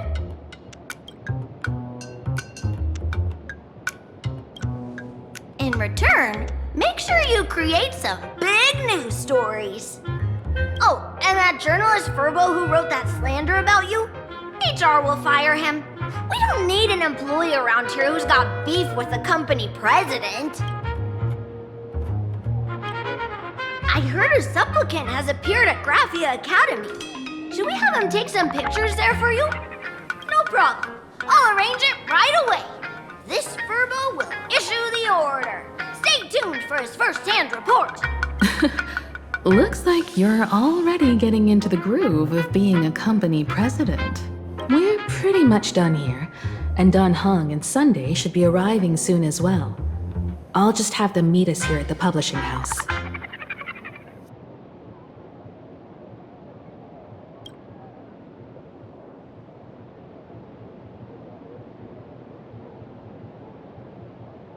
Miss Himiko, we're here. Slower than expected, huh? Looks like you had quite a harvest. That's, difficult to say. Ah, Miss Himiko. And Benefactor is here too. It's been a while. I've missed you all dearly. Miss Tingyun, are you representing the Xianzhou on this diplomatic mission to Plain Arcadia? This is a matter of great importance. A humble girl like me doesn't have that kind of standing. I'm just tagging along with General Yao Guang of the Yuchui to help out with odd jobs. I happened to run into these two on the way. The seer strategist. What happened on this journey? Sorry, there was a bit of a hiccup. I accidentally put on a mask of elation. Now I'm a supplicant in the Phantasmoon Games. Well, that's quite unexpected. I know the Express has been seeking to join the Phantasmoon Games, and I've been quite curious about that. Sorry. Did I make things more complicated than they needed to be? No need to apologize, Sunday. You are a companion of the Trailblaze. No nameless would ever stop a companion from finding their own path. Many thanks. But wait, did you just say accidentally? It's a long story. I'm afraid we'll have to wait for General Yao Guang to explain it herself. She was with us just now, but somehow disappeared without a trace. Madame Yao is always like this. She probably disappeared suddenly to deal with something urgent. This seer strategist is just as elusive as the rumors say. Should we wait for her? No need. I wouldn't dare impose. The tides of fate shifted. I had to delay my steps to arrive at the proper time. I asked for your understanding. Oh my. Counting me, we make exactly 6. Let me do some calculations. Your fortune in the coming days looks grim. You'd better watch out. Wheel. Makes sense. You got what you wanted today. The Fates spell danger. This matter is most likely connected to that blade. Ah, the little fox's misfortune has overflowed into good luck.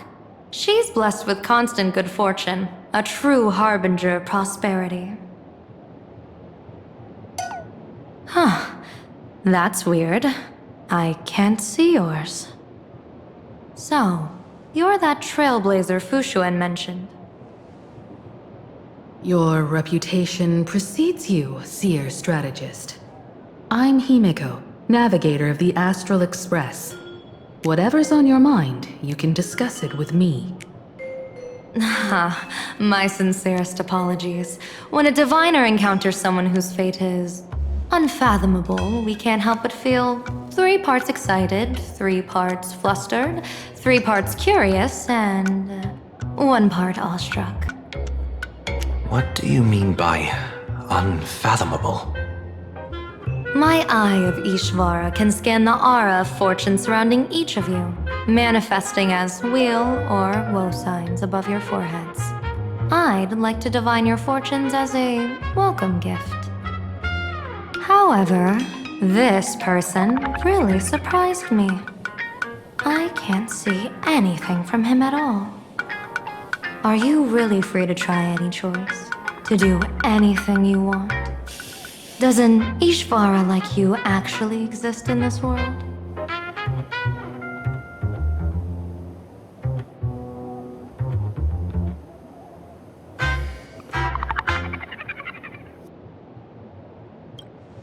You mean you've witnessed the existence of Terminus? But that doesn't mean your life has entered the finality, does it? What do you think this means, General? As an Ishvara, their mere presence in the playfield creates a variable in the game. It's both a blessing and a curse. As I said before, the weal and woe of us six align with the 6 lines of divination.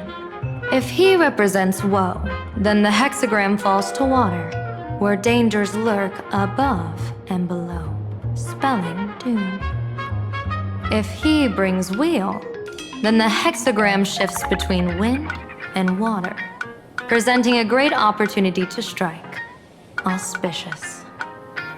So, the fate of our journey in plain Arcadia rests on his decision.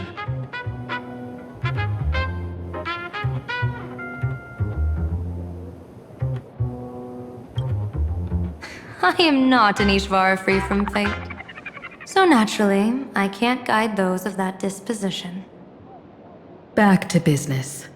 I take it you're not just here to read our fortunes?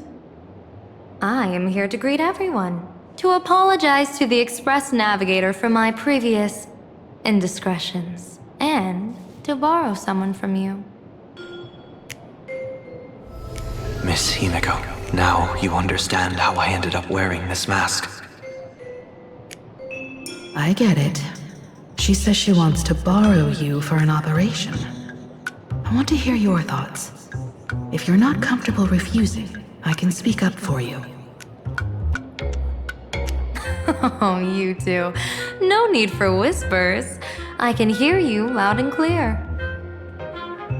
How did you... Well, since the General heard us, would you mind telling us your reasons for doing this? I'm collecting variables. During this journey, I'll be acting as unpredictably and irrationally as possible. Don't be surprised. Some Arbiter Generals excel in battle with their wit and valor. Others master the art of forging weapons, and some guard the netherworld with their lives. I, however, fight for the Alliance by calculating and manipulating fate itself, peeking into the future. I'm here to discuss matters regarding the Anti-Destruction Alliance, and then I'll head to Astropolis for the vote. That's the real business. But according to the divination, this Arcadian world faces an extraordinary danger. When a bird's nest falls, no egg will remain unbroken. Are you saying we'll all perish along with plain Arcadia? What's going on here? Intel indicates that a serious Xianzhou criminal is attempting to join the Phantom Moon Games. This individual has been infected by the flesh of Shuhu, the emanator of the abundance, and is extremely dangerous. According to my interpretation, his long-suppressed violent nature will eventually become uncontrollable, bringing catastrophic disaster to everyone. There's no way he could do that. That's the divination's answer. Rather than asking whether he could, we should ask, how would he do it? My divination shows dragons clash in the wilderness, their ichor dark and yellow. While the term dragon clash could simply mean fierce battle, could it be foreshadowing a great calamity from your conflict with Blade?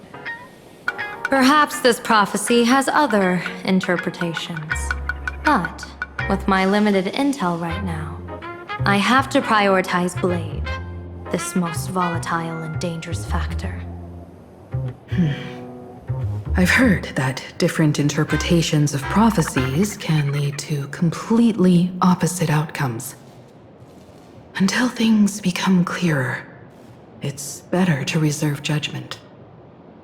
Let's put that aside for now. In any case, I've brought along a creation forged by Blade himself. If things get out of hand, it might temporarily restore his sanity, giving us a brief chance at victory. What is it? I'm sorry, but fate has shifted once again. I must take my leave. To put everyone on the Express at ease, I solemnly swear that Mr. Sunday won't be obligated to do anything for the Cienjo. On the contrary, our delegation will give him every ounce of aid within our power. What did you say, General? Aid within our power? She's gone. Whoa, that was quick. Madame Yao must be really busy. Has she vanished into thin air like this before? Yes. I don't know the details myself. With Madame Yao, it often happens and no one knows when she'll return. She doesn't do it on purpose. Allow me to apologize on her behalf. No worries. At least we know what the Cienjo is up to. Right now, 2 companions from the Express are still trapped somewhere. He and I must head to the tavern to uncover some clues. If Miss Himeko needs my help, please don't hesitate to ask. Are March and Mr. Yang in trouble? I'll go with you. No, you and Sunday will act together with the Seer strategist. We're not at the point where we need to call in reinforcements yet. The situation with Blade is unusual. That Seer strategist's concerns aren't just baseless worries. I don't want to see the Phantasmoon games bring catastrophe to my homeland. So this is also my request. To put it in the General's words, please do your best to introduce new variables.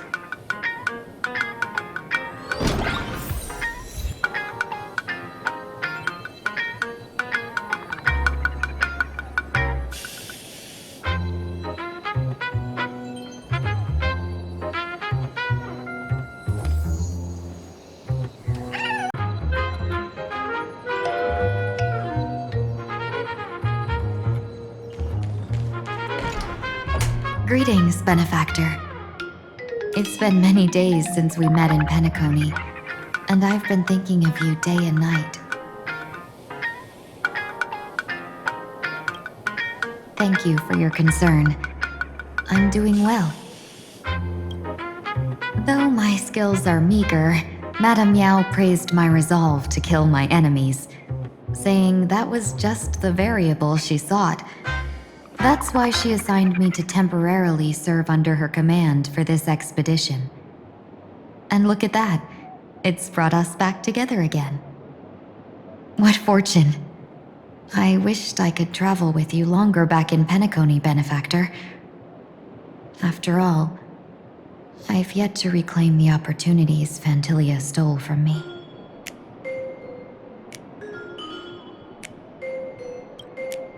Hard to say.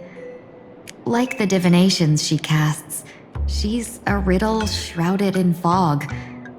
Apart from the ever-absent Patina Justice, she's likely the most mysterious of the Arbiter Generals.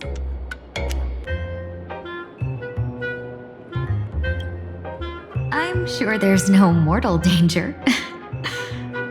Please forgive my jest, Benefactor. Being around Madame Yao has gotten me into the habit of cracking jokes all the time. Her actions may seem inscrutable, but she always provides what you need ahead of time. That's why even those who grumble still carry out her orders with diligence. In truth, doesn't she seem more like a shrewd merchant than a diviner? But then, when have any Arbiter Generals ever been ordinary?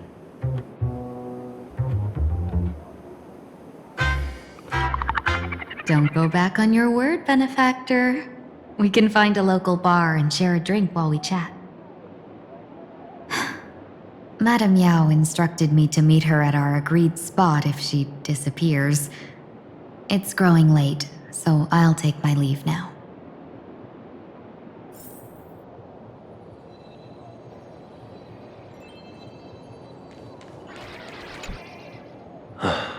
Mask of elation can reflect the shape of one's soul.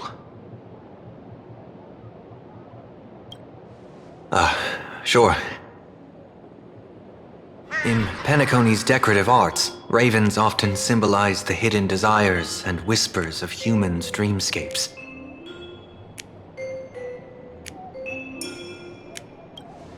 Don't worry, I once tried to ascend to godhood myself. I won't be dazzled by the honor of an audience with a deity. Taking part in this grand event is also about gaining a deeper understanding of this Arcadia. Just as one cannot miss the Charmony Festival when visiting Penacony.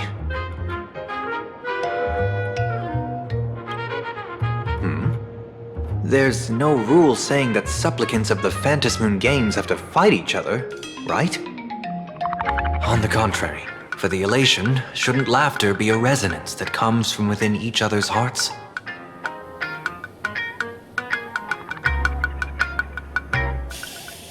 After putting it on, I seem to hear curious voices.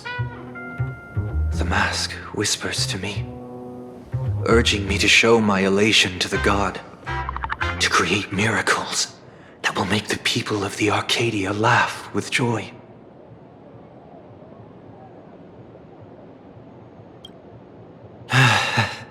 That's a good one. When that general, Yao Guang, shows up again, I should discuss our collaboration plans with her. Good luck.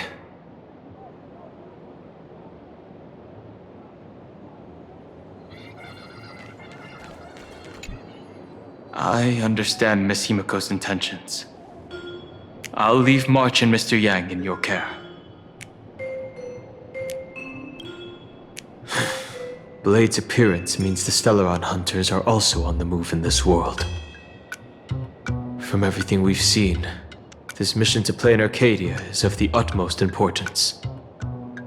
I will accompany General Yao Guang to uncover the Stellaron hunters' schemes. Whatever happens this time, I hope it won't put any of you in danger. I'll do my best to make sure of that. What? Those two are trapped in the school, forced to become a student and teacher? And the security officers are turning a blind eye to all this? Though March and Mr. Yang don't seem in mortal danger for now, who knows what Sparksea is plotting. The longer we delay, the worse it could get. Better to rescue them as soon as possible.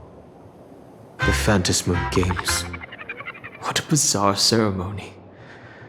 What does this type of elation really mean for the people of this place? Why would AHA promote such a game?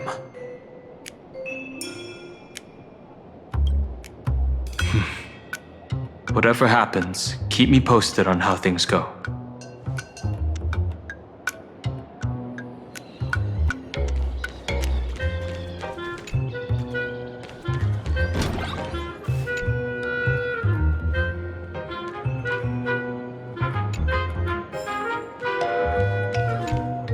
The IPC, Masked Fools, a Cienjo General, the Stellaron Hunters, and the Nameless.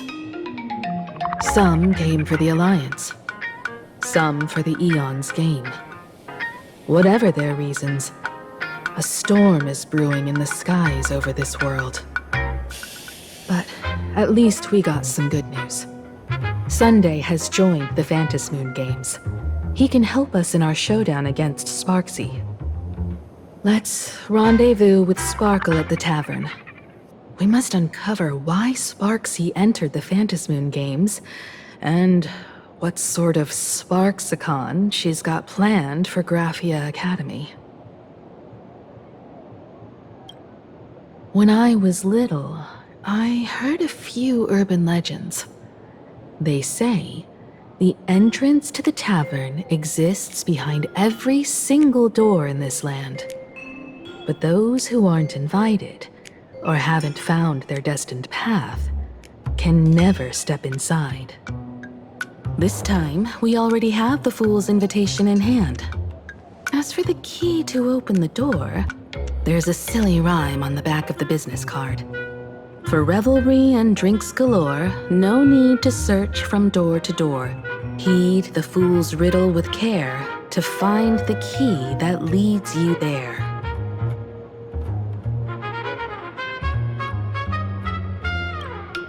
So, about the fool's riddle, got any leads?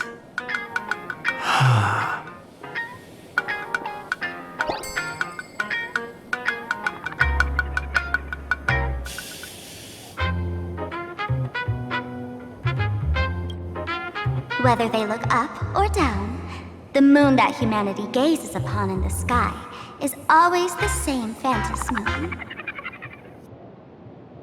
Looking up makes sense, but looking down? How exactly do you gaze at the sky?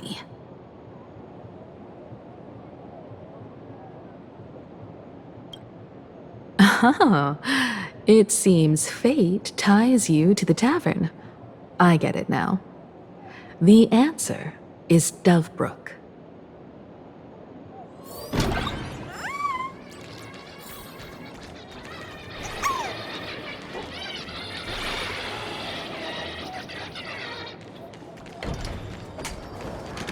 Many generations ago, the Dovebrook was already a river flowing with countless legends. It's no surprise the door to the tavern lies hidden among them. Legend has it that the master painter Graphia once drew water from the Dovebrook to wash her paintbrushes. Many later artists followed suit, hence its other name, the Painter's Stream.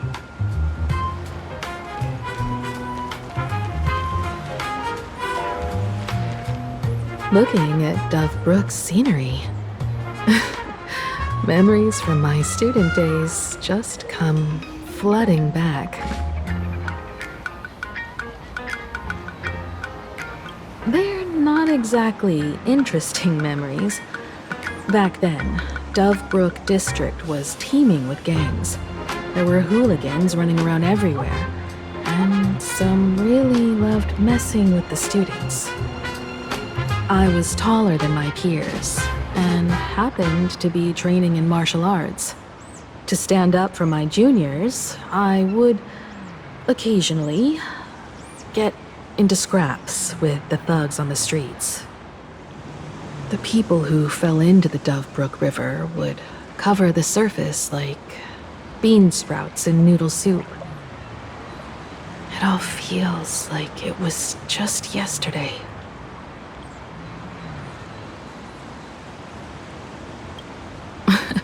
Sometimes the thugs fell in. Other times, I took the plunge myself. Back then, I was a bundle of restless energy. The teachers always said I was like a wind-up toy that never stopped banging its drums and cymbals, stirring up a commotion wherever I went. In the blink of an eye, 15 years have passed. Hard to believe someone as reckless and willful as me became the navigator of the Astral Express. Now's not the time to wax sentimental. We've reached the banks of the Dovebrook. So, where's the tavern entrance hidden?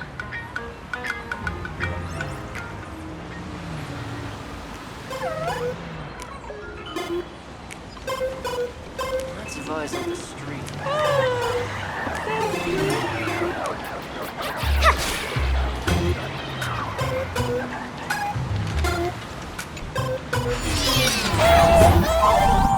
According to the business card, the tavern is near the Sinwish Syndicate headquarters.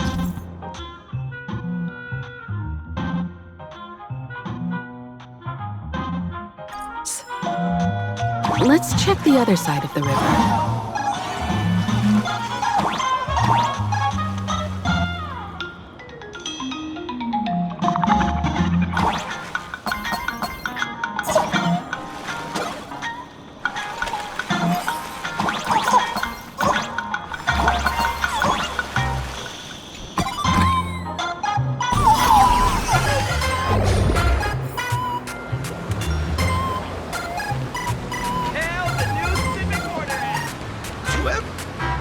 Hey, folks! Have y'all heard the joke about the Dovebrook? Yeah, one day, a criminal escaped from prison. He ran for his life, but just when freedom seemed within reach, the Dove Brook blocked his path. With his pursuers closing in, the man prayed to the river. I am hammered by the law, stained with filth. Oh, pure flowing waters, please do not swallow me. A voice from the Dove Brook replied, there's a pedestal of light upon the water. Step on it and you can cross. The criminal wept. What pedestal of light? It's only the moon mirrored on the water, an image that shatters at a touch. If I step on it, I'll fall in and drown.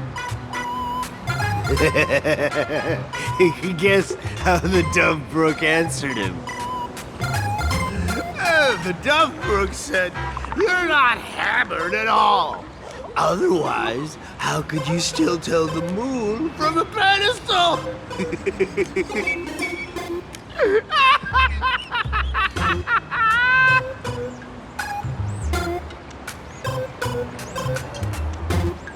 It's fine. You don't have to buy me a drink as long as I can make you laugh.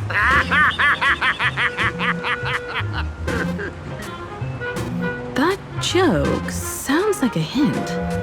Could he be a fool from the tavern? Maybe if we find the fragile moon he mentioned, we'll find the way into the tavern. The moon's reflection. So fragile it shatters at a touch.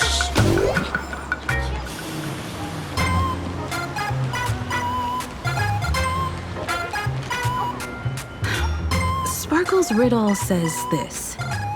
Whether looking up or down, they all see the same phantom moon when gazing at the sky. We've gazed at the sky already, so next... From this angle, the moon's reflection is right here. It does look strange in the water. If what the card says is true, and the fool's riddle is the key to entering the tavern, then this moon must be the door lock. Come on, let's take a closer look at this strange moon.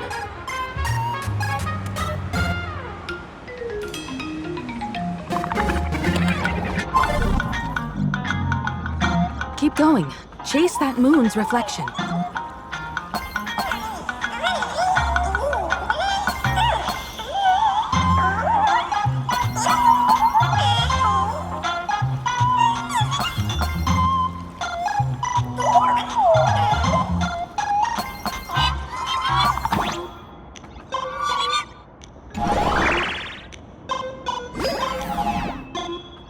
Looks like the fools are guarding the moon's shadow. Shatter the moon lock, and we're one step closer to the tavern.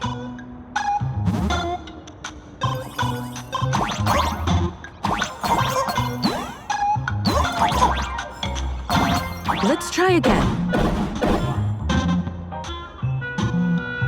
Something's back there. Is that a key?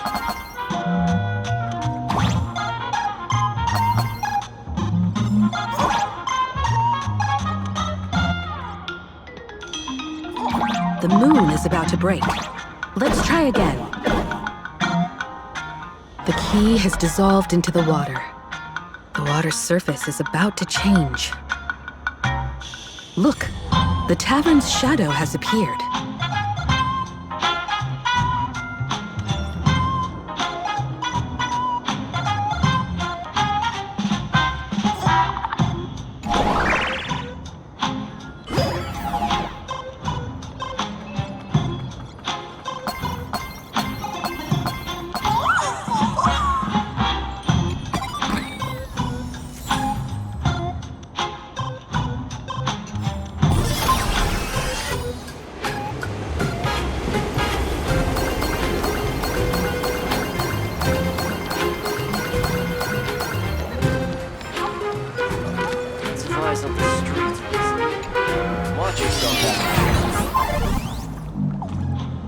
If we follow this path ahead, should reach the tavern.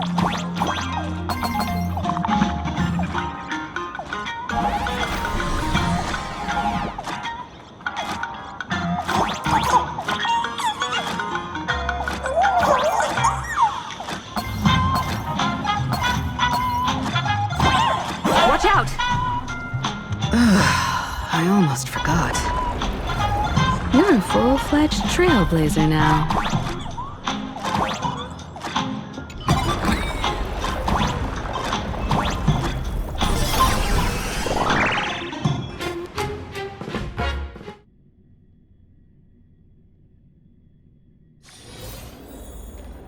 Welcome!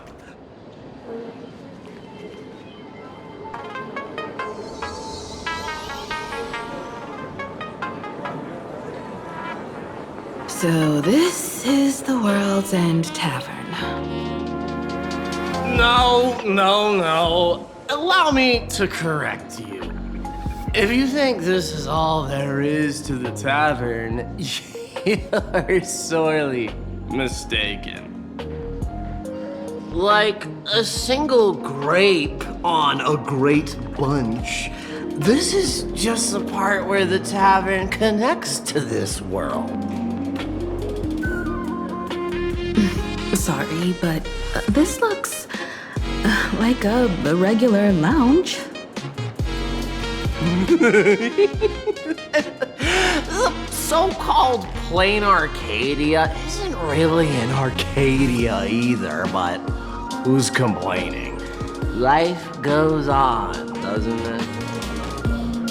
If you're looking for something that's true to its name, take a ride on the Astral Express.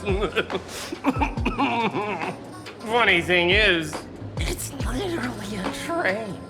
You know, can't find a single trace of astronautical engineering on it. Wait, you two are navigator of the Astral Express and the raccoon on board, right? I've seen you in the news.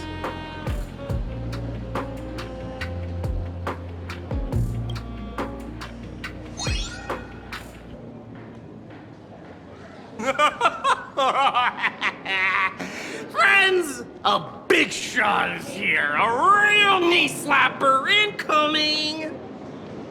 Really? From the Express? You're not so freaking way enthusiast, are you?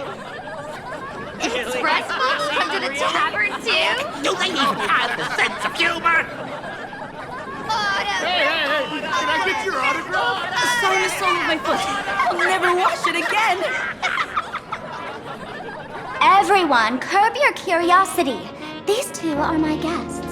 Even the most mischievous among you should know when to stop and mind your manners. Well, if it isn't Little Sparkle. We've all heard your joke.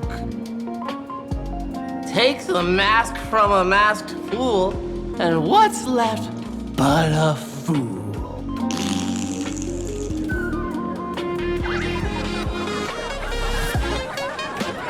Oh my! Wouldn't a masked fool be better off without the fool? An empty mask sounds even better, no?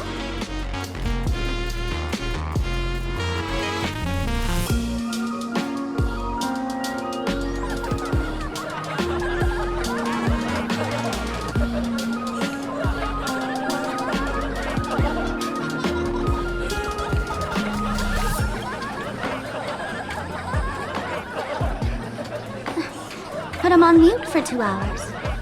If no one flushes him down the golden confessional, he'll be back to hassle me again in 2 hours.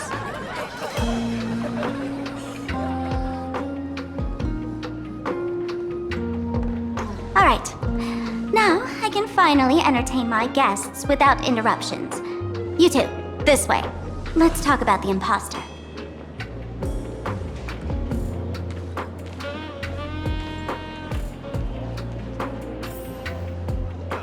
Please laugh to your heart's content. Give me the same old. All right, you two. First round's on me. What'll it be?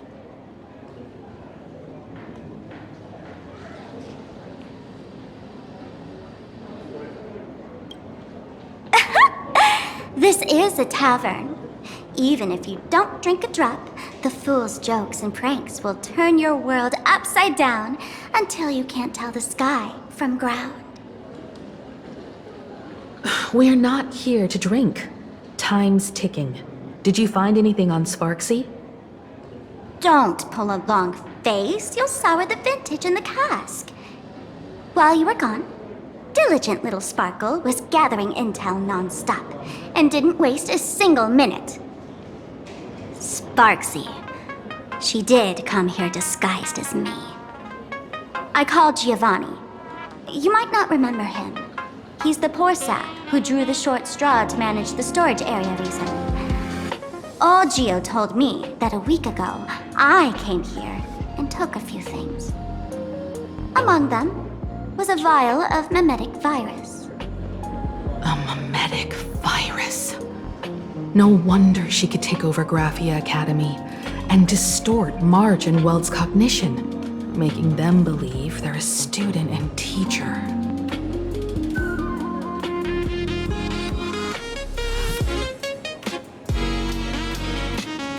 Close enough. The so-called Sparksicon is a front for spreading a mimetic virus. Knowing that isn't enough, what type of mimetic virus is she spreading? What are the symptoms? We need more on her plans and actions before we can counter it. Thought of that already. So I visited a few friends and learned where the imposter's been haunting. To dig up details, we'll have to get hands-on. Lead the way, then. Let's move. Stay close.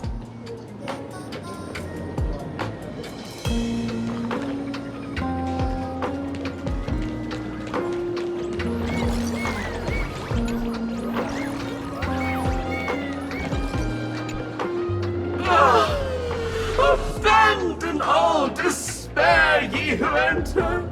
If you want to pass, then amuse me. By the way, hate to ask, you're not Aha themselves, are you? Isn't this the Tavern of the Elation? Don't you welcome the laughter, gracing you with their presence? You're wrong.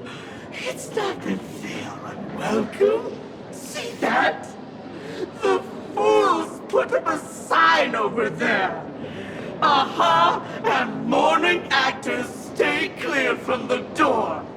Stay clear! Ridiculous as it sounds, it's true. After 666 invitations to Aha went unanswered, the younger fools voted to expel the laughter from the path of elation. Oh, I get it. It's like students expelling a teacher from a classroom. The action is meaningless. The message is loud and clear, though. All right, Mr. Doorway.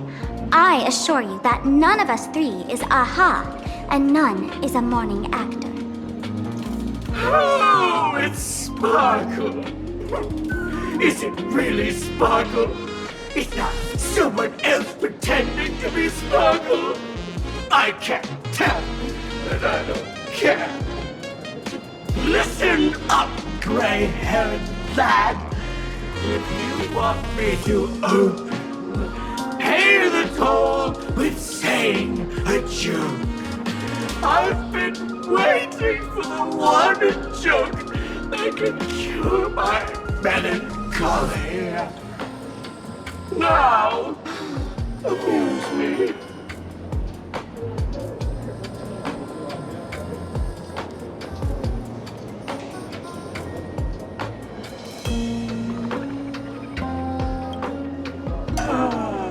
And then? I said it. A joke. Oh, poor child. A bad joke is more pitiful than melancholy.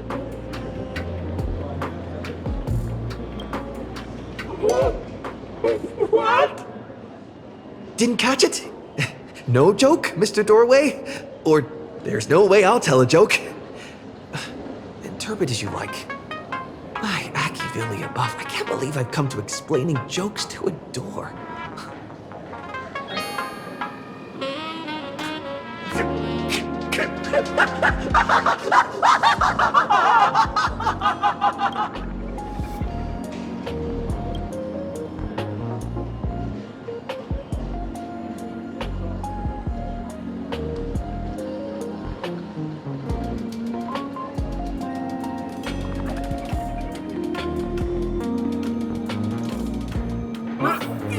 What are you going to do? I'm gonna break you open.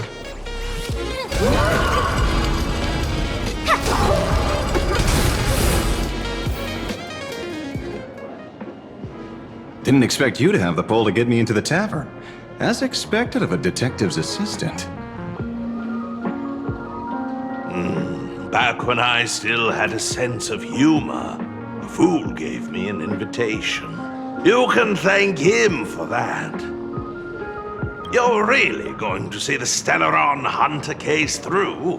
They can only pay you in dirty money, you know. What else can I do? The boys need the money. Credits aren't black or white, they're ones and zeros. All right. I reached out to Costide. He said that one of the 3 people who stole the mask looked familiar. He might have seen them in the news. Based on his description, I spent ages sketching the suspect's portrait. And I suspect it might be Don Hung, the Nameless from the Astral Express. Costide. We owe him another favor. No paying this one back, huh? Speaking of which, Don Hung. That's a Xianzhou name, isn't it? Where have I heard that name before? It sounds so familiar. So, which of these 3 is Don Hung? The one with gray hair? The redhead? Or that black-haired girl who looks like she's ready to stir up trouble at any moment? No, don't tell me yet. Let me guess. I know a bit of the Xianzhou language. The word Don can mean red. So Don Hung is the lady with red hair, right? Your deduction skills never fail to impress. Fine, I'll just give you the answer. None of these 3 is Don Hung. Do you even watch the news? TV, newspapers, the internet, it's all fake news. What do you expect me to look at? Let's get down to business. I couldn't find any trace of Don Hung's actions. It's like someone wiped them clean. So I decided to try a different approach. Keep tabs on the other members of the Express crew. Maybe following their trail will lead to clues about the mask. Nice work, Mr. N. They're heading deeper into the tavern. Follow me. I see, gray hair. The tavern not inviting you sooner was their loss. Come on in.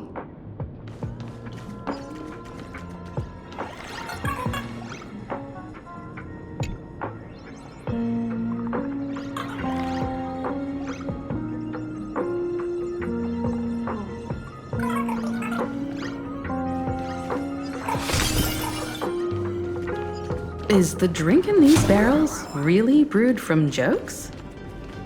Yep, you know your stuff, man. Just heard some rumors, that's all.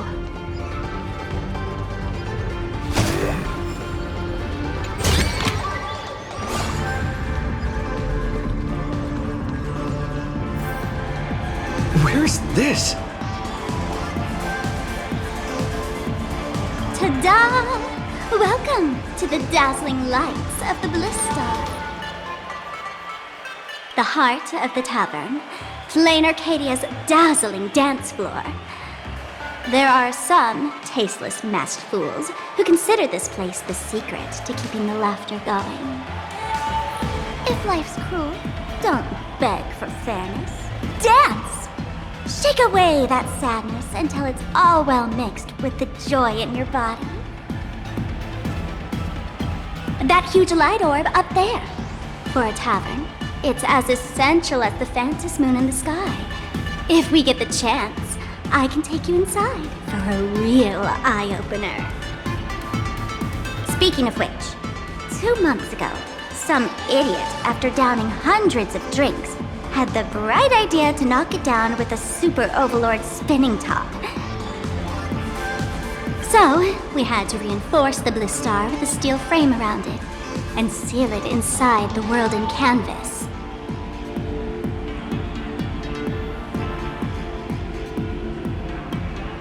Aha!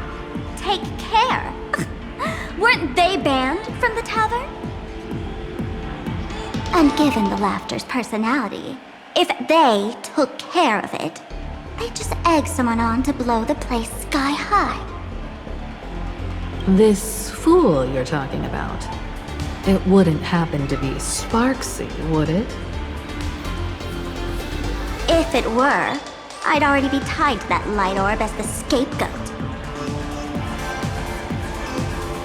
Anyway, the next stop is the Golden Confessional. The eyewitness says Sparksy was there. The Golden Confessional? What kind of place is that? A place where you can let go of all your worries. Well, words won't do it justice. Let's go see it for yourself.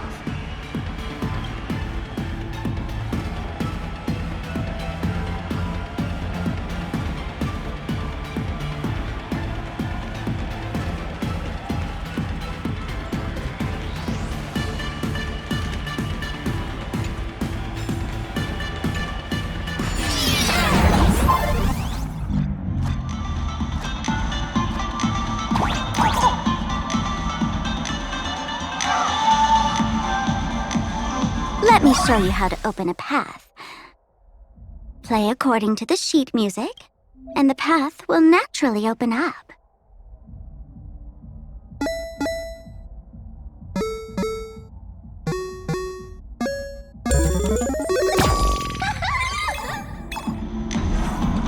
The steel frame actually opened.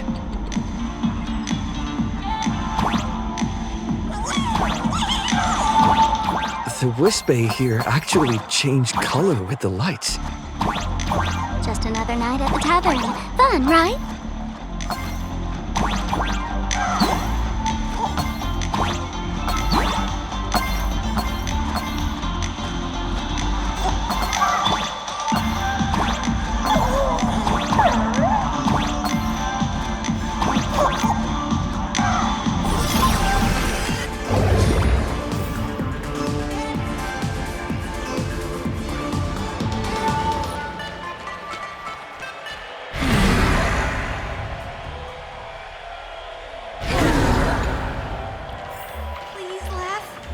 So many sinks? Why bring us here?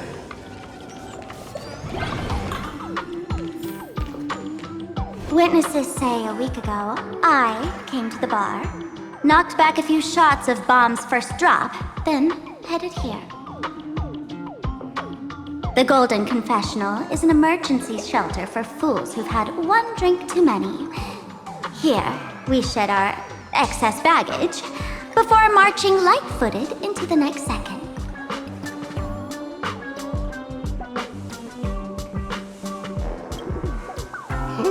The Golden Confessional is the Golden Confessional, not some random bathroom.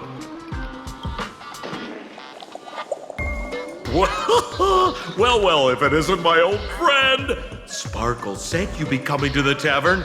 Old Sampo's heart is bursting with joy. And a teensy bit of sorrow.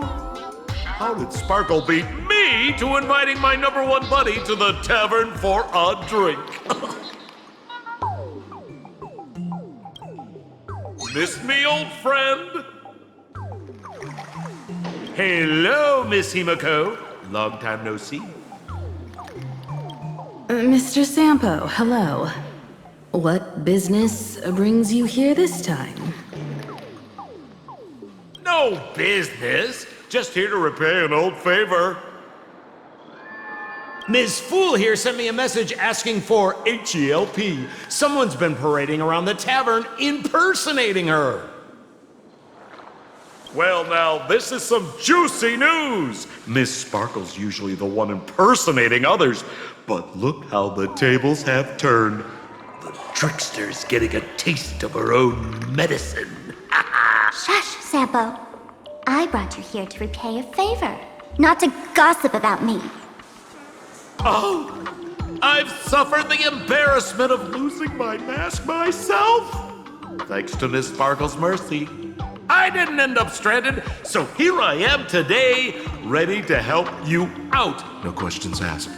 All right then, let's get to work. Get to work? What are we doing? Naturally, we'll fish around in these thrones where humans dump their worries and find the worries that Miss Sparksy left behind. You want us to unclog your toilet?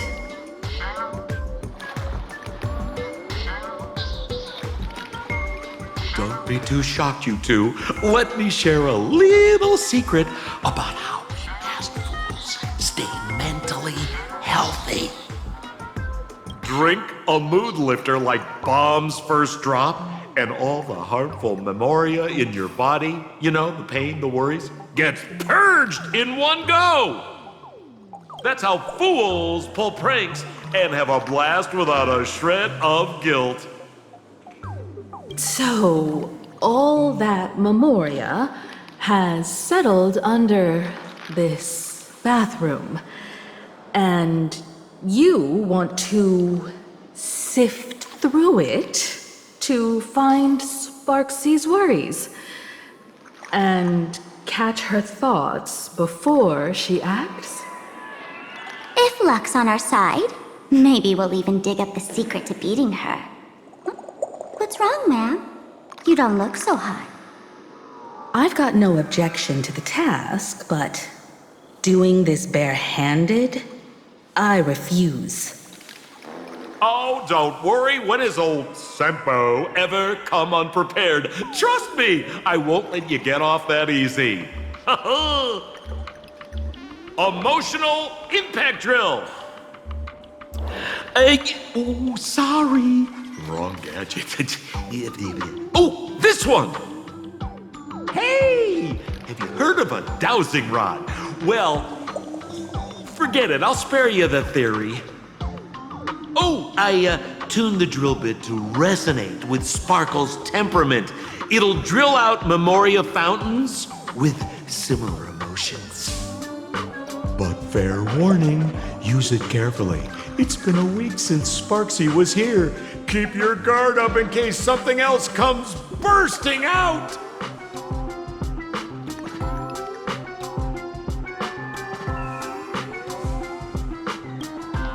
Well, if you ask me, leave it to luck.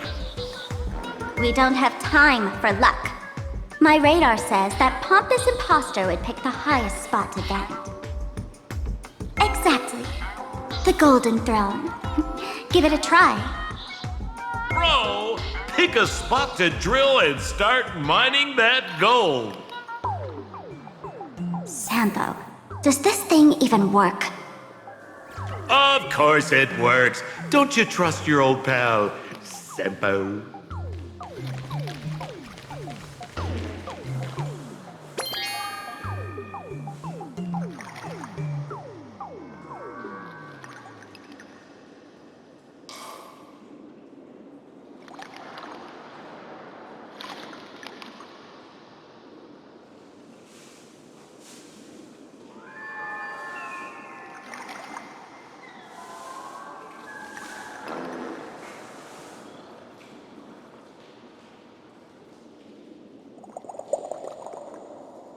Sempo?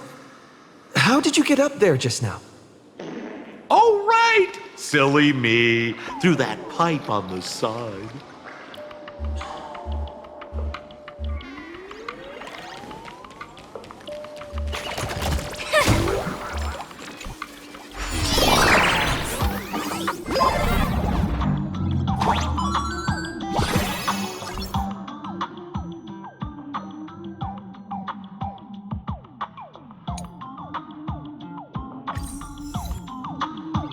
What's this? A plunger?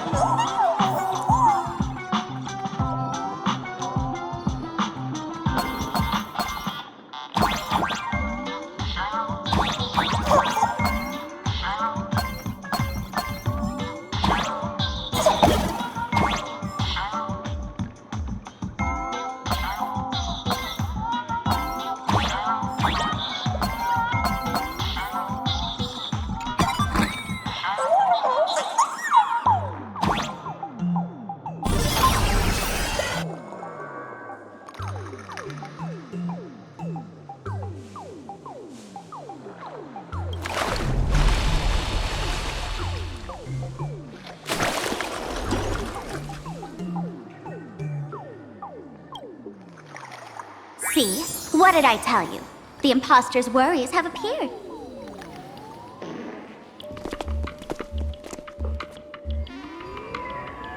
What a rare sight! Sparksicle used to always connect with everyone online.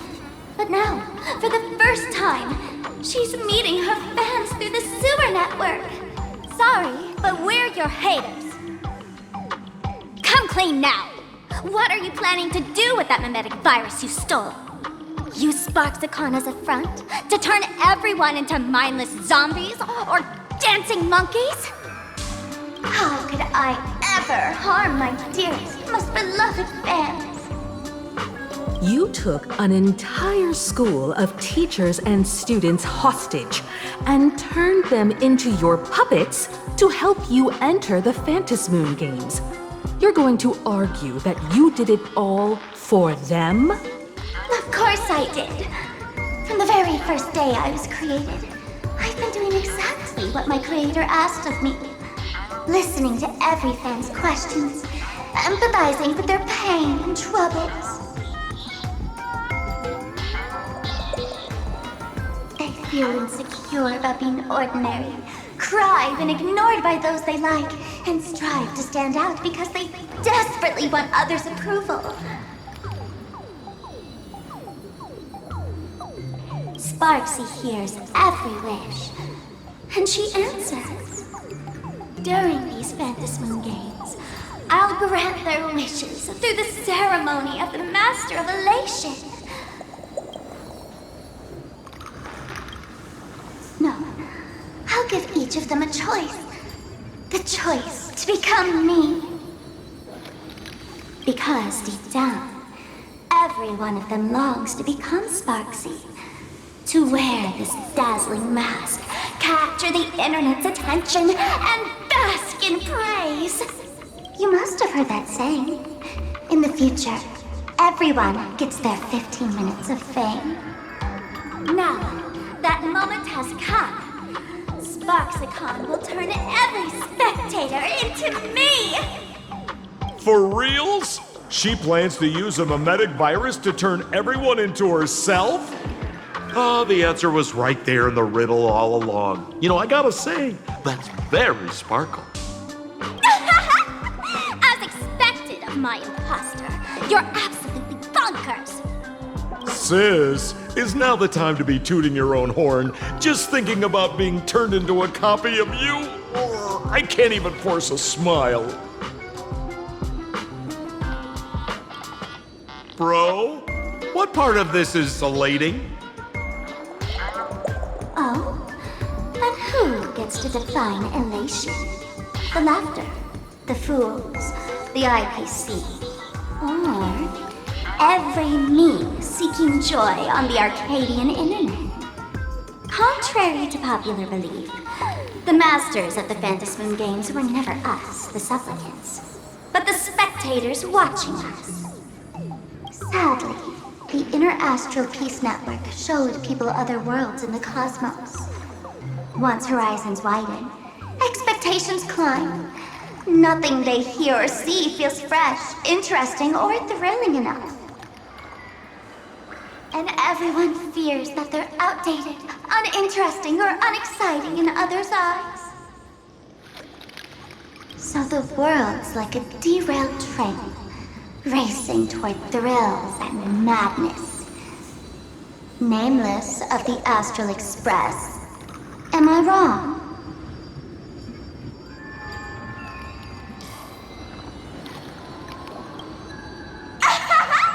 Bingo! You got it. I'm a part of her.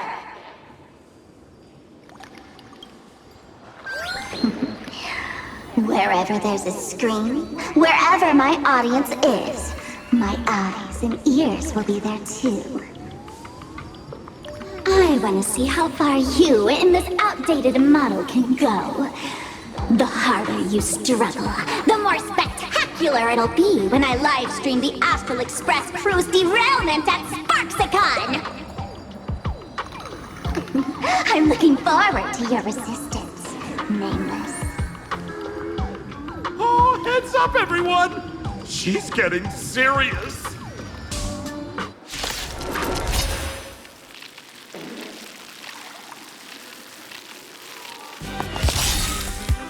Oh man, the other day I ran into this fan.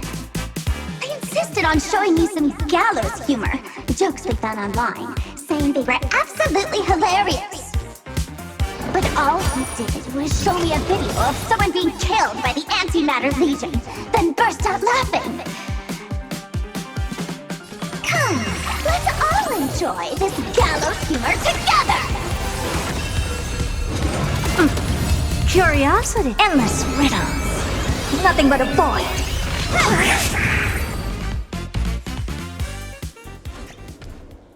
Listen, Sparkle. You only asked me to do your dirty work, but you never said anything about being your thug. You owe me compensation for emotional damage. Everyone's going to become me soon. Sampo, crawl out of your money pit for a moment, will you? To think, Plain Arcadia's elation would end up like this. Back when I still lived in this place, the internet was just for sharing information. Live streaming and virtual idols? We'd never even heard of them. Coming back now feels like stepping into a foreign land. Like returning home, only to find home isn't where it used to be. It's just madness wrapped in a cheerful shell. She's convinced that we'll be powerless to stop her plan, even if we know what it is. But I'm not ready to roll over just yet.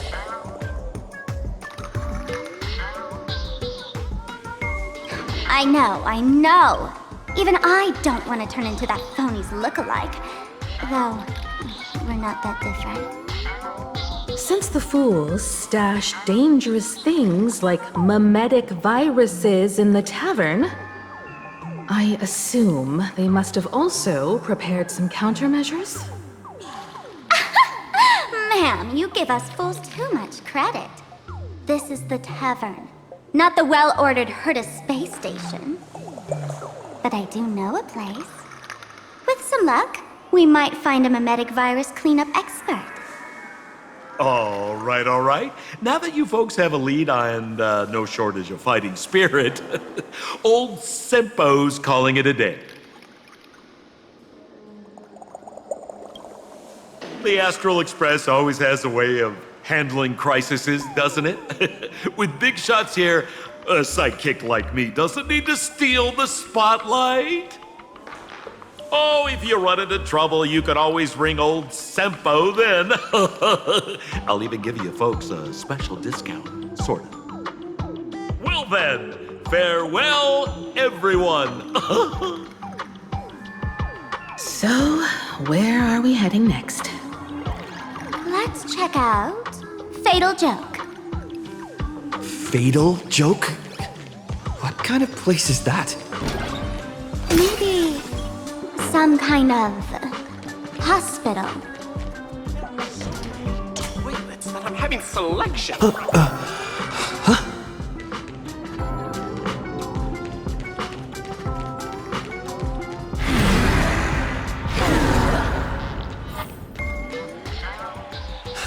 place feels more like a maze than a tavern. Well, it is a space-time maze, after all.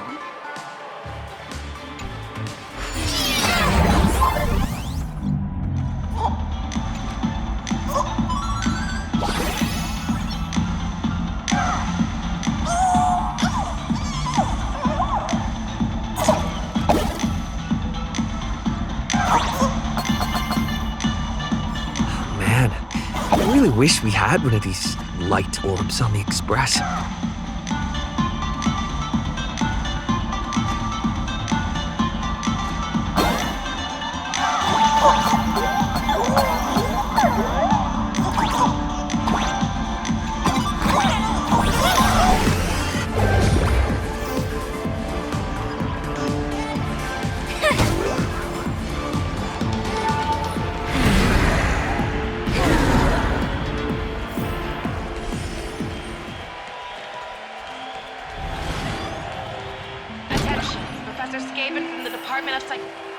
Why is there a hospital hidden inside the tavern? Well, because those who can become fools are all a bit sick in the head. Not your regular headaches and fevers, but matters of the heart. Every time someone goes bonkers and stirs up trouble in the tavern, like scattering nosewalker parasite ticks in every corner, or spiking the beer barrels with truth serum that makes people spew insults. For each time the whole place goes topsy-turvy, there's always some fool who, in the spirit of elation, volunteers to treat them. Yep, they get sent right here to Fatal Joke. Strange. Why isn't there even a fake doctor around today?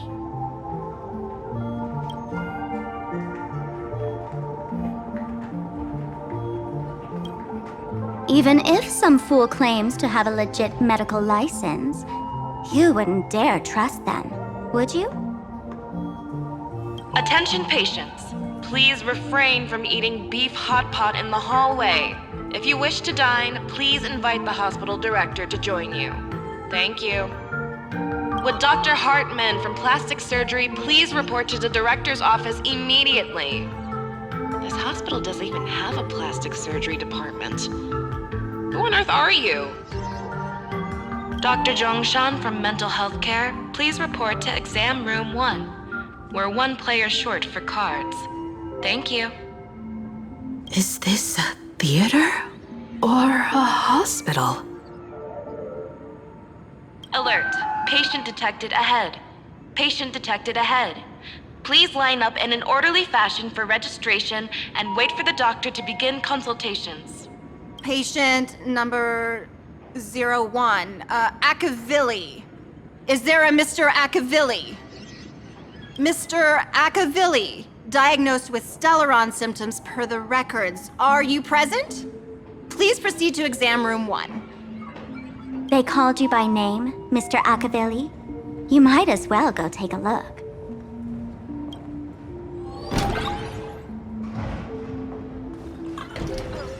I'm extra sick. Finish everyone I see. Isn't there more?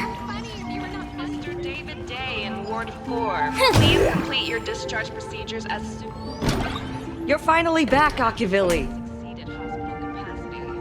I've reviewed your clinical records. Your Stellaron symptoms are stable. Continued observation will suffice. I'm your presiding physician. Good news for you. You don't need to rush into treatment just yet. Though I can't say the same for Miss Sparkle over there.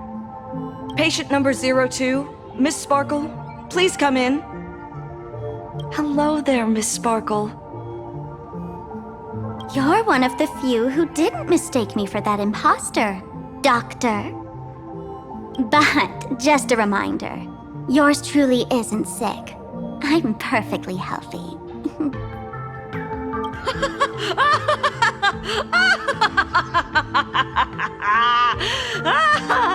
Oh, everyone who comes here says they're perfectly healthy. I've seen so many patients, and you're among the most severe. I could already make an initial diagnosis at first glance. Your ailment is loss of self. If someone can transform into 10,000 characters, would she still remember her original self? Good question. But if someone could become 10,000 characters, does the original even matter anymore? By the way, Doc, are you familiar with any treatment protocols for mimetic viruses? Mimetic viruses. I've heard about it. The city sent over a few cases. The patients had one thing in common. They were all heavy internet users. The medical records are in the room. You can take a look if you want.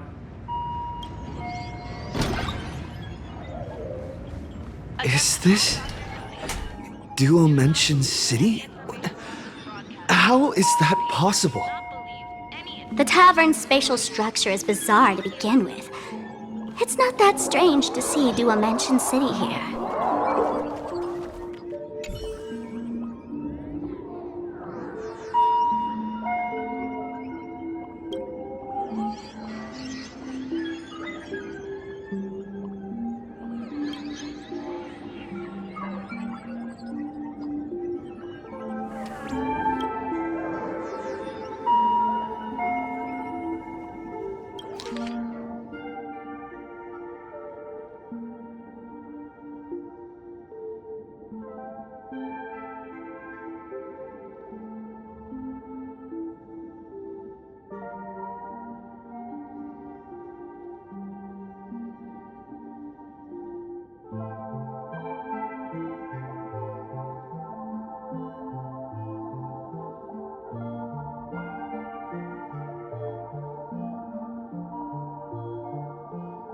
No way.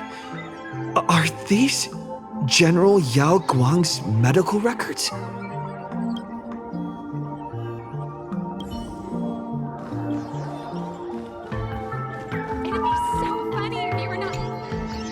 The medical records are on the bookshelf. First file on the left.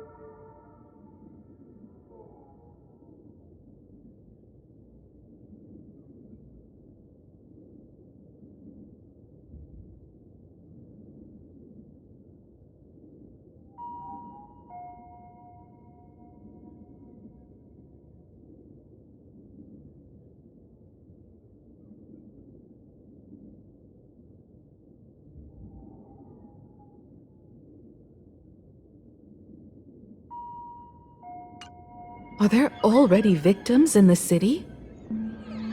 To eliminate the mimetic virus, helping Patient Zero face reality is a crucial phase of the treatment.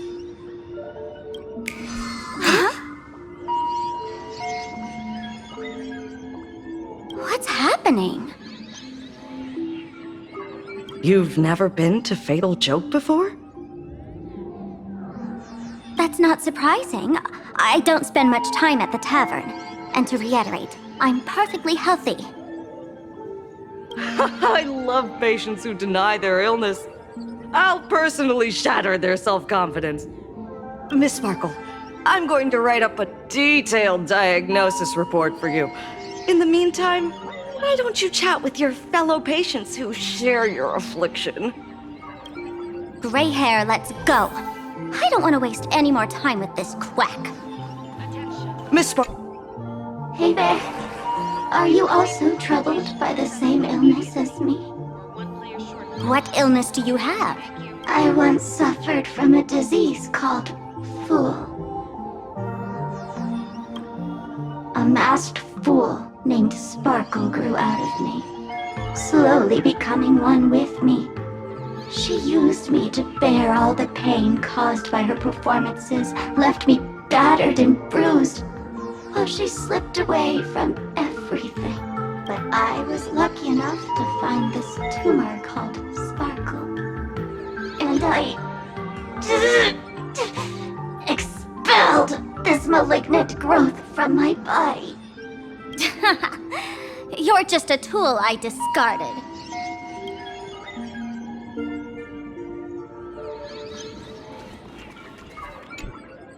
Sparkle, do you still remember me? More people got my name right today than in the past week. I'm so touched.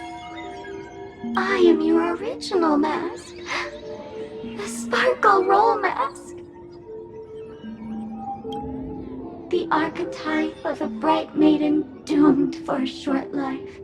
The avenger who perishes with her nemesis. The lover who dies for love. The young artist driven to madness. You used me to win fame, applause, and countless eager gazes. So why would you cruelly cast me aside? Please, wear me once more. The worst thing an actor should do is be tied down to one type of role. Do yourself a favor and stay down. The diagnosis results are in, Miss Sparkle.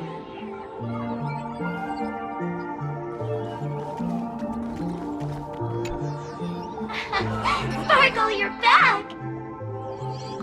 You seem happy. Yeah, I'm keeping my spirits high, just like she asked. Sparkle, Sparkle! You're the one who told me that a smiling mask will never have bad luck, aren't you? This world doesn't want to see too much sadness, cruelty, rage, or pain. You told me that I just need to smile, no matter what. I did everything you asked. But why did you abandon me? Right now, I just want to scream, to cry, to shout. I just want to devour you whole. Just how many masks have you thrown away? Don't worry about it. Everyone sheds just as many versions of themselves in a lifetime. Attention patients. Miss Sparkle, I have your results. Your main components are madness, humor, and a theatrical personality. Unfortunately, the proportions are badly imbalanced. You're beyond saving. But the silver lining is your mask has fallen off. She's free at last. And that's where everyone's misfortune began. None of the masks I've cast off ever had such strong opinions or such a temper.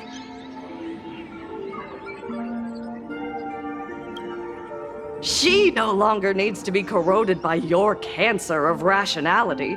Now she can do anything that you wanted to do but didn't dare to do. As if there's anything Miss Sparkle wouldn't dare to do. For example, you don't dare wear any one mask for too long. Like a butterfly shedding old skin, you keep discarding every mask just so you won't be defined or bound by them. You're afraid to stop, to be stuck in some stereotype. You're afraid that one day you won't be elating enough. That's why you drew Miss Sparksy and became her online. As a dazzling mask, everyone confides in her. Everyone wants to be her. Everyone feeds her their clever ideas. You thought this would inject new life into your elation. But sadly, once the mask is on you, you become its accessory. People care only about the image the mask paints. No one cares about the you beneath. And that is why she came to life. Human recognition and desire will flow through the internet, providing nourishment for her to bloom. She'll become a bewitching flower, conforming to everyone's wishes, letting them wear her, become her, and blossom across all of plain Arcadia. What a beautiful sight. Stop? You mean treat? Yes? Cremate Sparkle. That's the best treatment I can prescribe. And here I thought you had something clever. After all, there's only one radical cure for all suffering. Make oneself disappear, right? Miss Sparkle, don't think I'm joking around with you. I only misbehave outside the tavern. But here, I am a doctor, without quotation marks. My treatment is real and effective. Generally, when a fool vanishes, their mask loses its power and becomes a dead thing. You're two sides of the same coin, after all. But as for Sparksy, I can't say for sure. During SparksyCon, she'll be worn by millions of ordinary people in plain Arcadia, feeding her with sustenance and strength. Your window of opportunity is therefore fleeting. Go on, lie down on that bed and say goodbye to your friends. Press that button and the nurse will come wheel you away. There's a door in the tavern that absolutely positively leads to a still-burning star in Siduni Rama. The nurse will send you there, and that'll be the end of it. And if I say no? Then I'll have to be impolite.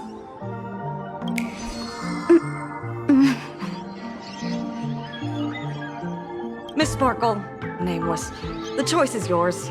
As for me, by the laughter above, I've got to catch the next ship out of this dump. Hey! What's going on? Why am I pinned here? Gray hair. The mask of the masked fool represents what you wish to become.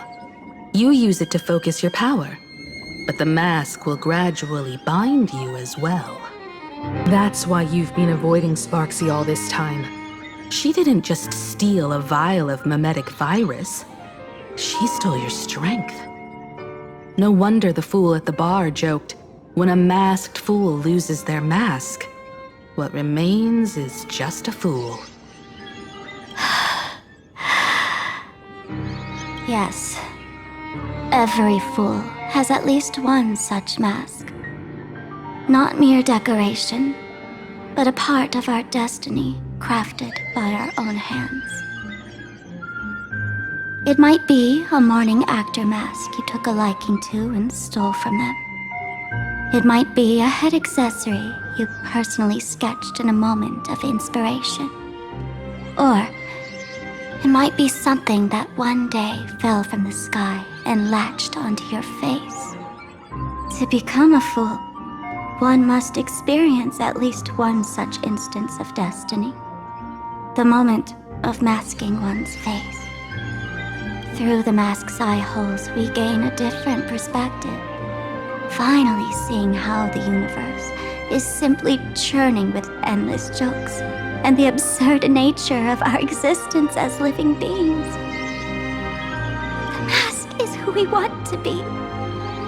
And now, this imposter is more me than I am.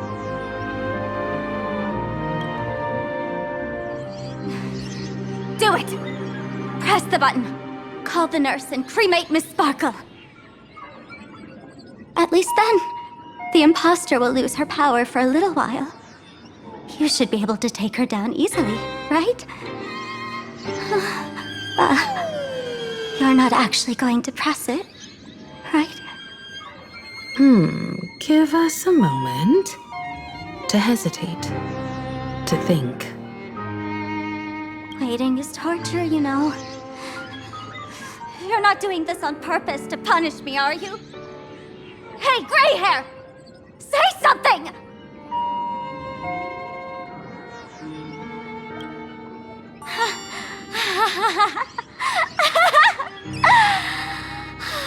I knew it. Gray hair. You're still that same warm-hearted gray hair I know. Psst. Let me tell you something. While no one was looking, I already popped the battery out of the button. This was a test, and you passed. Since the fool made her choice, she must have a plan to reclaim the mask, right? If you dare say no, I'll press this button and let the orbital cannon cremate you for real. Your sticky little fingers aren't fast enough to steal this battery, are they? There's a way. There's always a way.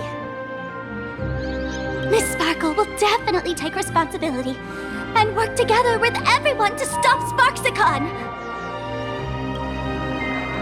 What's with this applause? Have we been watched the whole time? Bravo! Please refrain from eating beef hot pot in the hallway. If you wish to dine, please invite the hospital director to join you. Thank you. That's hilarious!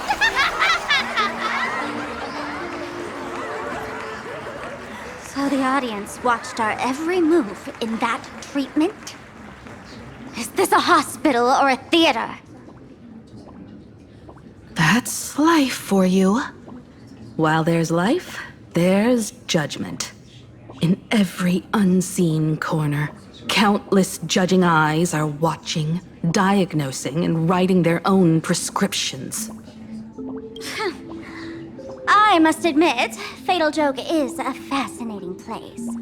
Real shame I didn't come check it out earlier. Ignore the spectators. They're just here for laughs. They won't help and couldn't if they tried. You said you had a way to stop Sparksy. Let's hear it. What's the plan? I've got a few anti-sparkle weapons in my collection. I've always had this premonition that one day Miss Sparkle would become an unstoppable terror in this universe. Someone has to find a way to stop me before that day comes. On a trip, I met a girl who shared my tastes. She had quite the knack to be a fool. In our battle of wits, she nearly turned me into sparkle paste using the local tumbleweed specialty. She also had a massive mech with beam cannons up the wazoo, ready to blast away any time. I quietly replicated those powerful goodies from my travels. With these anti-sparkle weapons, that imposter won't know what hit her. I gotta say, I'm quite the visionary. You two, let's head to the storage area next. I've already contacted Giovanni. He's doing an inventory check of the lost items there.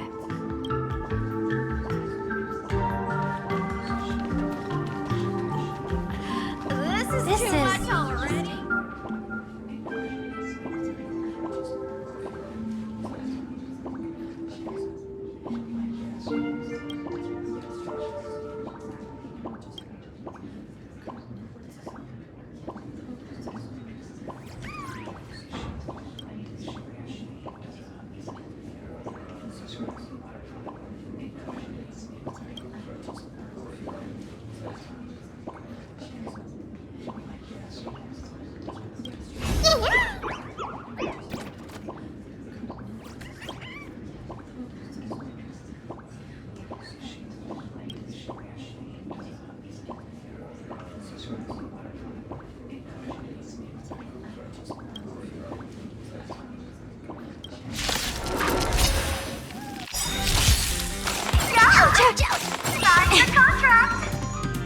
Feeling spiffy?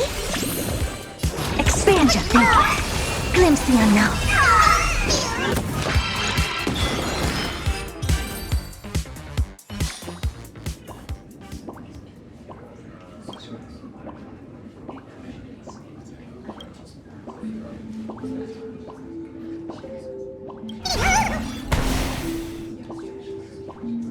This is too much already. When will I be able to see this and not laugh?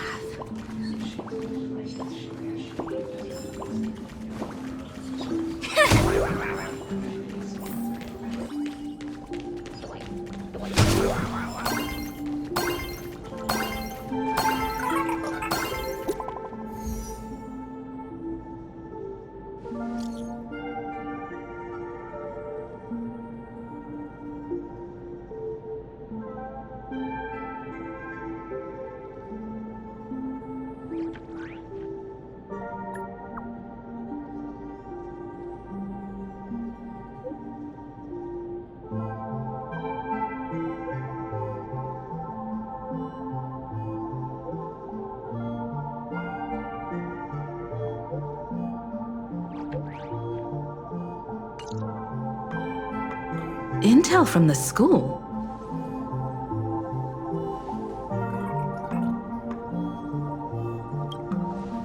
The Furbo journalist couldn't find March or Mr. Yang, but they did spot Sparksy taking down the wave mural in the school courtyard. Oh? That's noteworthy. Looks like Sparksy is busy making preparations too. But why do all this? Never mind her for now. Let's check out the Fool's storage area.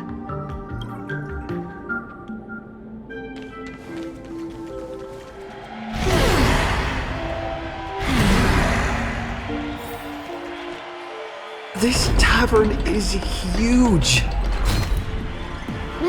It's alright. I just wish there were more fun spots around here.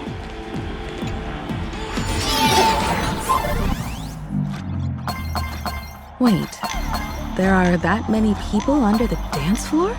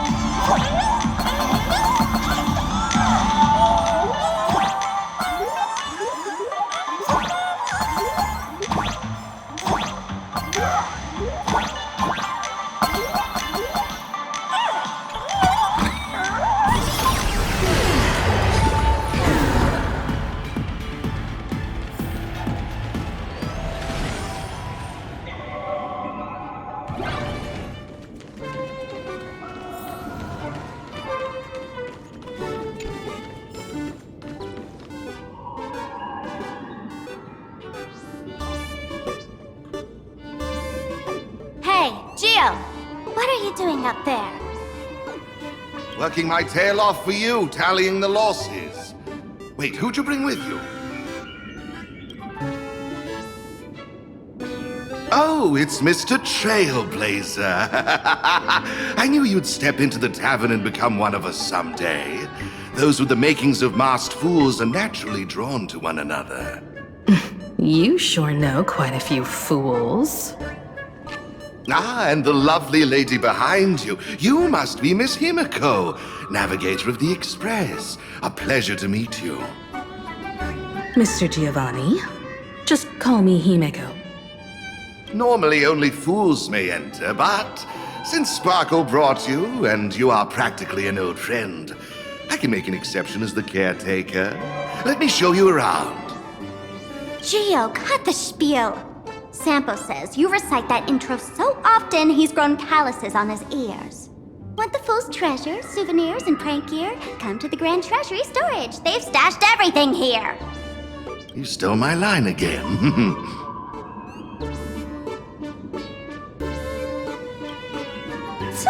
With our theft rate, that tagline's probably to blame. I'll admit it's catchy. That's why I used it as a slogan. Storage area visits went up by 26% after that. Business first. Did you see my pickup message I sent? Where's my stored anti-sparkle weapons? Well, your storage list is a total mess. You never leave any notes. If I hadn't been called to audit, who'd know how many surprises you got stashed away? As for the anti-sparkle weapons, oh, I'd love to know what on earth that's supposed to be. Why don't you go in and look for yourself? As requested, I've linked the vault entrance to your collection room. Gio, did the imposter leave this behind? How should I know? I've been doing inventory all this time.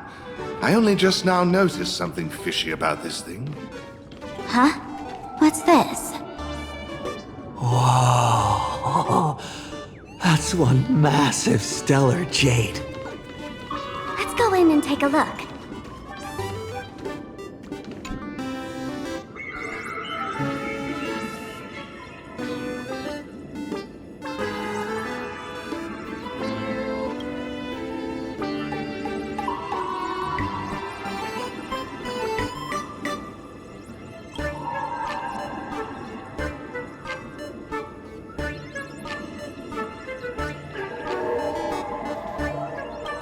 kid, wake up.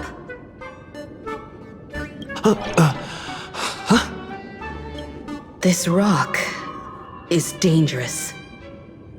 Dangerous? I'll smash it with one swing. You got it. Smash every last one and bring them all back.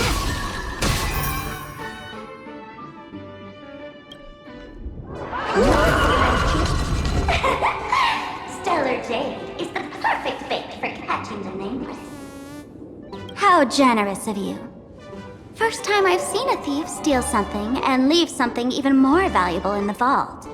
Isn't this exactly the type of phantom thief flair we masked fools adore? Remove a carefully curated piece and leave a gift in place to soothe the owners. A jumbo-sized Stellar Jade is surely worth a jar of mimetic virus and a few anti-sparkle rabbits, wouldn't you say? And you stole my other prized pieces too? That worthless junk? Consider it a complimentary vault cleaning. Before Sparks come begins, I'd like a little warm-up entertainment. Old model and the nameless. You should be able to break out of this room, right? Don't disappoint me now!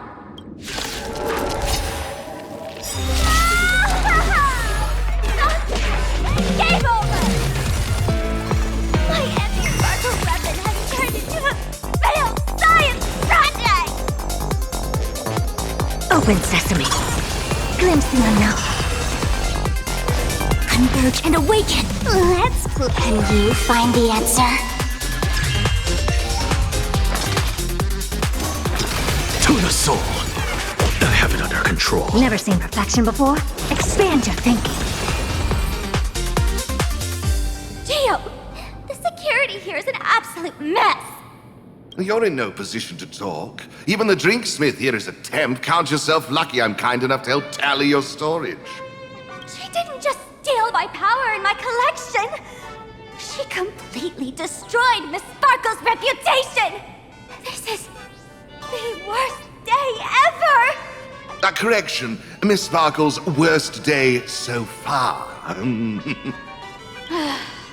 Wanna make fun of me? Go ahead. Don't get me wrong. I also don't think gear tumbleweeds and giant mechs would work on someone spreading mimetic viruses. I thought of a way just now that might suppress the mimetic contagion at Graphia Academy. You can fight fire with fire, but a mimetic virus can be scoured away with water. What do you mean? Our informant at the school reports Sparksy is removing the central mural there. The imaginated mural, World Breaker Waves, is said to be a work left behind by Graphia herself. Legend says the wave comes from the Dove Brook river water she used to wash off her painting mistakes. The artists say it is blessed. That's why they kept it in the school. I couldn't understand why Sparksy went to such lengths to tear it down. Now I do. Painting mistakes are redundant information that stain a painting. A mimetic virus is redundant information that stains the mind. If someone knew how to harness this Dovebrook wave to wash over the school, they could cleanse the infection she spread. That's why Sparksy wanted to hide the mural. Exactly. As a Graphia Academy alumna, I know a bit of traditional painting. Right now, our most directly effective plan is to break into the school, regain control of the mural, and use it to suppress Sparksy's movements. Let's go! I'll make this imposter pay 100-fold! Looks like our paths must part in haste. I wish you all fair winds on your journey ahead. Oh, if any of you feel uncertain about what's next, here's a small suggestion. Take a detour inside the Blistar Light Orb. For us masked fools, that light orb holds the same significance as the Phantasmoon hanging above. deep within the orb, everyone can find the divine revelations of the elation.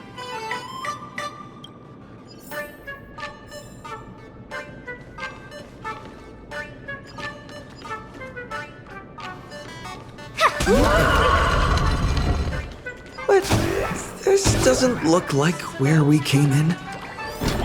Don't worry. I had old Gio open a shortcut.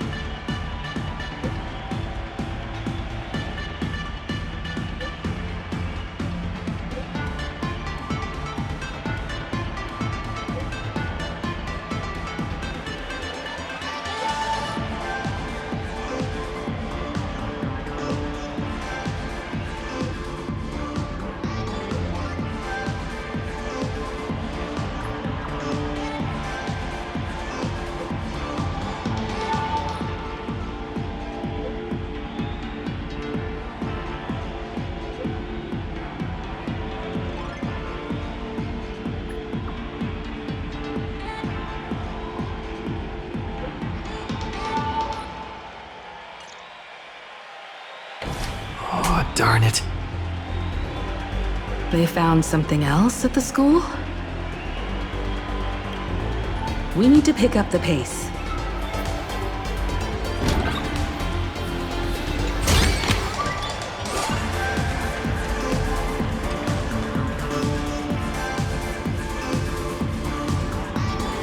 Giovanni said we could find the divine revelations of the elation inside the light orb. Don't tell me this orb is another tavern room. Bingo, your intuition's spot on. It isn't just a light-polluting orb. Think of it as a shrine for fools.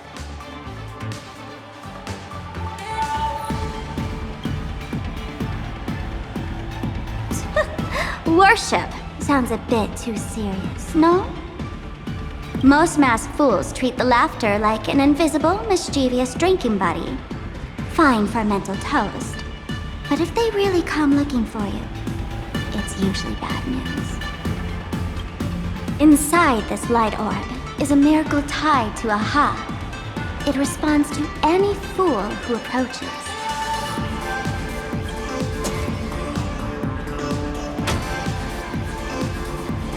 Let me show you something mind-blowing.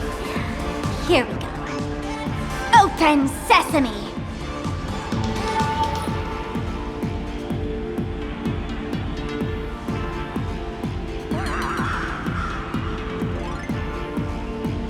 I said, open sesame! Open sesame! Sesame? Open?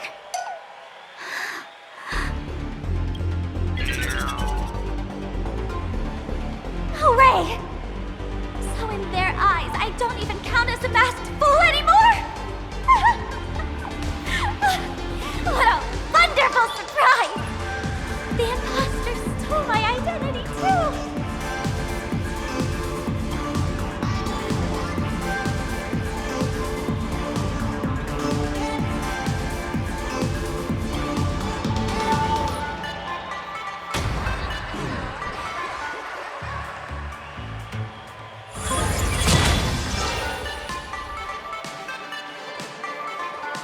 The good news is, at least one of us is still a masked fool. Hey! That's way too harsh.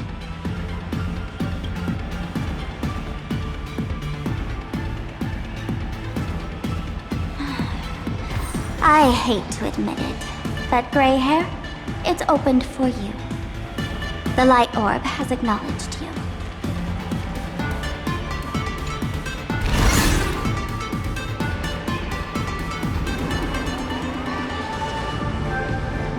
So, this is the miracle you meant? Yes. Among the masked fools, a myth is told. When the Master of Elation climbed the highest boughs of the Tree of Existence, they glimpsed the cold, abhorrent void. The stars turned like machinery, and all meaning yielded to nihility. they gazed further, until they witnessed a newborn fall and cry as if wronged beyond measure. Then they burst out laughing. That crystalline laughter tore through the cold, dead universe, echoing through the realms to this day. Many think the laughter that tore apart the cosmos is just a metaphor. But sadly, it's real. The tavern folks call this thing the echo of primordial laughter. It tore open a spatial rift. They say other tavern branches have this too, in multiple locations. No one knows how many there are, or what their existence means. When we shout into it, there's no echo. Toss in trash, and it merrily swallows it all. No one knows if this thing will keep widening and swallow the tavern whole. Either way, it just sits there, right over there, motionless, grinning at us forever.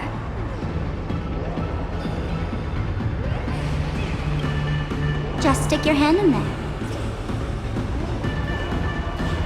It's said, at a turning point of destiny, a fool need only reach into the rift and grasp something.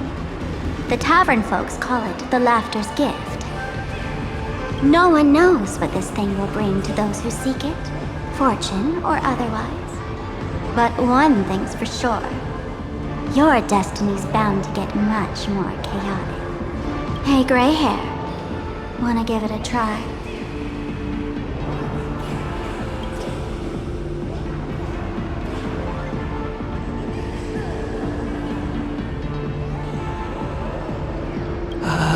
Akivili, have mercy. In Akivili's name, please don't hurt me. My hand doesn't taste good.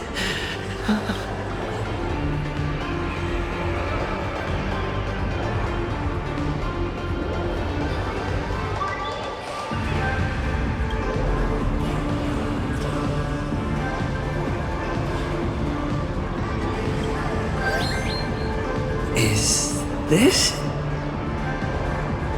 Huh? What's this?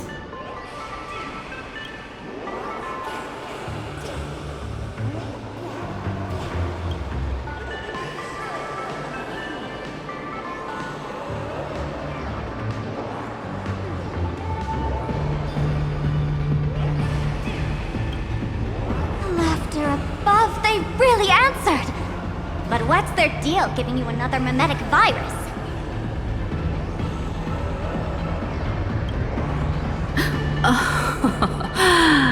Now I get it. Audiences infected with the Sparksy virus naturally won't be able to resist Sparksy. We'd end up like that soon after breaking into the school. But if we're already infected with another mimetic virus, well, that changes things. And this banana serves exactly that purpose. To buy us some time to resist. The elation really has a twisted sense of humor, huh? All right, let's move. Who are you two? Haven't you heard the rule? Only one fool's allowed in here at a time. Who am I? Well, just a passing detective and his assistant. Have I been asleep too long? Or has humanity sunk so low they don't even care if they turn into monkeys?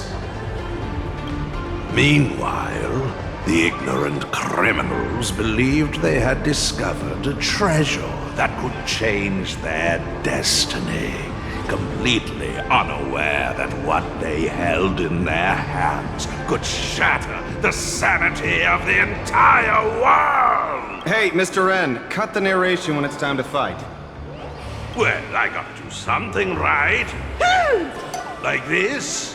Whatever floats your boat. Now, listen up, you three. Put that banana down and walk away, and I'll let bygones be bygones. But if you try anything funny... If you want to get to them, you'll have to get through these little toys first!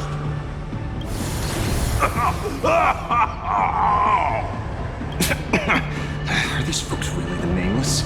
In all my years, I've never seen the Nameless dealing with mimetic viruses. The real deal. just some nameless passing through. Mr. N, I've got to go after them. You won't be able to keep up with me. Just head home and wait for the news. I swear, I won't let the tragedy that happened to you repeat itself in this world.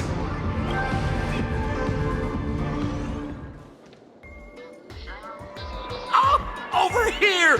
This way! Run faster! You don't want to get caught by that guy back there, do you? Yo, bro! Just how many troublemakers did you people manage to tick off when you landed?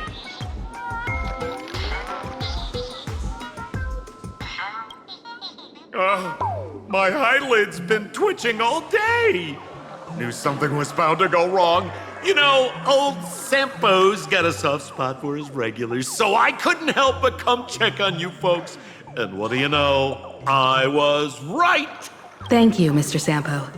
Now that we're all set, it's time to head to Graphia Academy for the rescue mission.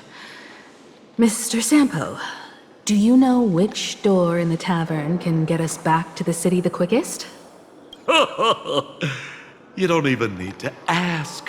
When it comes to knowing all the secret passages and shortcuts in this tavern, you won't find anyone who can match old Sempo.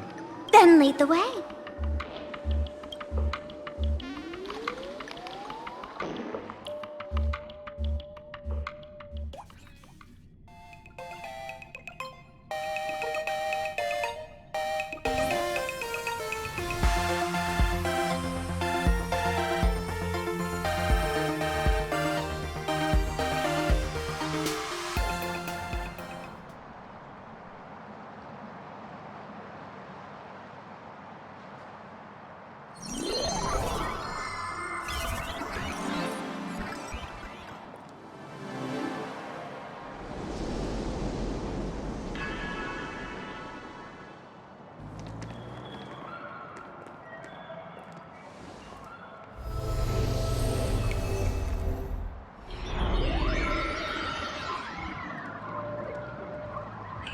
Your thoughts tell me that you still have doubts about me.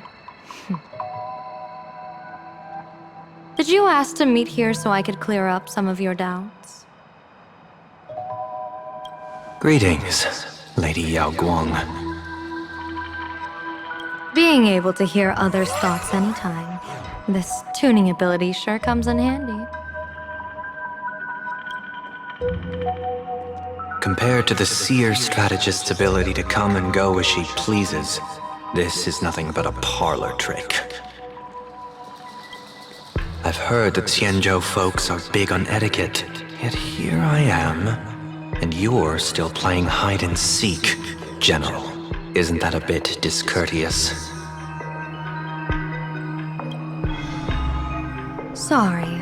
I have this old problem of suddenly disappearing. It's really something beyond my control.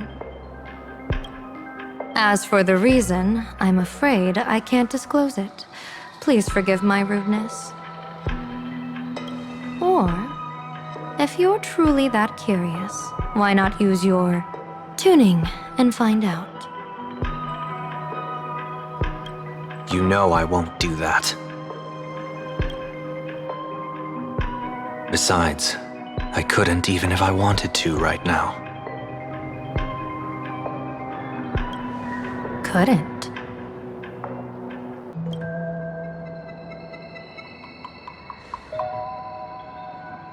At this moment, the crowd's thoughts are crashing over me like a tidal wave.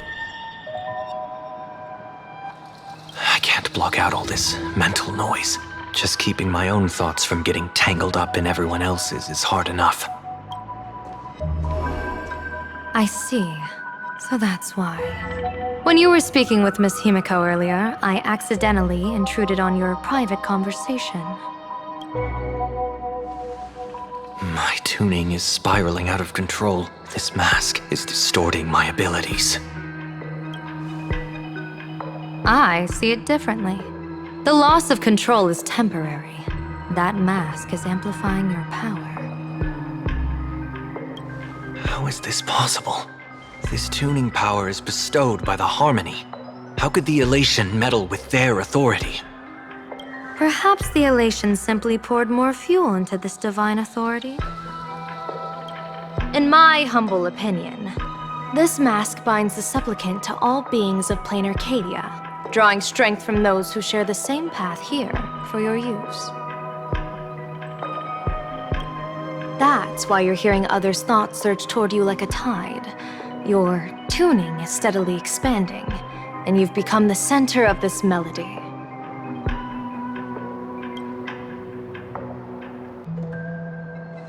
You sure gave me quite the gift, General. But why would such a precious gift be placed on my face? I need an honest answer. You want to know the reason? Didn't I explain it already?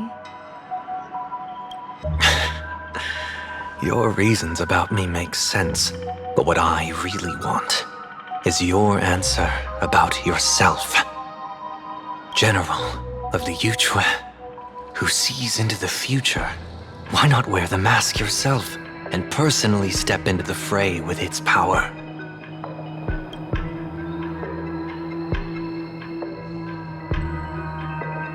Words can deceive, but only tuning lays the truth bare.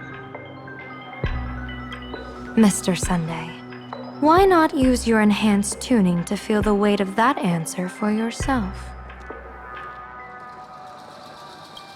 Well then, pardon my intrusion, Lady Yao Guang.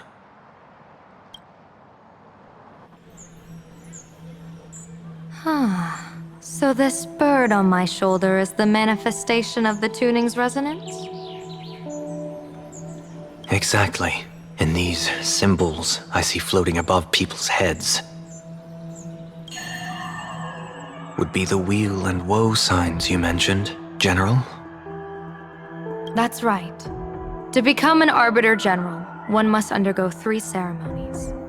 The Rainbow Ordainment, the Rainbow's Gaze, and the Bestowal of Spiritus. Only then can one truly take up the mantle and live up to the title. When I was appointed as the Yuchue's general, I was bestowed with the Rainbow Spiritus called Kalachakra Sky Plume, which represents the vision of the hunt among the 7 aspects of the rainbow. A symbol of foresight, verdict, and self-discipline. Thanks to that, I gained the Eye of Ishvara, which allows me to read the flow of destiny. Since the day I arrived on this world, every person I've seen bore a crimson woe sign above their head, without exception. Within days at most, a catastrophic disaster will befall this place. So, that red glow rising from the edge of the city is... The blazing light, formed by the convergence of all those woe signs in plain Arcadia. In that case, General, it's all the more reason for you to wear the mask. Once your sight into the future is strengthened, you won't need to fear the deathly omen in your readings. Mr. Sunday, have you heard the diviner's iron law? Never divine the same matter twice. In Penacony, diviners also warn clients beforehand. You can't ask for another spread just because you dislike the result. There's a reason for that, isn't there? Divining the future is, in essence, a form of observation and calculation. It's an interference with the future. Each reading drives the murky future towards a definite outcome, a collapsed quantum state, even if that outcome isn't to one's liking. To be honest, when I set out for plain Arcadia, I had fully intended to personally participate in the Phantom Moon Games. But the moment I laid hands on the mask, I understood the consequences of wearing it. Once this miraculous item is donned, the Eye of Ishvara would transcend mere sight and permeate throughout this realm. The Kalachakra Sky Plume would predict the future of all beings at tens of billions of instances per second. You're saying that simply by your observation, our future would become fixed. Indeed, just like how the Wisdom Walker expounded the way of destiny, anchoring the fated moments. If I wore the mask, I would become the noose of plain Arcadia, and I would personally anchor a destiny that drives us all into a bottomless darkness. We will become locked in a dead end, with not a shred of hope for salvation. Close one. I passed the trial. There's still a sliver of hope in this round. Now that makes me even more curious. Pardon my bluntness, but the fate of billions in plain Arcadia never had much to do with you, General. Your encounter with the Express and the IPC was merely a chance meeting. You are a messenger of the Xianzhou. Since you foresaw the omen, that an Arbiter General will fall here, you could have boarded your ship and left at any time. Why choose to stay and help us? To help this world break free of this death trap? Because I am guided by great compassion. Every life is precious beyond measure. Such diplomatic pleasantries won't fool the former master of Penacony like yourself, would they? Then, how about this reason? The Astral Express has distinguished itself time and again against the destruction, and bears an irreplaceable duty for the future. I can't just sit idly and watch you face annihilation. Give me a break. I really am terrible at all this diplomatic talk. Mr. Sunday, what makes you think that everything I've done is just to save Plain Arcadia? What? Weal is where woe lurks. Woe is where weal leads. The good fortune of some often births the ill fate of others, and a dead end for someone may hide an opportunity for another. This treacherous land where life and death turn again and again, where fortune flips to misfortune, is, in my eyes, the perfect board for a game of wits. A game with whom?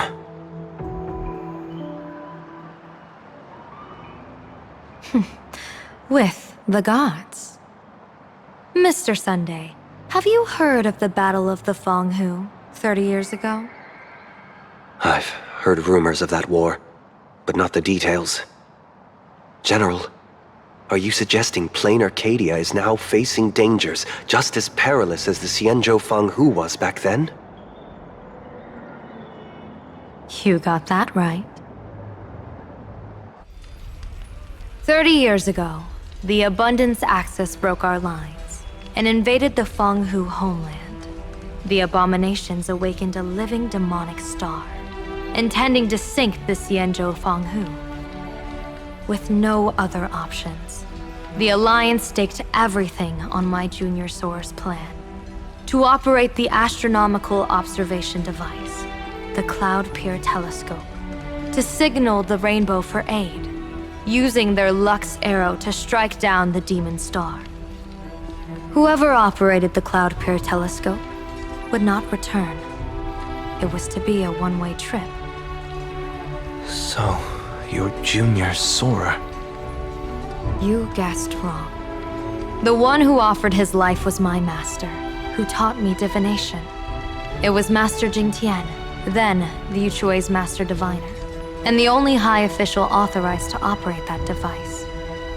He accepted his fate and ventured to the Fenghu, going with him into certain death were Yueyu, the previous Yaoqing general who guarded the Cloud Pier Telescope, and the Verdant Knights under her command.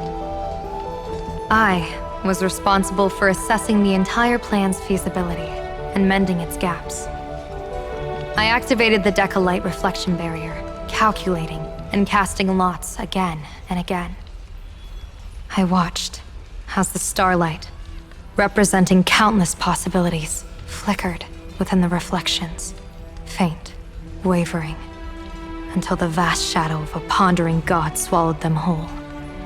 And they vanished into the abyssal dark at the edges of the universe. And in that moment, I understood that I had cemented my master and countless soldiers into an inescapable doom. When the Lux arrow fell, they would perish along with the enemy and that demonic star. all reduced to ashes. You sacrificed so many comrades just to ensure the enemy's fall? To Penaconians, that must seem incredibly cruel, right? As someone born in an era of peace, I have no right to judge. Perhaps the founders of Penacony could understand the necessity. Cruel or not, it was my duty. And so I had to witness and remember their sacrifice. When I saw the Lux Arrow descend, I realized the Xianzhou Alliance had actually directed an Aeon's actions. This realization illuminated the mission of my remaining years. In this cold, merciless cosmos, when you're trapped in despair, an Aeon's intervention is often the only hope. We are not ants, helpless beneath the celestial spheres as we simply watch the stars turn. Instead, their trails were forged by us, who offered up a portion of our insignificant destiny. Even beings as mighty as the Aeons can be pulled by our will. Is this what you want to do in plain Arcadia? Indeed. I will seize those starlights of possibility I once buried with my own hands. Just like the Battle of the Fong Hu 30 years ago. An Arbiter General will fall, and an Aeon will descend. I will forge the destined death into wagers and game pieces, and invite the god who delights in meddling with destiny to sit at my table. This time, I will invite them into my calculations, to draw a great wheel for the cosmos' future. Mr. Sunday, surely you can understand this mad idea of mine, having once reached the divine throne of order yourself.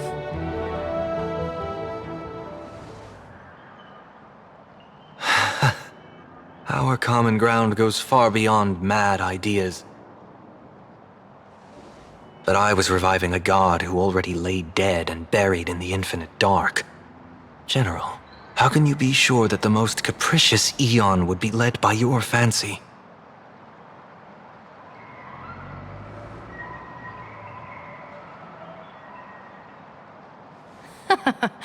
Have you heard this myth about the elation? They say Ahab once climbed to the highest bough of the Tree of Existence. Gazing out, they saw stars turning coldly like machines, and the meaning of everything yielded to nihility. Only the cry of a newborn made them burst into laughter. Mr. Sunday, answer me. Why did Aha laugh?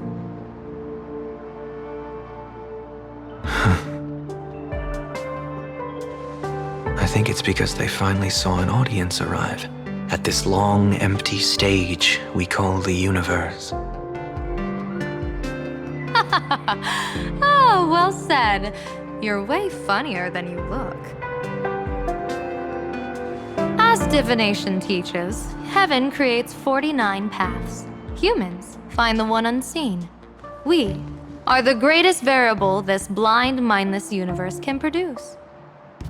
The universe and the gods set riddles for us, and we shall give them a surprise. An answer beyond the finality. Ah, looks like it's about time. Don't tell me you're disappearing without a goodbye again, General. No. This time, we will set our eyes on the same place and carve a sliver of possibility out of destiny with our own sight. Could you be talking about the school where Himiko and the others went? Yes. The crimson light there pierces the sky today, marking it as a locus of woe. The Arcadia's first calamity will erupt there. I should have asked you to give them a few secret strategies before they left. Forget it. The stuff in those pouches is all harmless banter anyway. We should let them off the hook.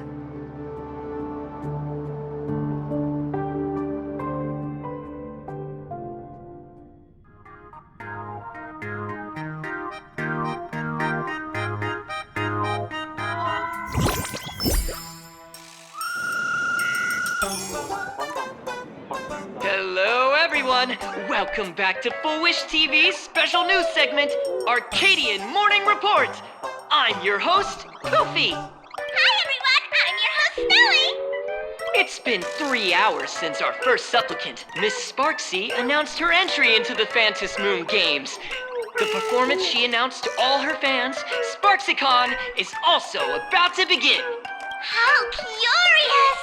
Plain Arcadia's day-night cycle was completely scrambled in ancient times. Graphia Academy's location just happens to be bathed in light. So, in broad daylight, what kind of fireworks show does Miss Sparksy have in store for us? Who knows? Maybe she'll blow the school sky high in a blaze of fireworks. After all, at the Phantom Moon Games 15 years ago, Graphia Academy also. Hey, Senior, you can't joke about that! Dear viewers, our apologies. Let's move on to news about other supplicants. According to the Department of Aberration Defense's staff, during a routine inspection of the Phantom Moon courtyard, 2 additional mask shapes manifested on the altar. In other words, 2 more supplicants have appeared! Although none of them have publicly announced entry into the games yet, the altar's masks mean someone, somewhere has quietly donned the masks of elation. As for the 2 masks, Department of Aberration Defense staff describe one as a raccoon and the other as some kind of bird. A raccoon mask, huh? Hard not to think of the Astro Express that just arrived in plain Arcadia. Will the Nameless from the Astro Express join the Phantom Moon Games? I hear they've even invited them to SparksyCon as special guests! Will it be a miraculous show formed out of the collaboration between supplicants, or a head-to-head showcase between 2 famed contenders? Countless streamers are already live, broadcasting the scene at the venue. Let's cut to the feed now. Oh! Look, it's the Nameless from the Astral Express! One girl, 1,000 faces. 1,000 faces, one girl. Welcome to the SparksyCon live broadcast. Dear lovely fans, please be patient. SparksyCon is about to begin. This horror stream is about to end. Time for you all to log off. That woman has Miss Sparksy's face. What a pathetic imitation. What? My face is the original! Miss Sparksy's face alone is the greatest masterpiece in the world! Everyone should listen to her sweet voice and gaze upon her adorable face! We shall become Miss Sparksy! We offered everything to Miss Sparksy. Sparksicle! Sparksicle! Sparksicle! Sparksicle! My eyes! I've seen something cursed. The mimetic virus spread among people is way worse than we imagined. There are walking Sparksy shrooms growing on the ground. I bet we'll all end up with Sparksy, or rather Sparkle faces before we can get very far. Are we really using that? If we don't take down that imposter before the virus hits, we'll all be monkeys in the jungle. Become a fake of a fake or a carefree monkey. Your call. On second thought, being assimilated by an imposter doesn't sound that bad.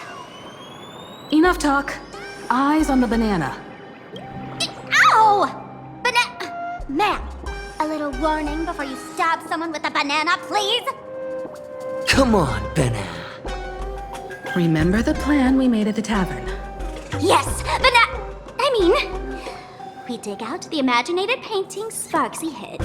Then produce waves to give Garapia Academy a good wash over.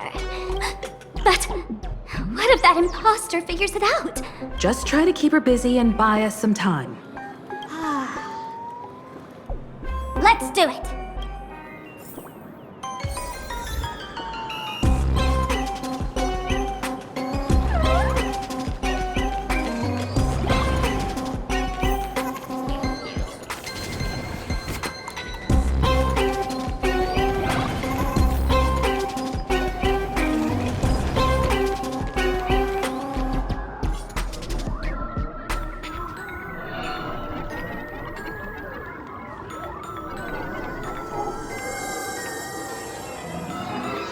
Yoo-hoo! Welcome, dear guests! I've been waiting so long, my phone's about to die. Drop the act, my dear Mask. I shouldn't have called you an imposter. That was harsh of me. Come back to Mama's arms. It's not too late. If the Astral Express crew gets involved, they won't be pulling any punches.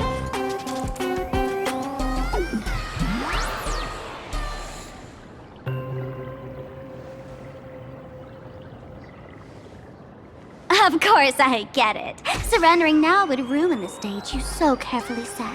Total buzzkill, right?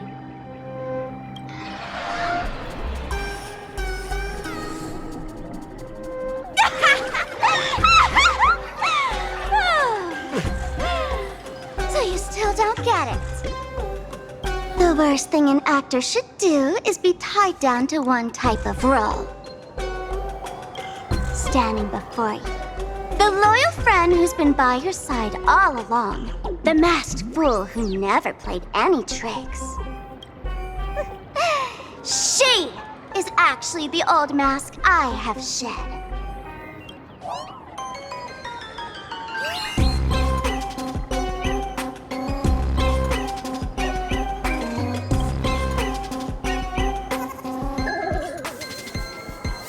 Haven't I been telling you all this time? She's just an old model.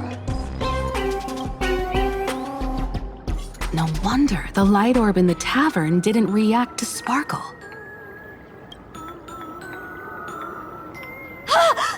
For real?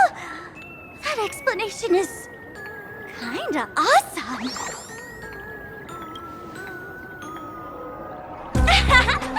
Look at those expressions on your faces.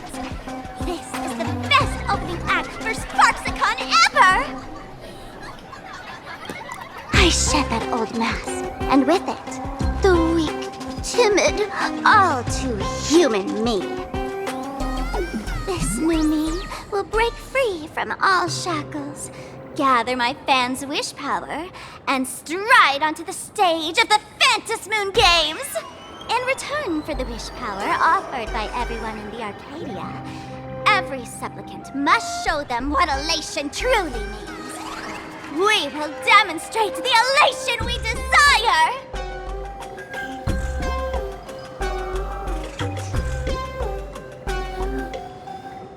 There's no coercion involved anywhere in this. It's a simple yes or no, like scrolling to the bottom of the terms of service. Want attention, talent, quick cash, universal praise?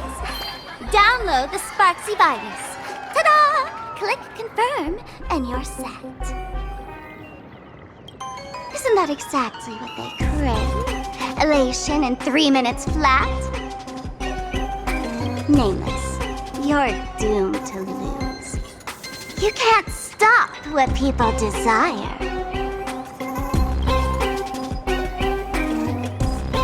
We can't stop their desire. But in this stream, we'll show this Arcadia world another possibility. What did you just say? We'll show everyone watching the live stream the elation of the Astral Express.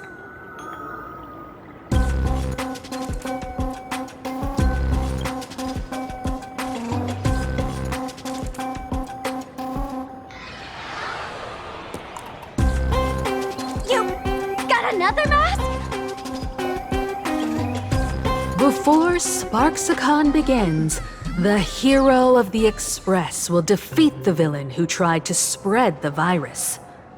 And soon, the world will watch it happen live. In their hearts, they'll long for the Trailblaze too.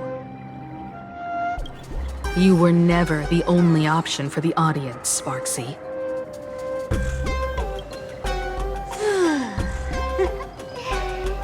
You know why I can't stand heroic stories? You lot always wave the flag of justice, then stomp all over the fun with brute force. The elation has nothing to do with justice, and you haven't won yet. Ma'am, gray hair, don't tell me you forgot the plan. I'll stall her.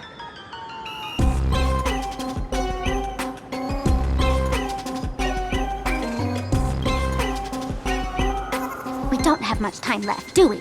I'm trying to give us better odds of winning here. There's one thing I've always wondered. Who's the real Sparkle, and who's just a mask? Shouldn't the last one standing decide that? Then let's settle it right now. I'll make you the opening firework of Sparksicon.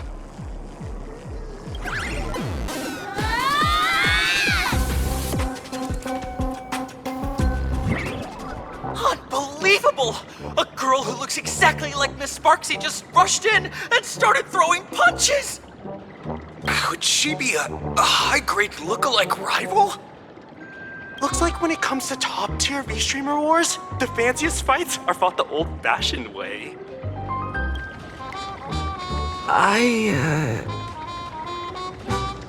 Hey, friends!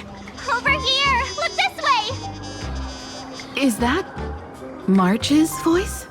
Over here! Mr. Yang and I are in the art classroom! While Sparkle keeps her busy, let's regroup with March first.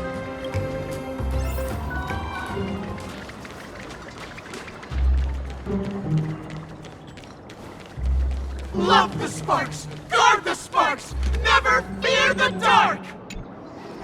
What kind of trash rhyming is that?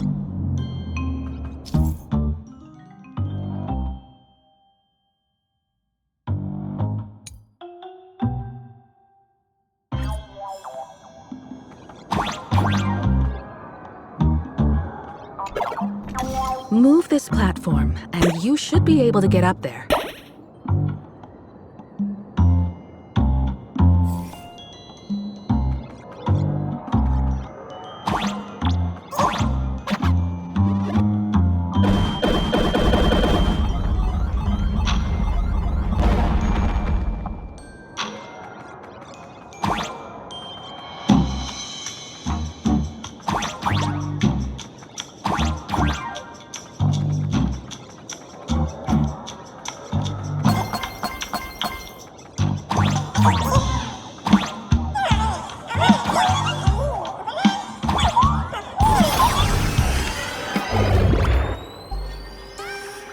His Himeko!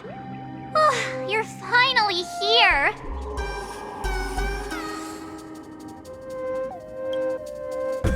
March, I'm just so happy you're safe, Bana. After he escaped the school, I figured he'd bring you back. So, while Sparksy was away, I found a classroom to hide in. The students around here have been acting weirder and weirder. Good thing my heart is pure and untouched, so her tricks don't work on me. Hold up. Were you two just talking with some weird verbal tick?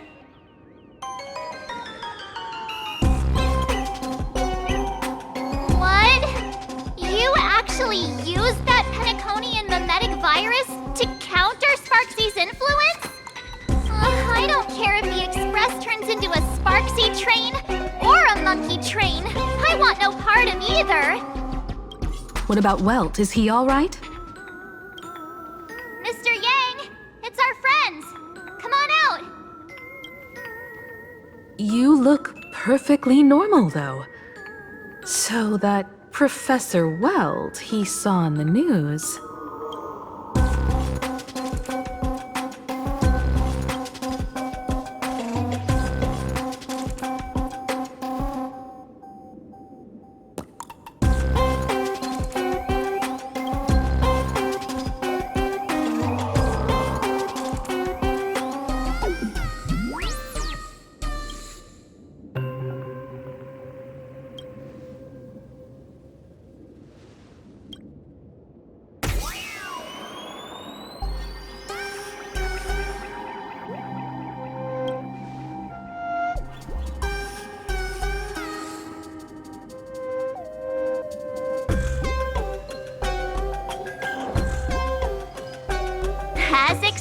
collected from Teacher Yang. We might have a lead on the other two painting pieces. Have you seen Furbo, Nana? You mean a Furbo? We sent a local reporter into the school, but his luck turned sour, Nana. Sparksy caught him red-handed. Before he was taken away, he managed to take a photo of the library. I want to check it out with him. What about me and Mr. Yang? Now that we have a lead, no way we'll just sit here doing nothing.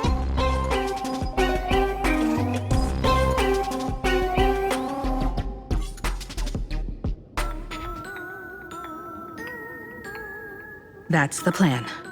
Let us know right away if you find any leads.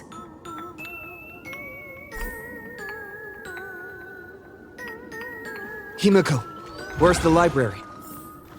I know the way. I just hope they haven't renovated the academy in the past 15 years.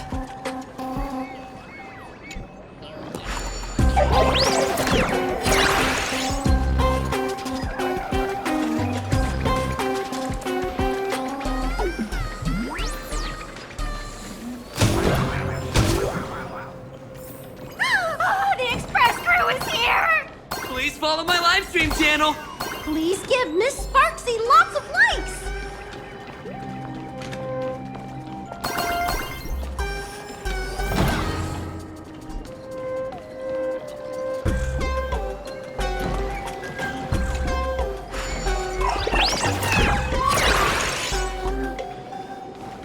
The library's just up ahead.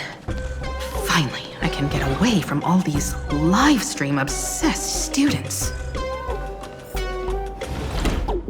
We're here, Bana. But I don't see any waves or moon. Where could it be? Like I'd ever tell you. Miss Sparksy herself ordered us to guard this place with our lives. Hey, get that stream running. Ugh, kids these days. They ignore their studies just to focus on the internet. As an alum of Graphia Academy, it's my duty, as tradition dictates, to give you all a proper extracurricular lesson. Hey, juniors, ready to roll?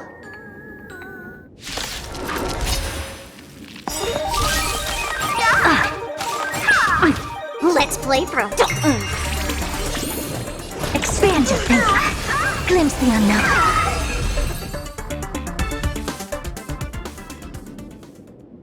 Where could they be hiding the landscape painting? After all, it's an image Nana'd thing. Once sealed in a scroll or something, it'll be a pain to retrieve, Bana. Oh, right.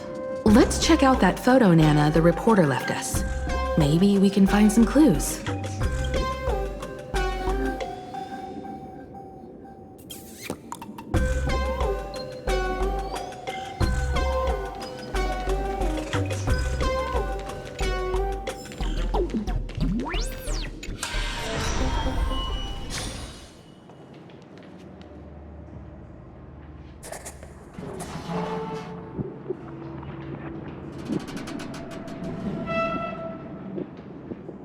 Where are we now? This place looks just like any other classroom. But something's off.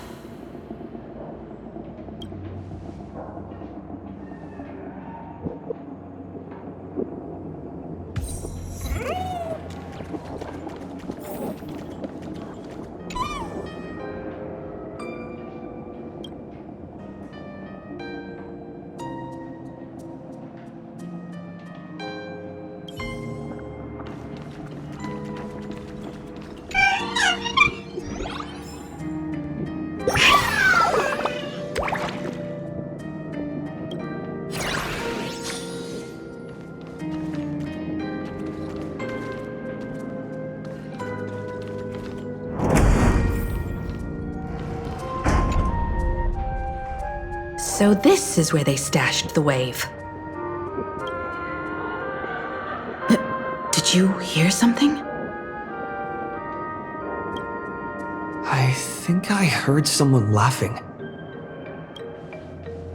Something's not right. Is there something hidden here?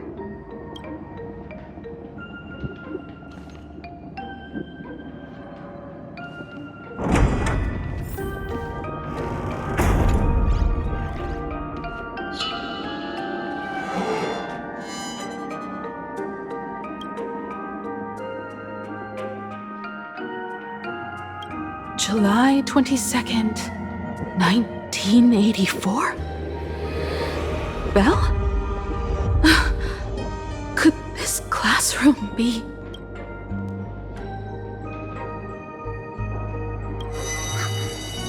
Senior?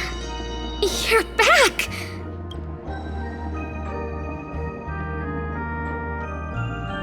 Belle? And you are? But... how is this possible? It really is you, Senior! You look so different. We almost didn't recognize you. Still, that dashing aura of yours simply can't be obscured. And so many of us, we've been here, waiting all this time. I'm so sorry. I was gone too long. It's unforgivable that I never came back to visit you all. You apologizing so seriously? That's not like you at all, Senior. Yeah. After all this time, the least I can do is smile. But all of you are already dead. Himiko? These students... who are they? They're the shadows cast by my past regrets. Young lives buried here by a tragic accident. What? Oh no, Senior, he's here! That thing is coming! Wait, what did you just say? Everyone, hide! We mustn't let that monster find us! Run, Senior! The Herald of Death is back! Belle!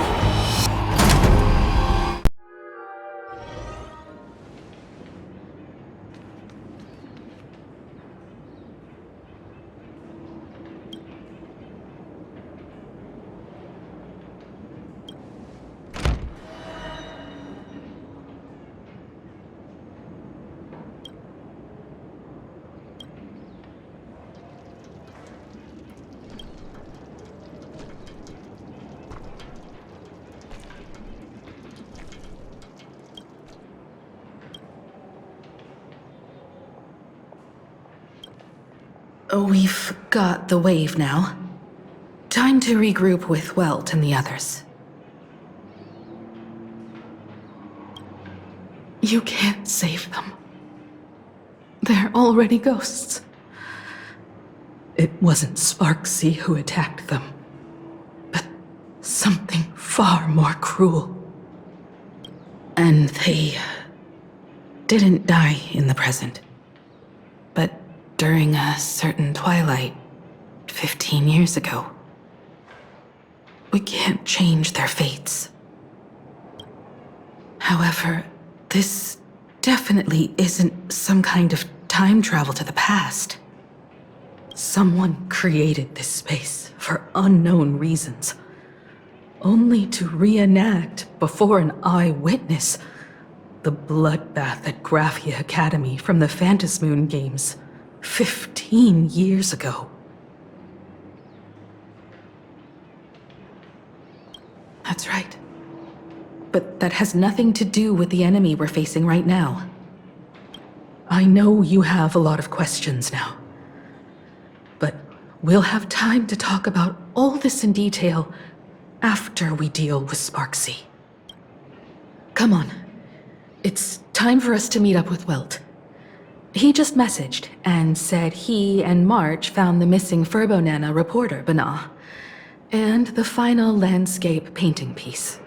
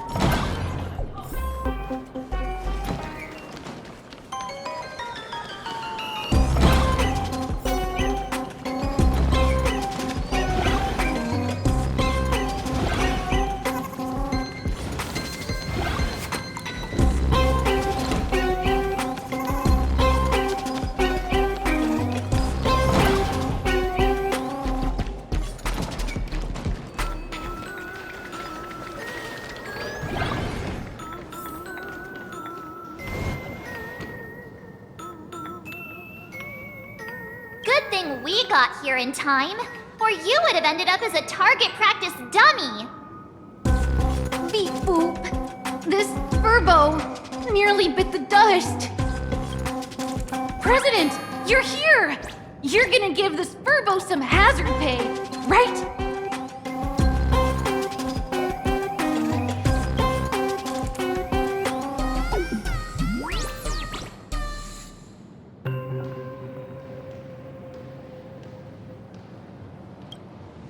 Wispe called emotes. Sparksy must have given the moons one of the emotes to look after. She really went all out, didn't she? The whole gym's full of moons. Now what? Be it Sparkle or Sparksy, both are equally just as headache-inducing. All right, everyone. Let's round up these emotes and take a look.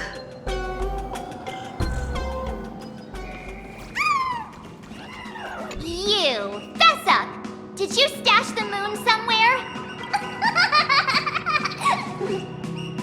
I pried open its mouth to take a look. Seems this little guy didn't swallow the moon.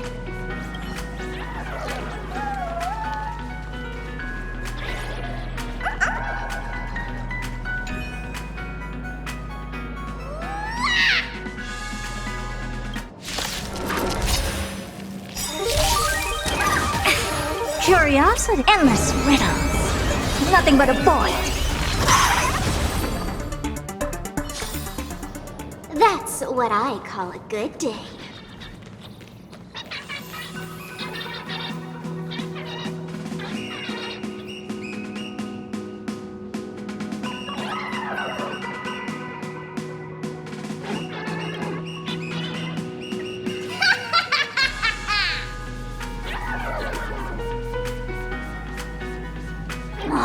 Sneaky laugh! It probably does know where the moon is hiding. But how are we meant to even reach the thing?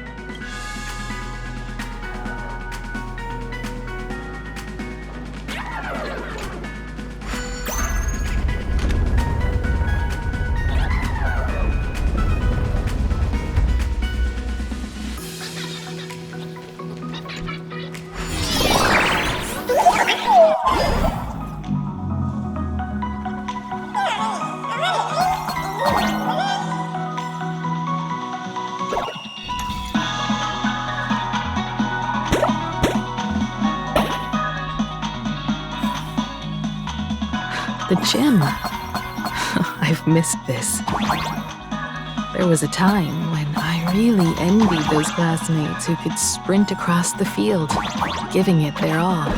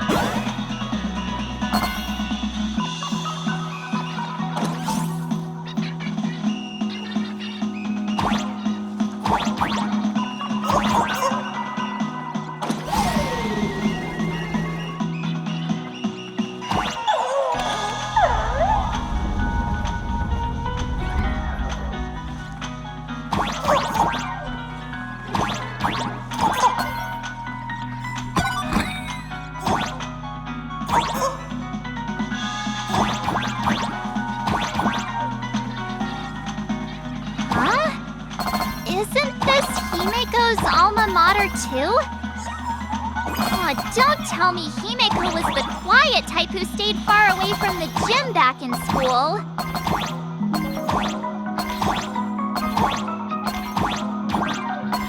Not quite. I'd already graduated by the time I started feeling this way. Due to some circumstances, I went back to my father's school to work.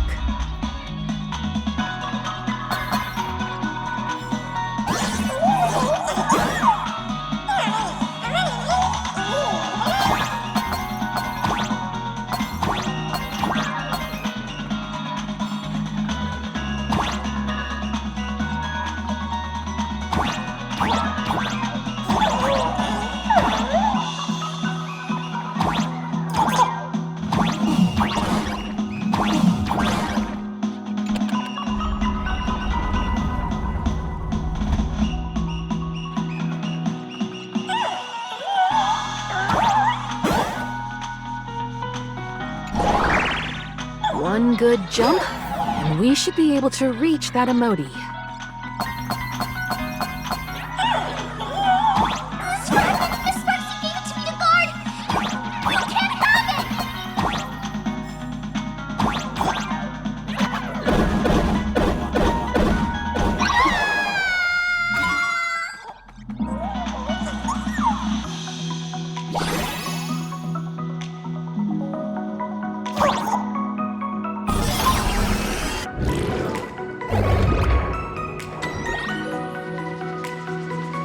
All right, time to settle the score with Sparksy.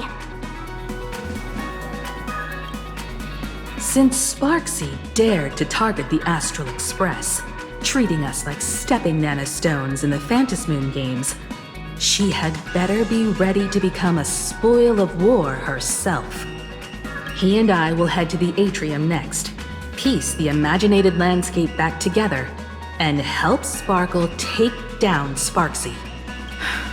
Welt, March, I'm counting on you to protect the students at the Academy. Dovebrook's waves should suppress the mimetic contamination they're experiencing, but they might panic and run into the combat area. This time, I truly hope no innocent people get hurt during the Phantasmoon games. Don't worry, Miss Himeko. Mr. Yang and I have got this. You better give that girl a taste of her own medicine for messing with us like some comedy act.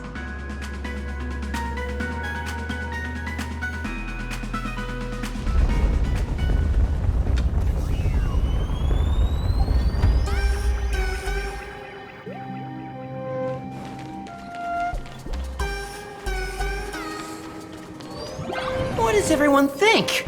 Will the nameless let's cheer for Miss Sparksy! Who will emerge victorious? Miss Sparksy or the Astral Express? Stay tuned to find out! Sparkle and Sparksy are gone. And the students too? If you think you've got this in the bag, you're in for a rude awakening. Sparksicon hasn't even started! Da-da-da-da! Time for your SparksyCon grand finale! Because I, the Nameless of the Astral Express, will challenge you as a fellow supplicant and crush your elation. Challenge me? I'd love to fight you. Hurry up and put the scenery pieces together.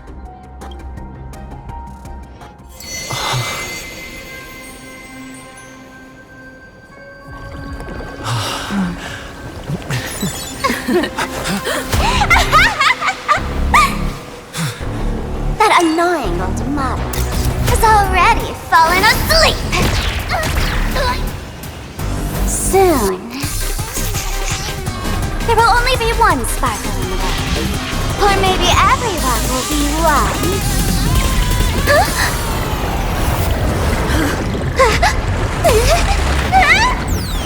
Attack during my transformation! Despicable! Too bad. The awesome has all arrived! I hereby declare the first battle of the Fantasy Supplicants has commenced!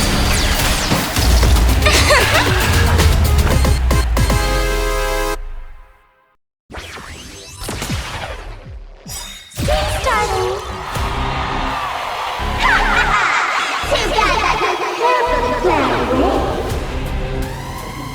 Can't put out this sky full of sparksies! There is an X. Which power will convert here? The game is on. Feeling spiffy? I don't have time for games. Open sesame. Watch it crumb. Let's chat over voice. Teach him a lesson! Where the heck did she drag me to?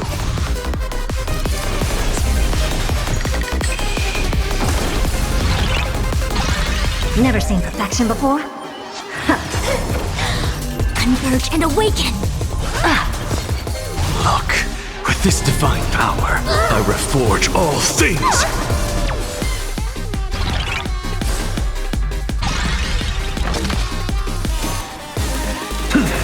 Insanity!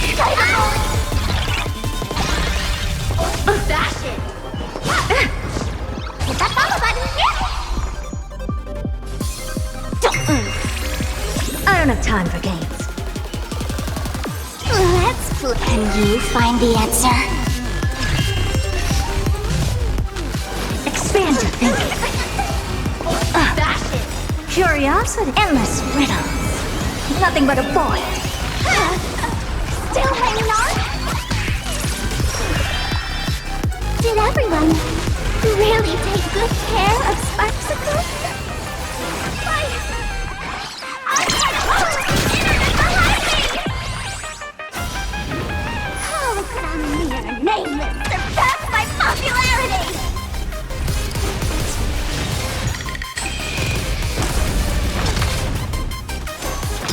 To the soul! Never seen perfection Look, before? with this divine power, I reforge all things!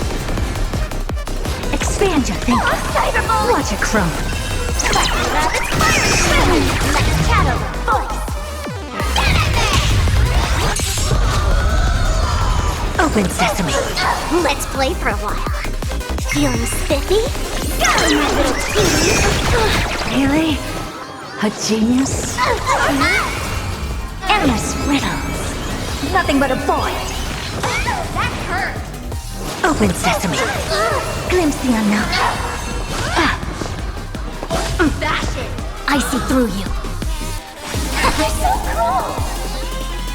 Support Sparksicle! I don't have time for games. Insanity!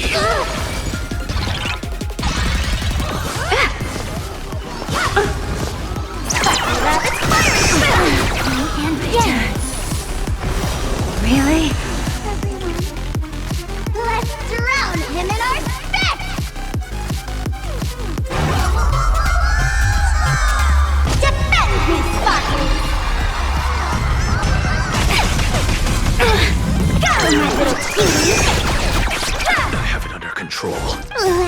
Can you find the answer? Converge and awaken! I'll go easy this time. Feeling spiffy? I'm just a frail. To the soul, insanity. Not everyone wants to be you. I'll show them my elation.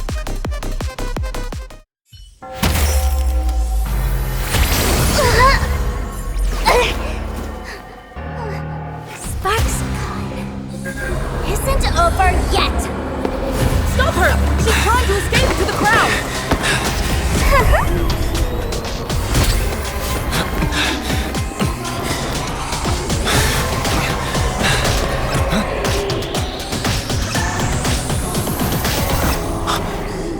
No need to panic, you two. Sunday will share my vision with you. Let my eye of Ishvara see through it all.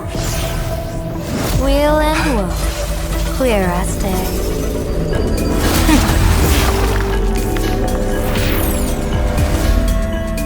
I see where the culprit is. Fought you.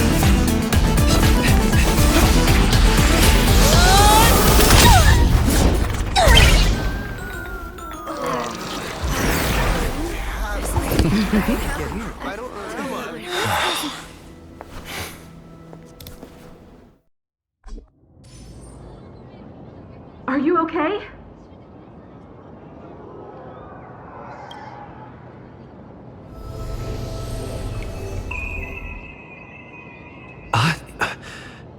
Where did everyone go? Look over here. General Yao Guang?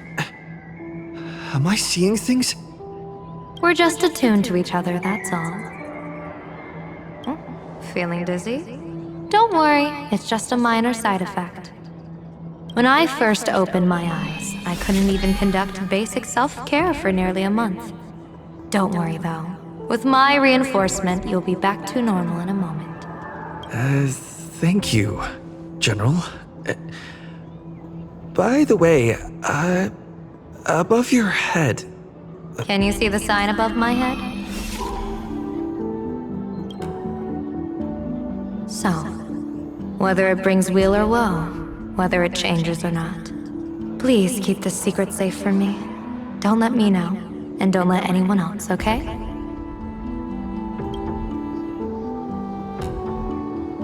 I'm afraid not.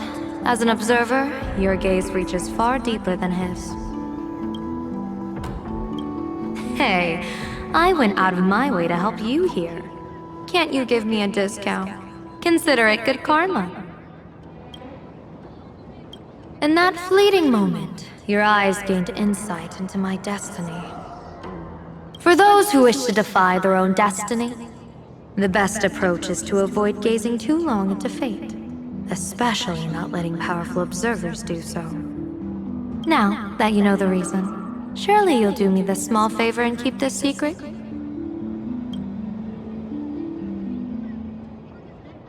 Thanks. And of course, be careful not to let it slip. Or else. I'll tell everyone all about your true identity. You're a former Stellaron hunter, aren't you? Oh, just imagine the chain reaction that would cause. I don't even want to think about it. Doesn't this feel like the opening scene of a comedy? Two people who barely know each other, yet they're keeping each other's destiny a secret. I guess you could say we're now partners in fate. No surprise there. After all, both comedy and fortune-telling thrive on unexpected twists and turns of fate, don't they? All right, looks like the side effects have worn off. Time for us to say goodbye. And you? Are you okay? What just happened? I was so confused. I couldn't see a thing. All I remember is Sparksy and the Nameless got into a fight. I saw everything. The Nameless from the Express smashed Sparksy right into the wall with one swing! That strength was unreal! That was such an epic fight, as expected from a cosmic hero. That was seriously awesome! Astral Express! Astral Express! Astral Express! Looks like the students have all recovered from the contamination. Did they recover?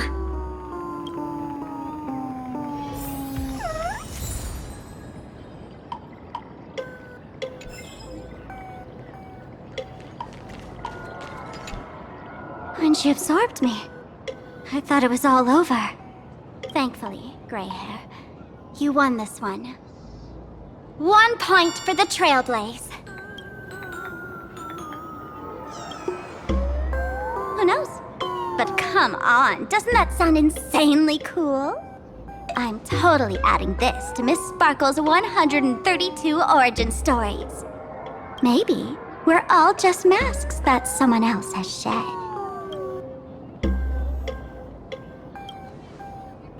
The tavern? They might kick up a fuss about Sparksy's defeat for a few days. Maybe some foolish hotheads might even come knocking to fight you. But trust me, give it a couple days and the tavern will act like none of it ever happened.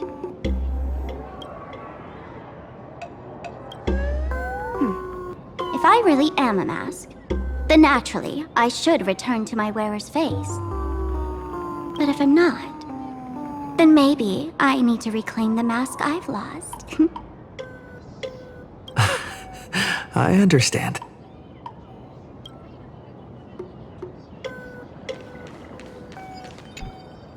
Sparksy probably didn't expect that the first miracle of the Phantasmoon games wouldn't be everyone becomes her, but the Express hero defeats the villain spreading the virus. Compared to a streamer reflecting people's desires, the fearless trailblazer of the Astral Express is more of an attention grabber. That's right. Sometimes the supplicants work together, sometimes they clash. It's like a coin toss. No telling which side will land until the moment it hits the ground. At least this time, I hope it doesn't end in bloodshed. You're one step closer to an audience with AHA. Right now, all of Plain Arcadia is watching you, and all of their attention's flooding over you. And the mask you wear. Make the most of that attention. From now on, you'll represent the Trailblaze to show this world of elation what elation is. Show mercy. Or don't. No, I'm just kidding. Lower your bat. The audience in this Arcadia doesn't go easy on losers at the games. She'll lose her wish power soon enough, and the Sparksy virus will fizzle out. You can hand her over to the Department of Aberration Defense for imprisonment, or set her free. As a supplicant who's become the focus of all, I'm sure you've already made your decision, right?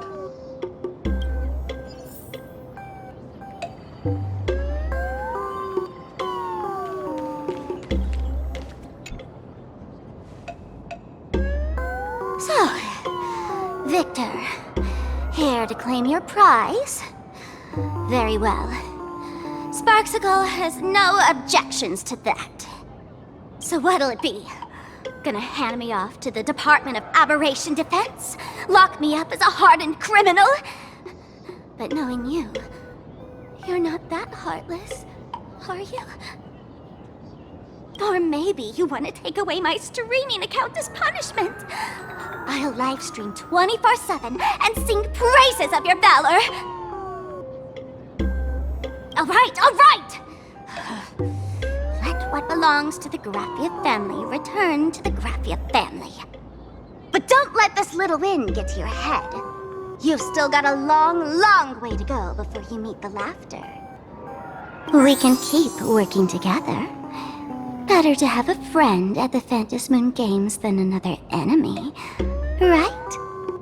What? No parting words?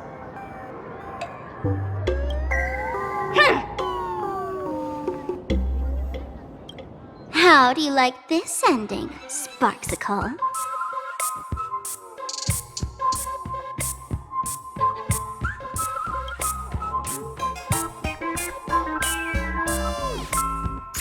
Old model, you and your powerful supporters won this one. I've got no comeback. As a mask, what do you plan to do with your original self? Who's the mask and who's the original? Shouldn't that be decided by the one left standing? Your plan is finished. Your relation has been eliminated. You're the one who should be called the old model. That elation isn't mine. It's the elation everyone chose. And besides, wasn't it your idea in the first place? What? You told me to leave you behind. You also told me to take the idea and its relevant memories and go chase my dream. That's totally something Miss Sparkle would do. How do you like this ending, Sparkle? How does that joke go again? Take the mask from a masked fool, and what's left but a fool? But take the fool out of a masked fool, and all that's left is the mask. Come on, Sparkle. Time to end this little charade. No show is complete without a curtain call. Shall we become one at last? Bang! Ladies and gentlemen, are you having fun? A friendly reminder from Miss Sparkle. Don't underestimate the Phantom Moon Games. You won't get another opening act as spectacular as this Sparksicon, you know.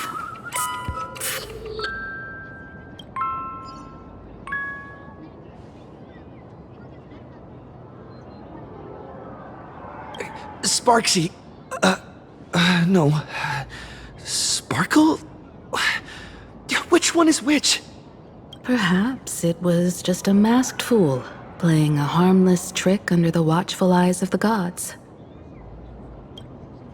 Or maybe she just wanted to remind us that the elation in plain Arcadia has become something even the gods no longer recognize. In any case, everything here has come to an end. We should move on and unravel the next plot.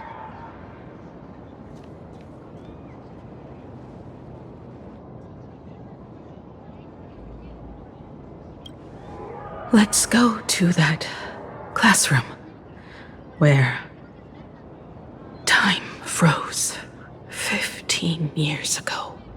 I want to investigate and find out who exactly created that place and why. Let me know when you're ready to head out.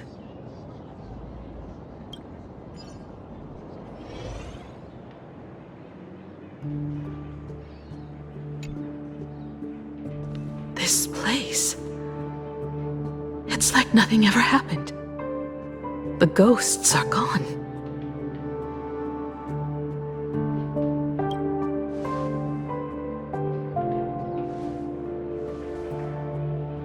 "15 years ago, during the last Phantom Moon Games, I participated as a supplicant. I once believed that all it took for a supplicant to win was to show the people a magnificent miracle. And then I'd have an audience with the Eon of Elation. How foolish. How naive I was. Not everyone wants to obtain everyone's wish power in a positive way.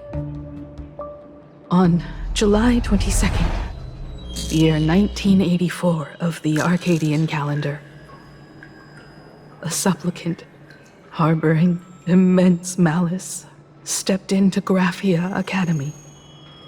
He slaughtered 22 students who had stayed behind after school. Then went on to Dovebrook District, where 146 innocent civilians were either killed or wounded. That killer moved like a deranged artist, leaving corpses, imprinting his signature mark. The Bloody Bloom. The media dubbed him the Herald of Death. It was a tragedy the world could not forget. The Phantom Moon Games of that year came to be remembered as the Blood-Stained Games. So many parents lost their children. So many people lost those dearest to them. One of the victims was my very own daughter. Upon my return, I stood before the grave where she was laid to rest. Her name was Himeko.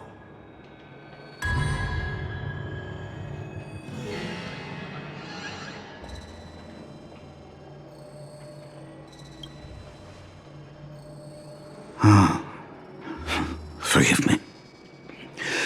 Allow me to introduce myself. I am Ryusuke, the current dean of Graphia Academy. So, this lady who bears her name, who exactly are you?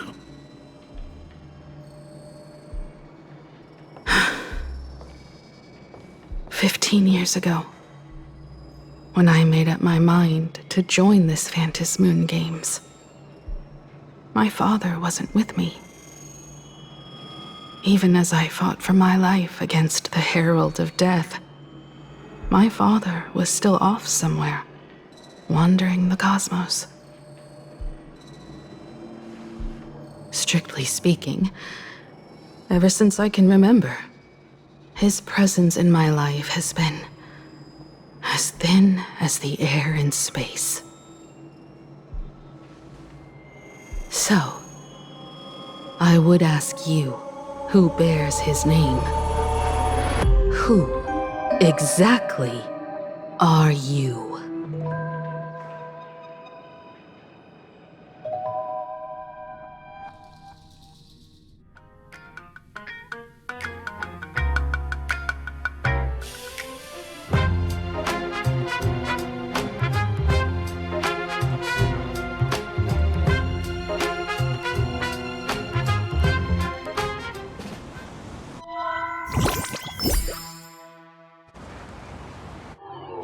Welcome back to the Arcadian Morning Report Special Edition.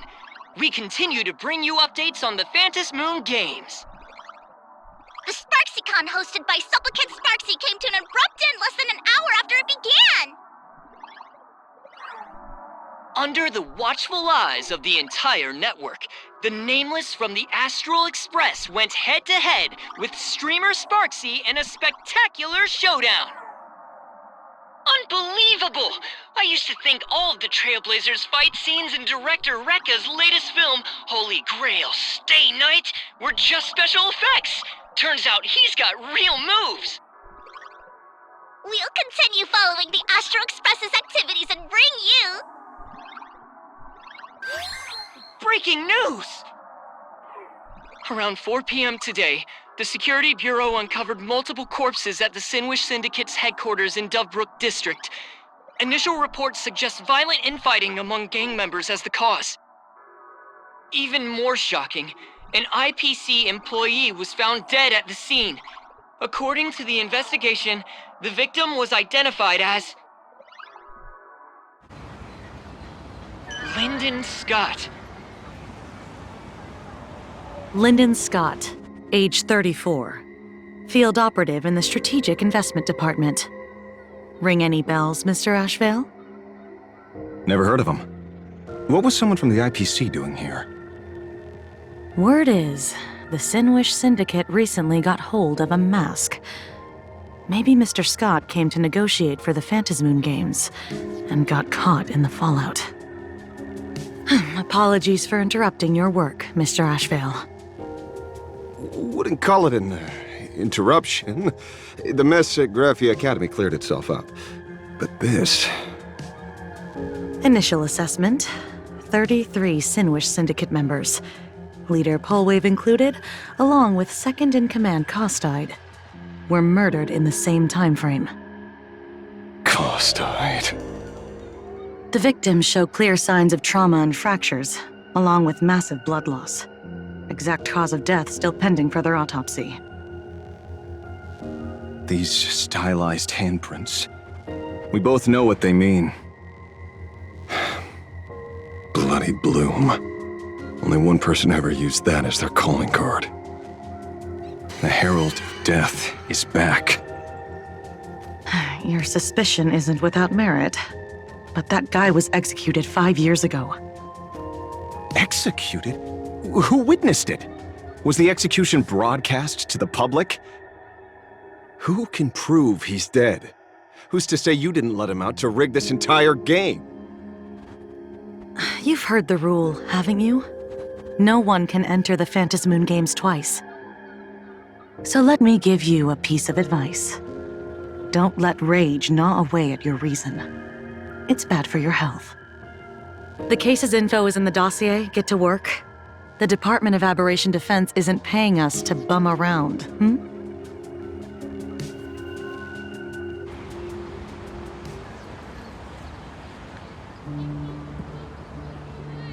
Rage sparked quietly in the detective's chest, and not even the wind from Dove Brook could dispel the metallic tang of blood clinging to his nose. When he first heard the Sinwish Syndicate had obtained the mask, a grim premonition stirred within him, but he never expected it to be the omen of a friend's death. Mr. N, he's no longer with us. Now he's just a body, another nameless casualty buried beneath a headline. People only care about the stars twinkling above, about the epic tales of the eternal conflicts among the cosmos's great figures. Compared to all that, who would mourn a small-time thug from a petty gang? What should we do next? I've been slacking off for far too long. It's time to make a choice. Mr. Ashvale, if you're calling now, may I assume you've accepted my offer? You are right, Miss Pearl. I'll join the games. Assuming you still need me, of course. My offer still stands. Just like 15 years ago, the same omen returns. There are signs the Phantasmoon Games are spiraling out of control again. Mr. Ashvale, I ask for your strength to steer the Zeonic Games back on course. All I have to offer is a heart set on revenge. Today, 33 citizens of Plain Arcadia and one IPC colleague perished under mysterious circumstances. Someone is imitating the Herald of Death's methods, attempting to interfere with the games. Only victory can bring solace to the fallen. No. What consoles the dead is only justice.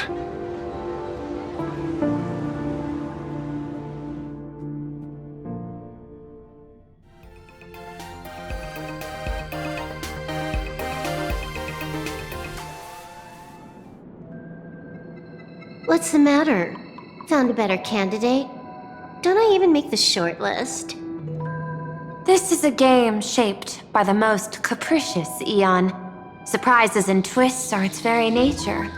It's only right I choose the strongest players. Even so, I have to ask, what makes you so sure that I'd hire a wanted criminal to fight in the Phantasmoon games, instead of tossing you into an IPC cell? Throw me in prison? But the Strategic Investment Department in Penacony clearly extended an olive branch to us Stellaron hunters. No? Changed your minds already? You suits sure turn faster than a page in a paperback. So let's cut the fluff. Give me a mask. Call it your first strategic investment in us. What do you say? Understanding comes first, then the investment. Tell me, how do you plan to earn my trust? Apologies in advance. Before I came to meet you, I broke into your collection room. I know what you've been working on. Imaginate. Tell me, have you heard of Zero? Greatest hacker and most feared player in all of Punk Lord? Some say she's an emanator of elation, while others say she enters the dark zone created by Mythos, as if it were her own backyard. She'd caused Punk Lord's data meltdown and infected IPC branches in 28 segmenta, isolating them from each other. Most information about Zero was half true, half false, much like the rumors surrounding you Stellaron hunters. But one thing is certain. Zero suffered a major downfall, and is now a prisoner of the IPC. It's obvious she left a deep impression on you. Traumatic, even. In that case, you should also know that ether editing and imagenesis stem from the same technological source. Or art. I know. I've studied it. How could I forget? You stole Zero's tech to make that lousy cash grab game Ethereum Wars. Of course, you'd know all this. But you corporate moneybags will never comprehend it. The fleeting, ever-changing power of the elation. Zero once tampered with a parameter of reality, creating an independent realm that belonged solely to her, just like that other one. Just like Graphia. Are you willing to trade the secrets of imagenesis? I can think about it. Deduction. You may be lying. I've heard that those who join the Stellaron Hunters have long since abandoned the path they once walked. Who knows? You're in the Arcadia of Elation. Wouldn't it be a waste not to test your luck? Deal, Ether Hacker. And to seal it with confidence, let me show you a little trick of the trade. A hacking trick?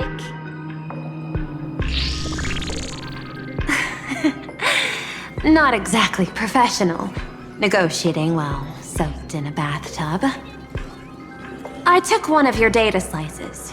This will help us have a more honest conversation. How did you do that? Because I've studied you, including that cyber battle between you and that genius Schoolum. I even logged into all 76 of those banned accounts. I scattered just enough data breadcrumbs online for you to sniff out, leading you to the Ashen Detective. I even let you stroll through my collection room to explore as you pleased. Miss Silverwolf, a word of advice. Don't treat that mask like some 10 Stonehearts investment in a Stellaron hunter. Just think of this deal as something private, between you and me.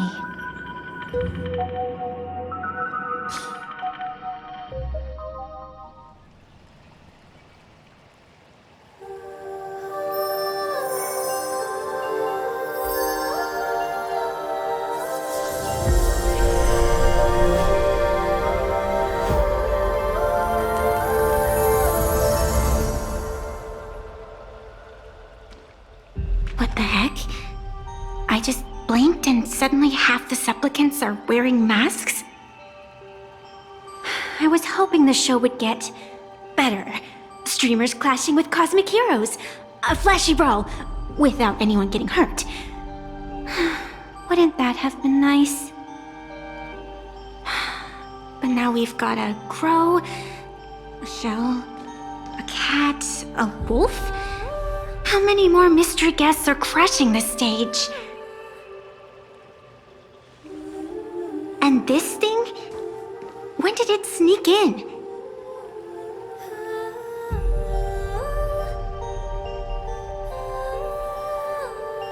In the end, everything always spirals into the abyss. But you're the rare exception.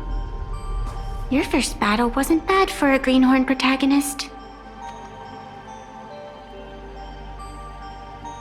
Since you came out on top, let's wipe the slate clean on that doom-filled oath. Who knows if the owners of those masks will become your friends or opponents? Or maybe one of them will bring about that terrifying future I saw in my dreams.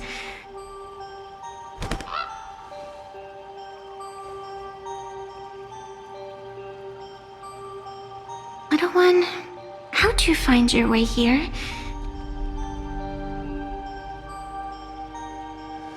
The supplicants in this Phantasmoon Games really caught me by surprise. Why don't those people in the Go Home Club...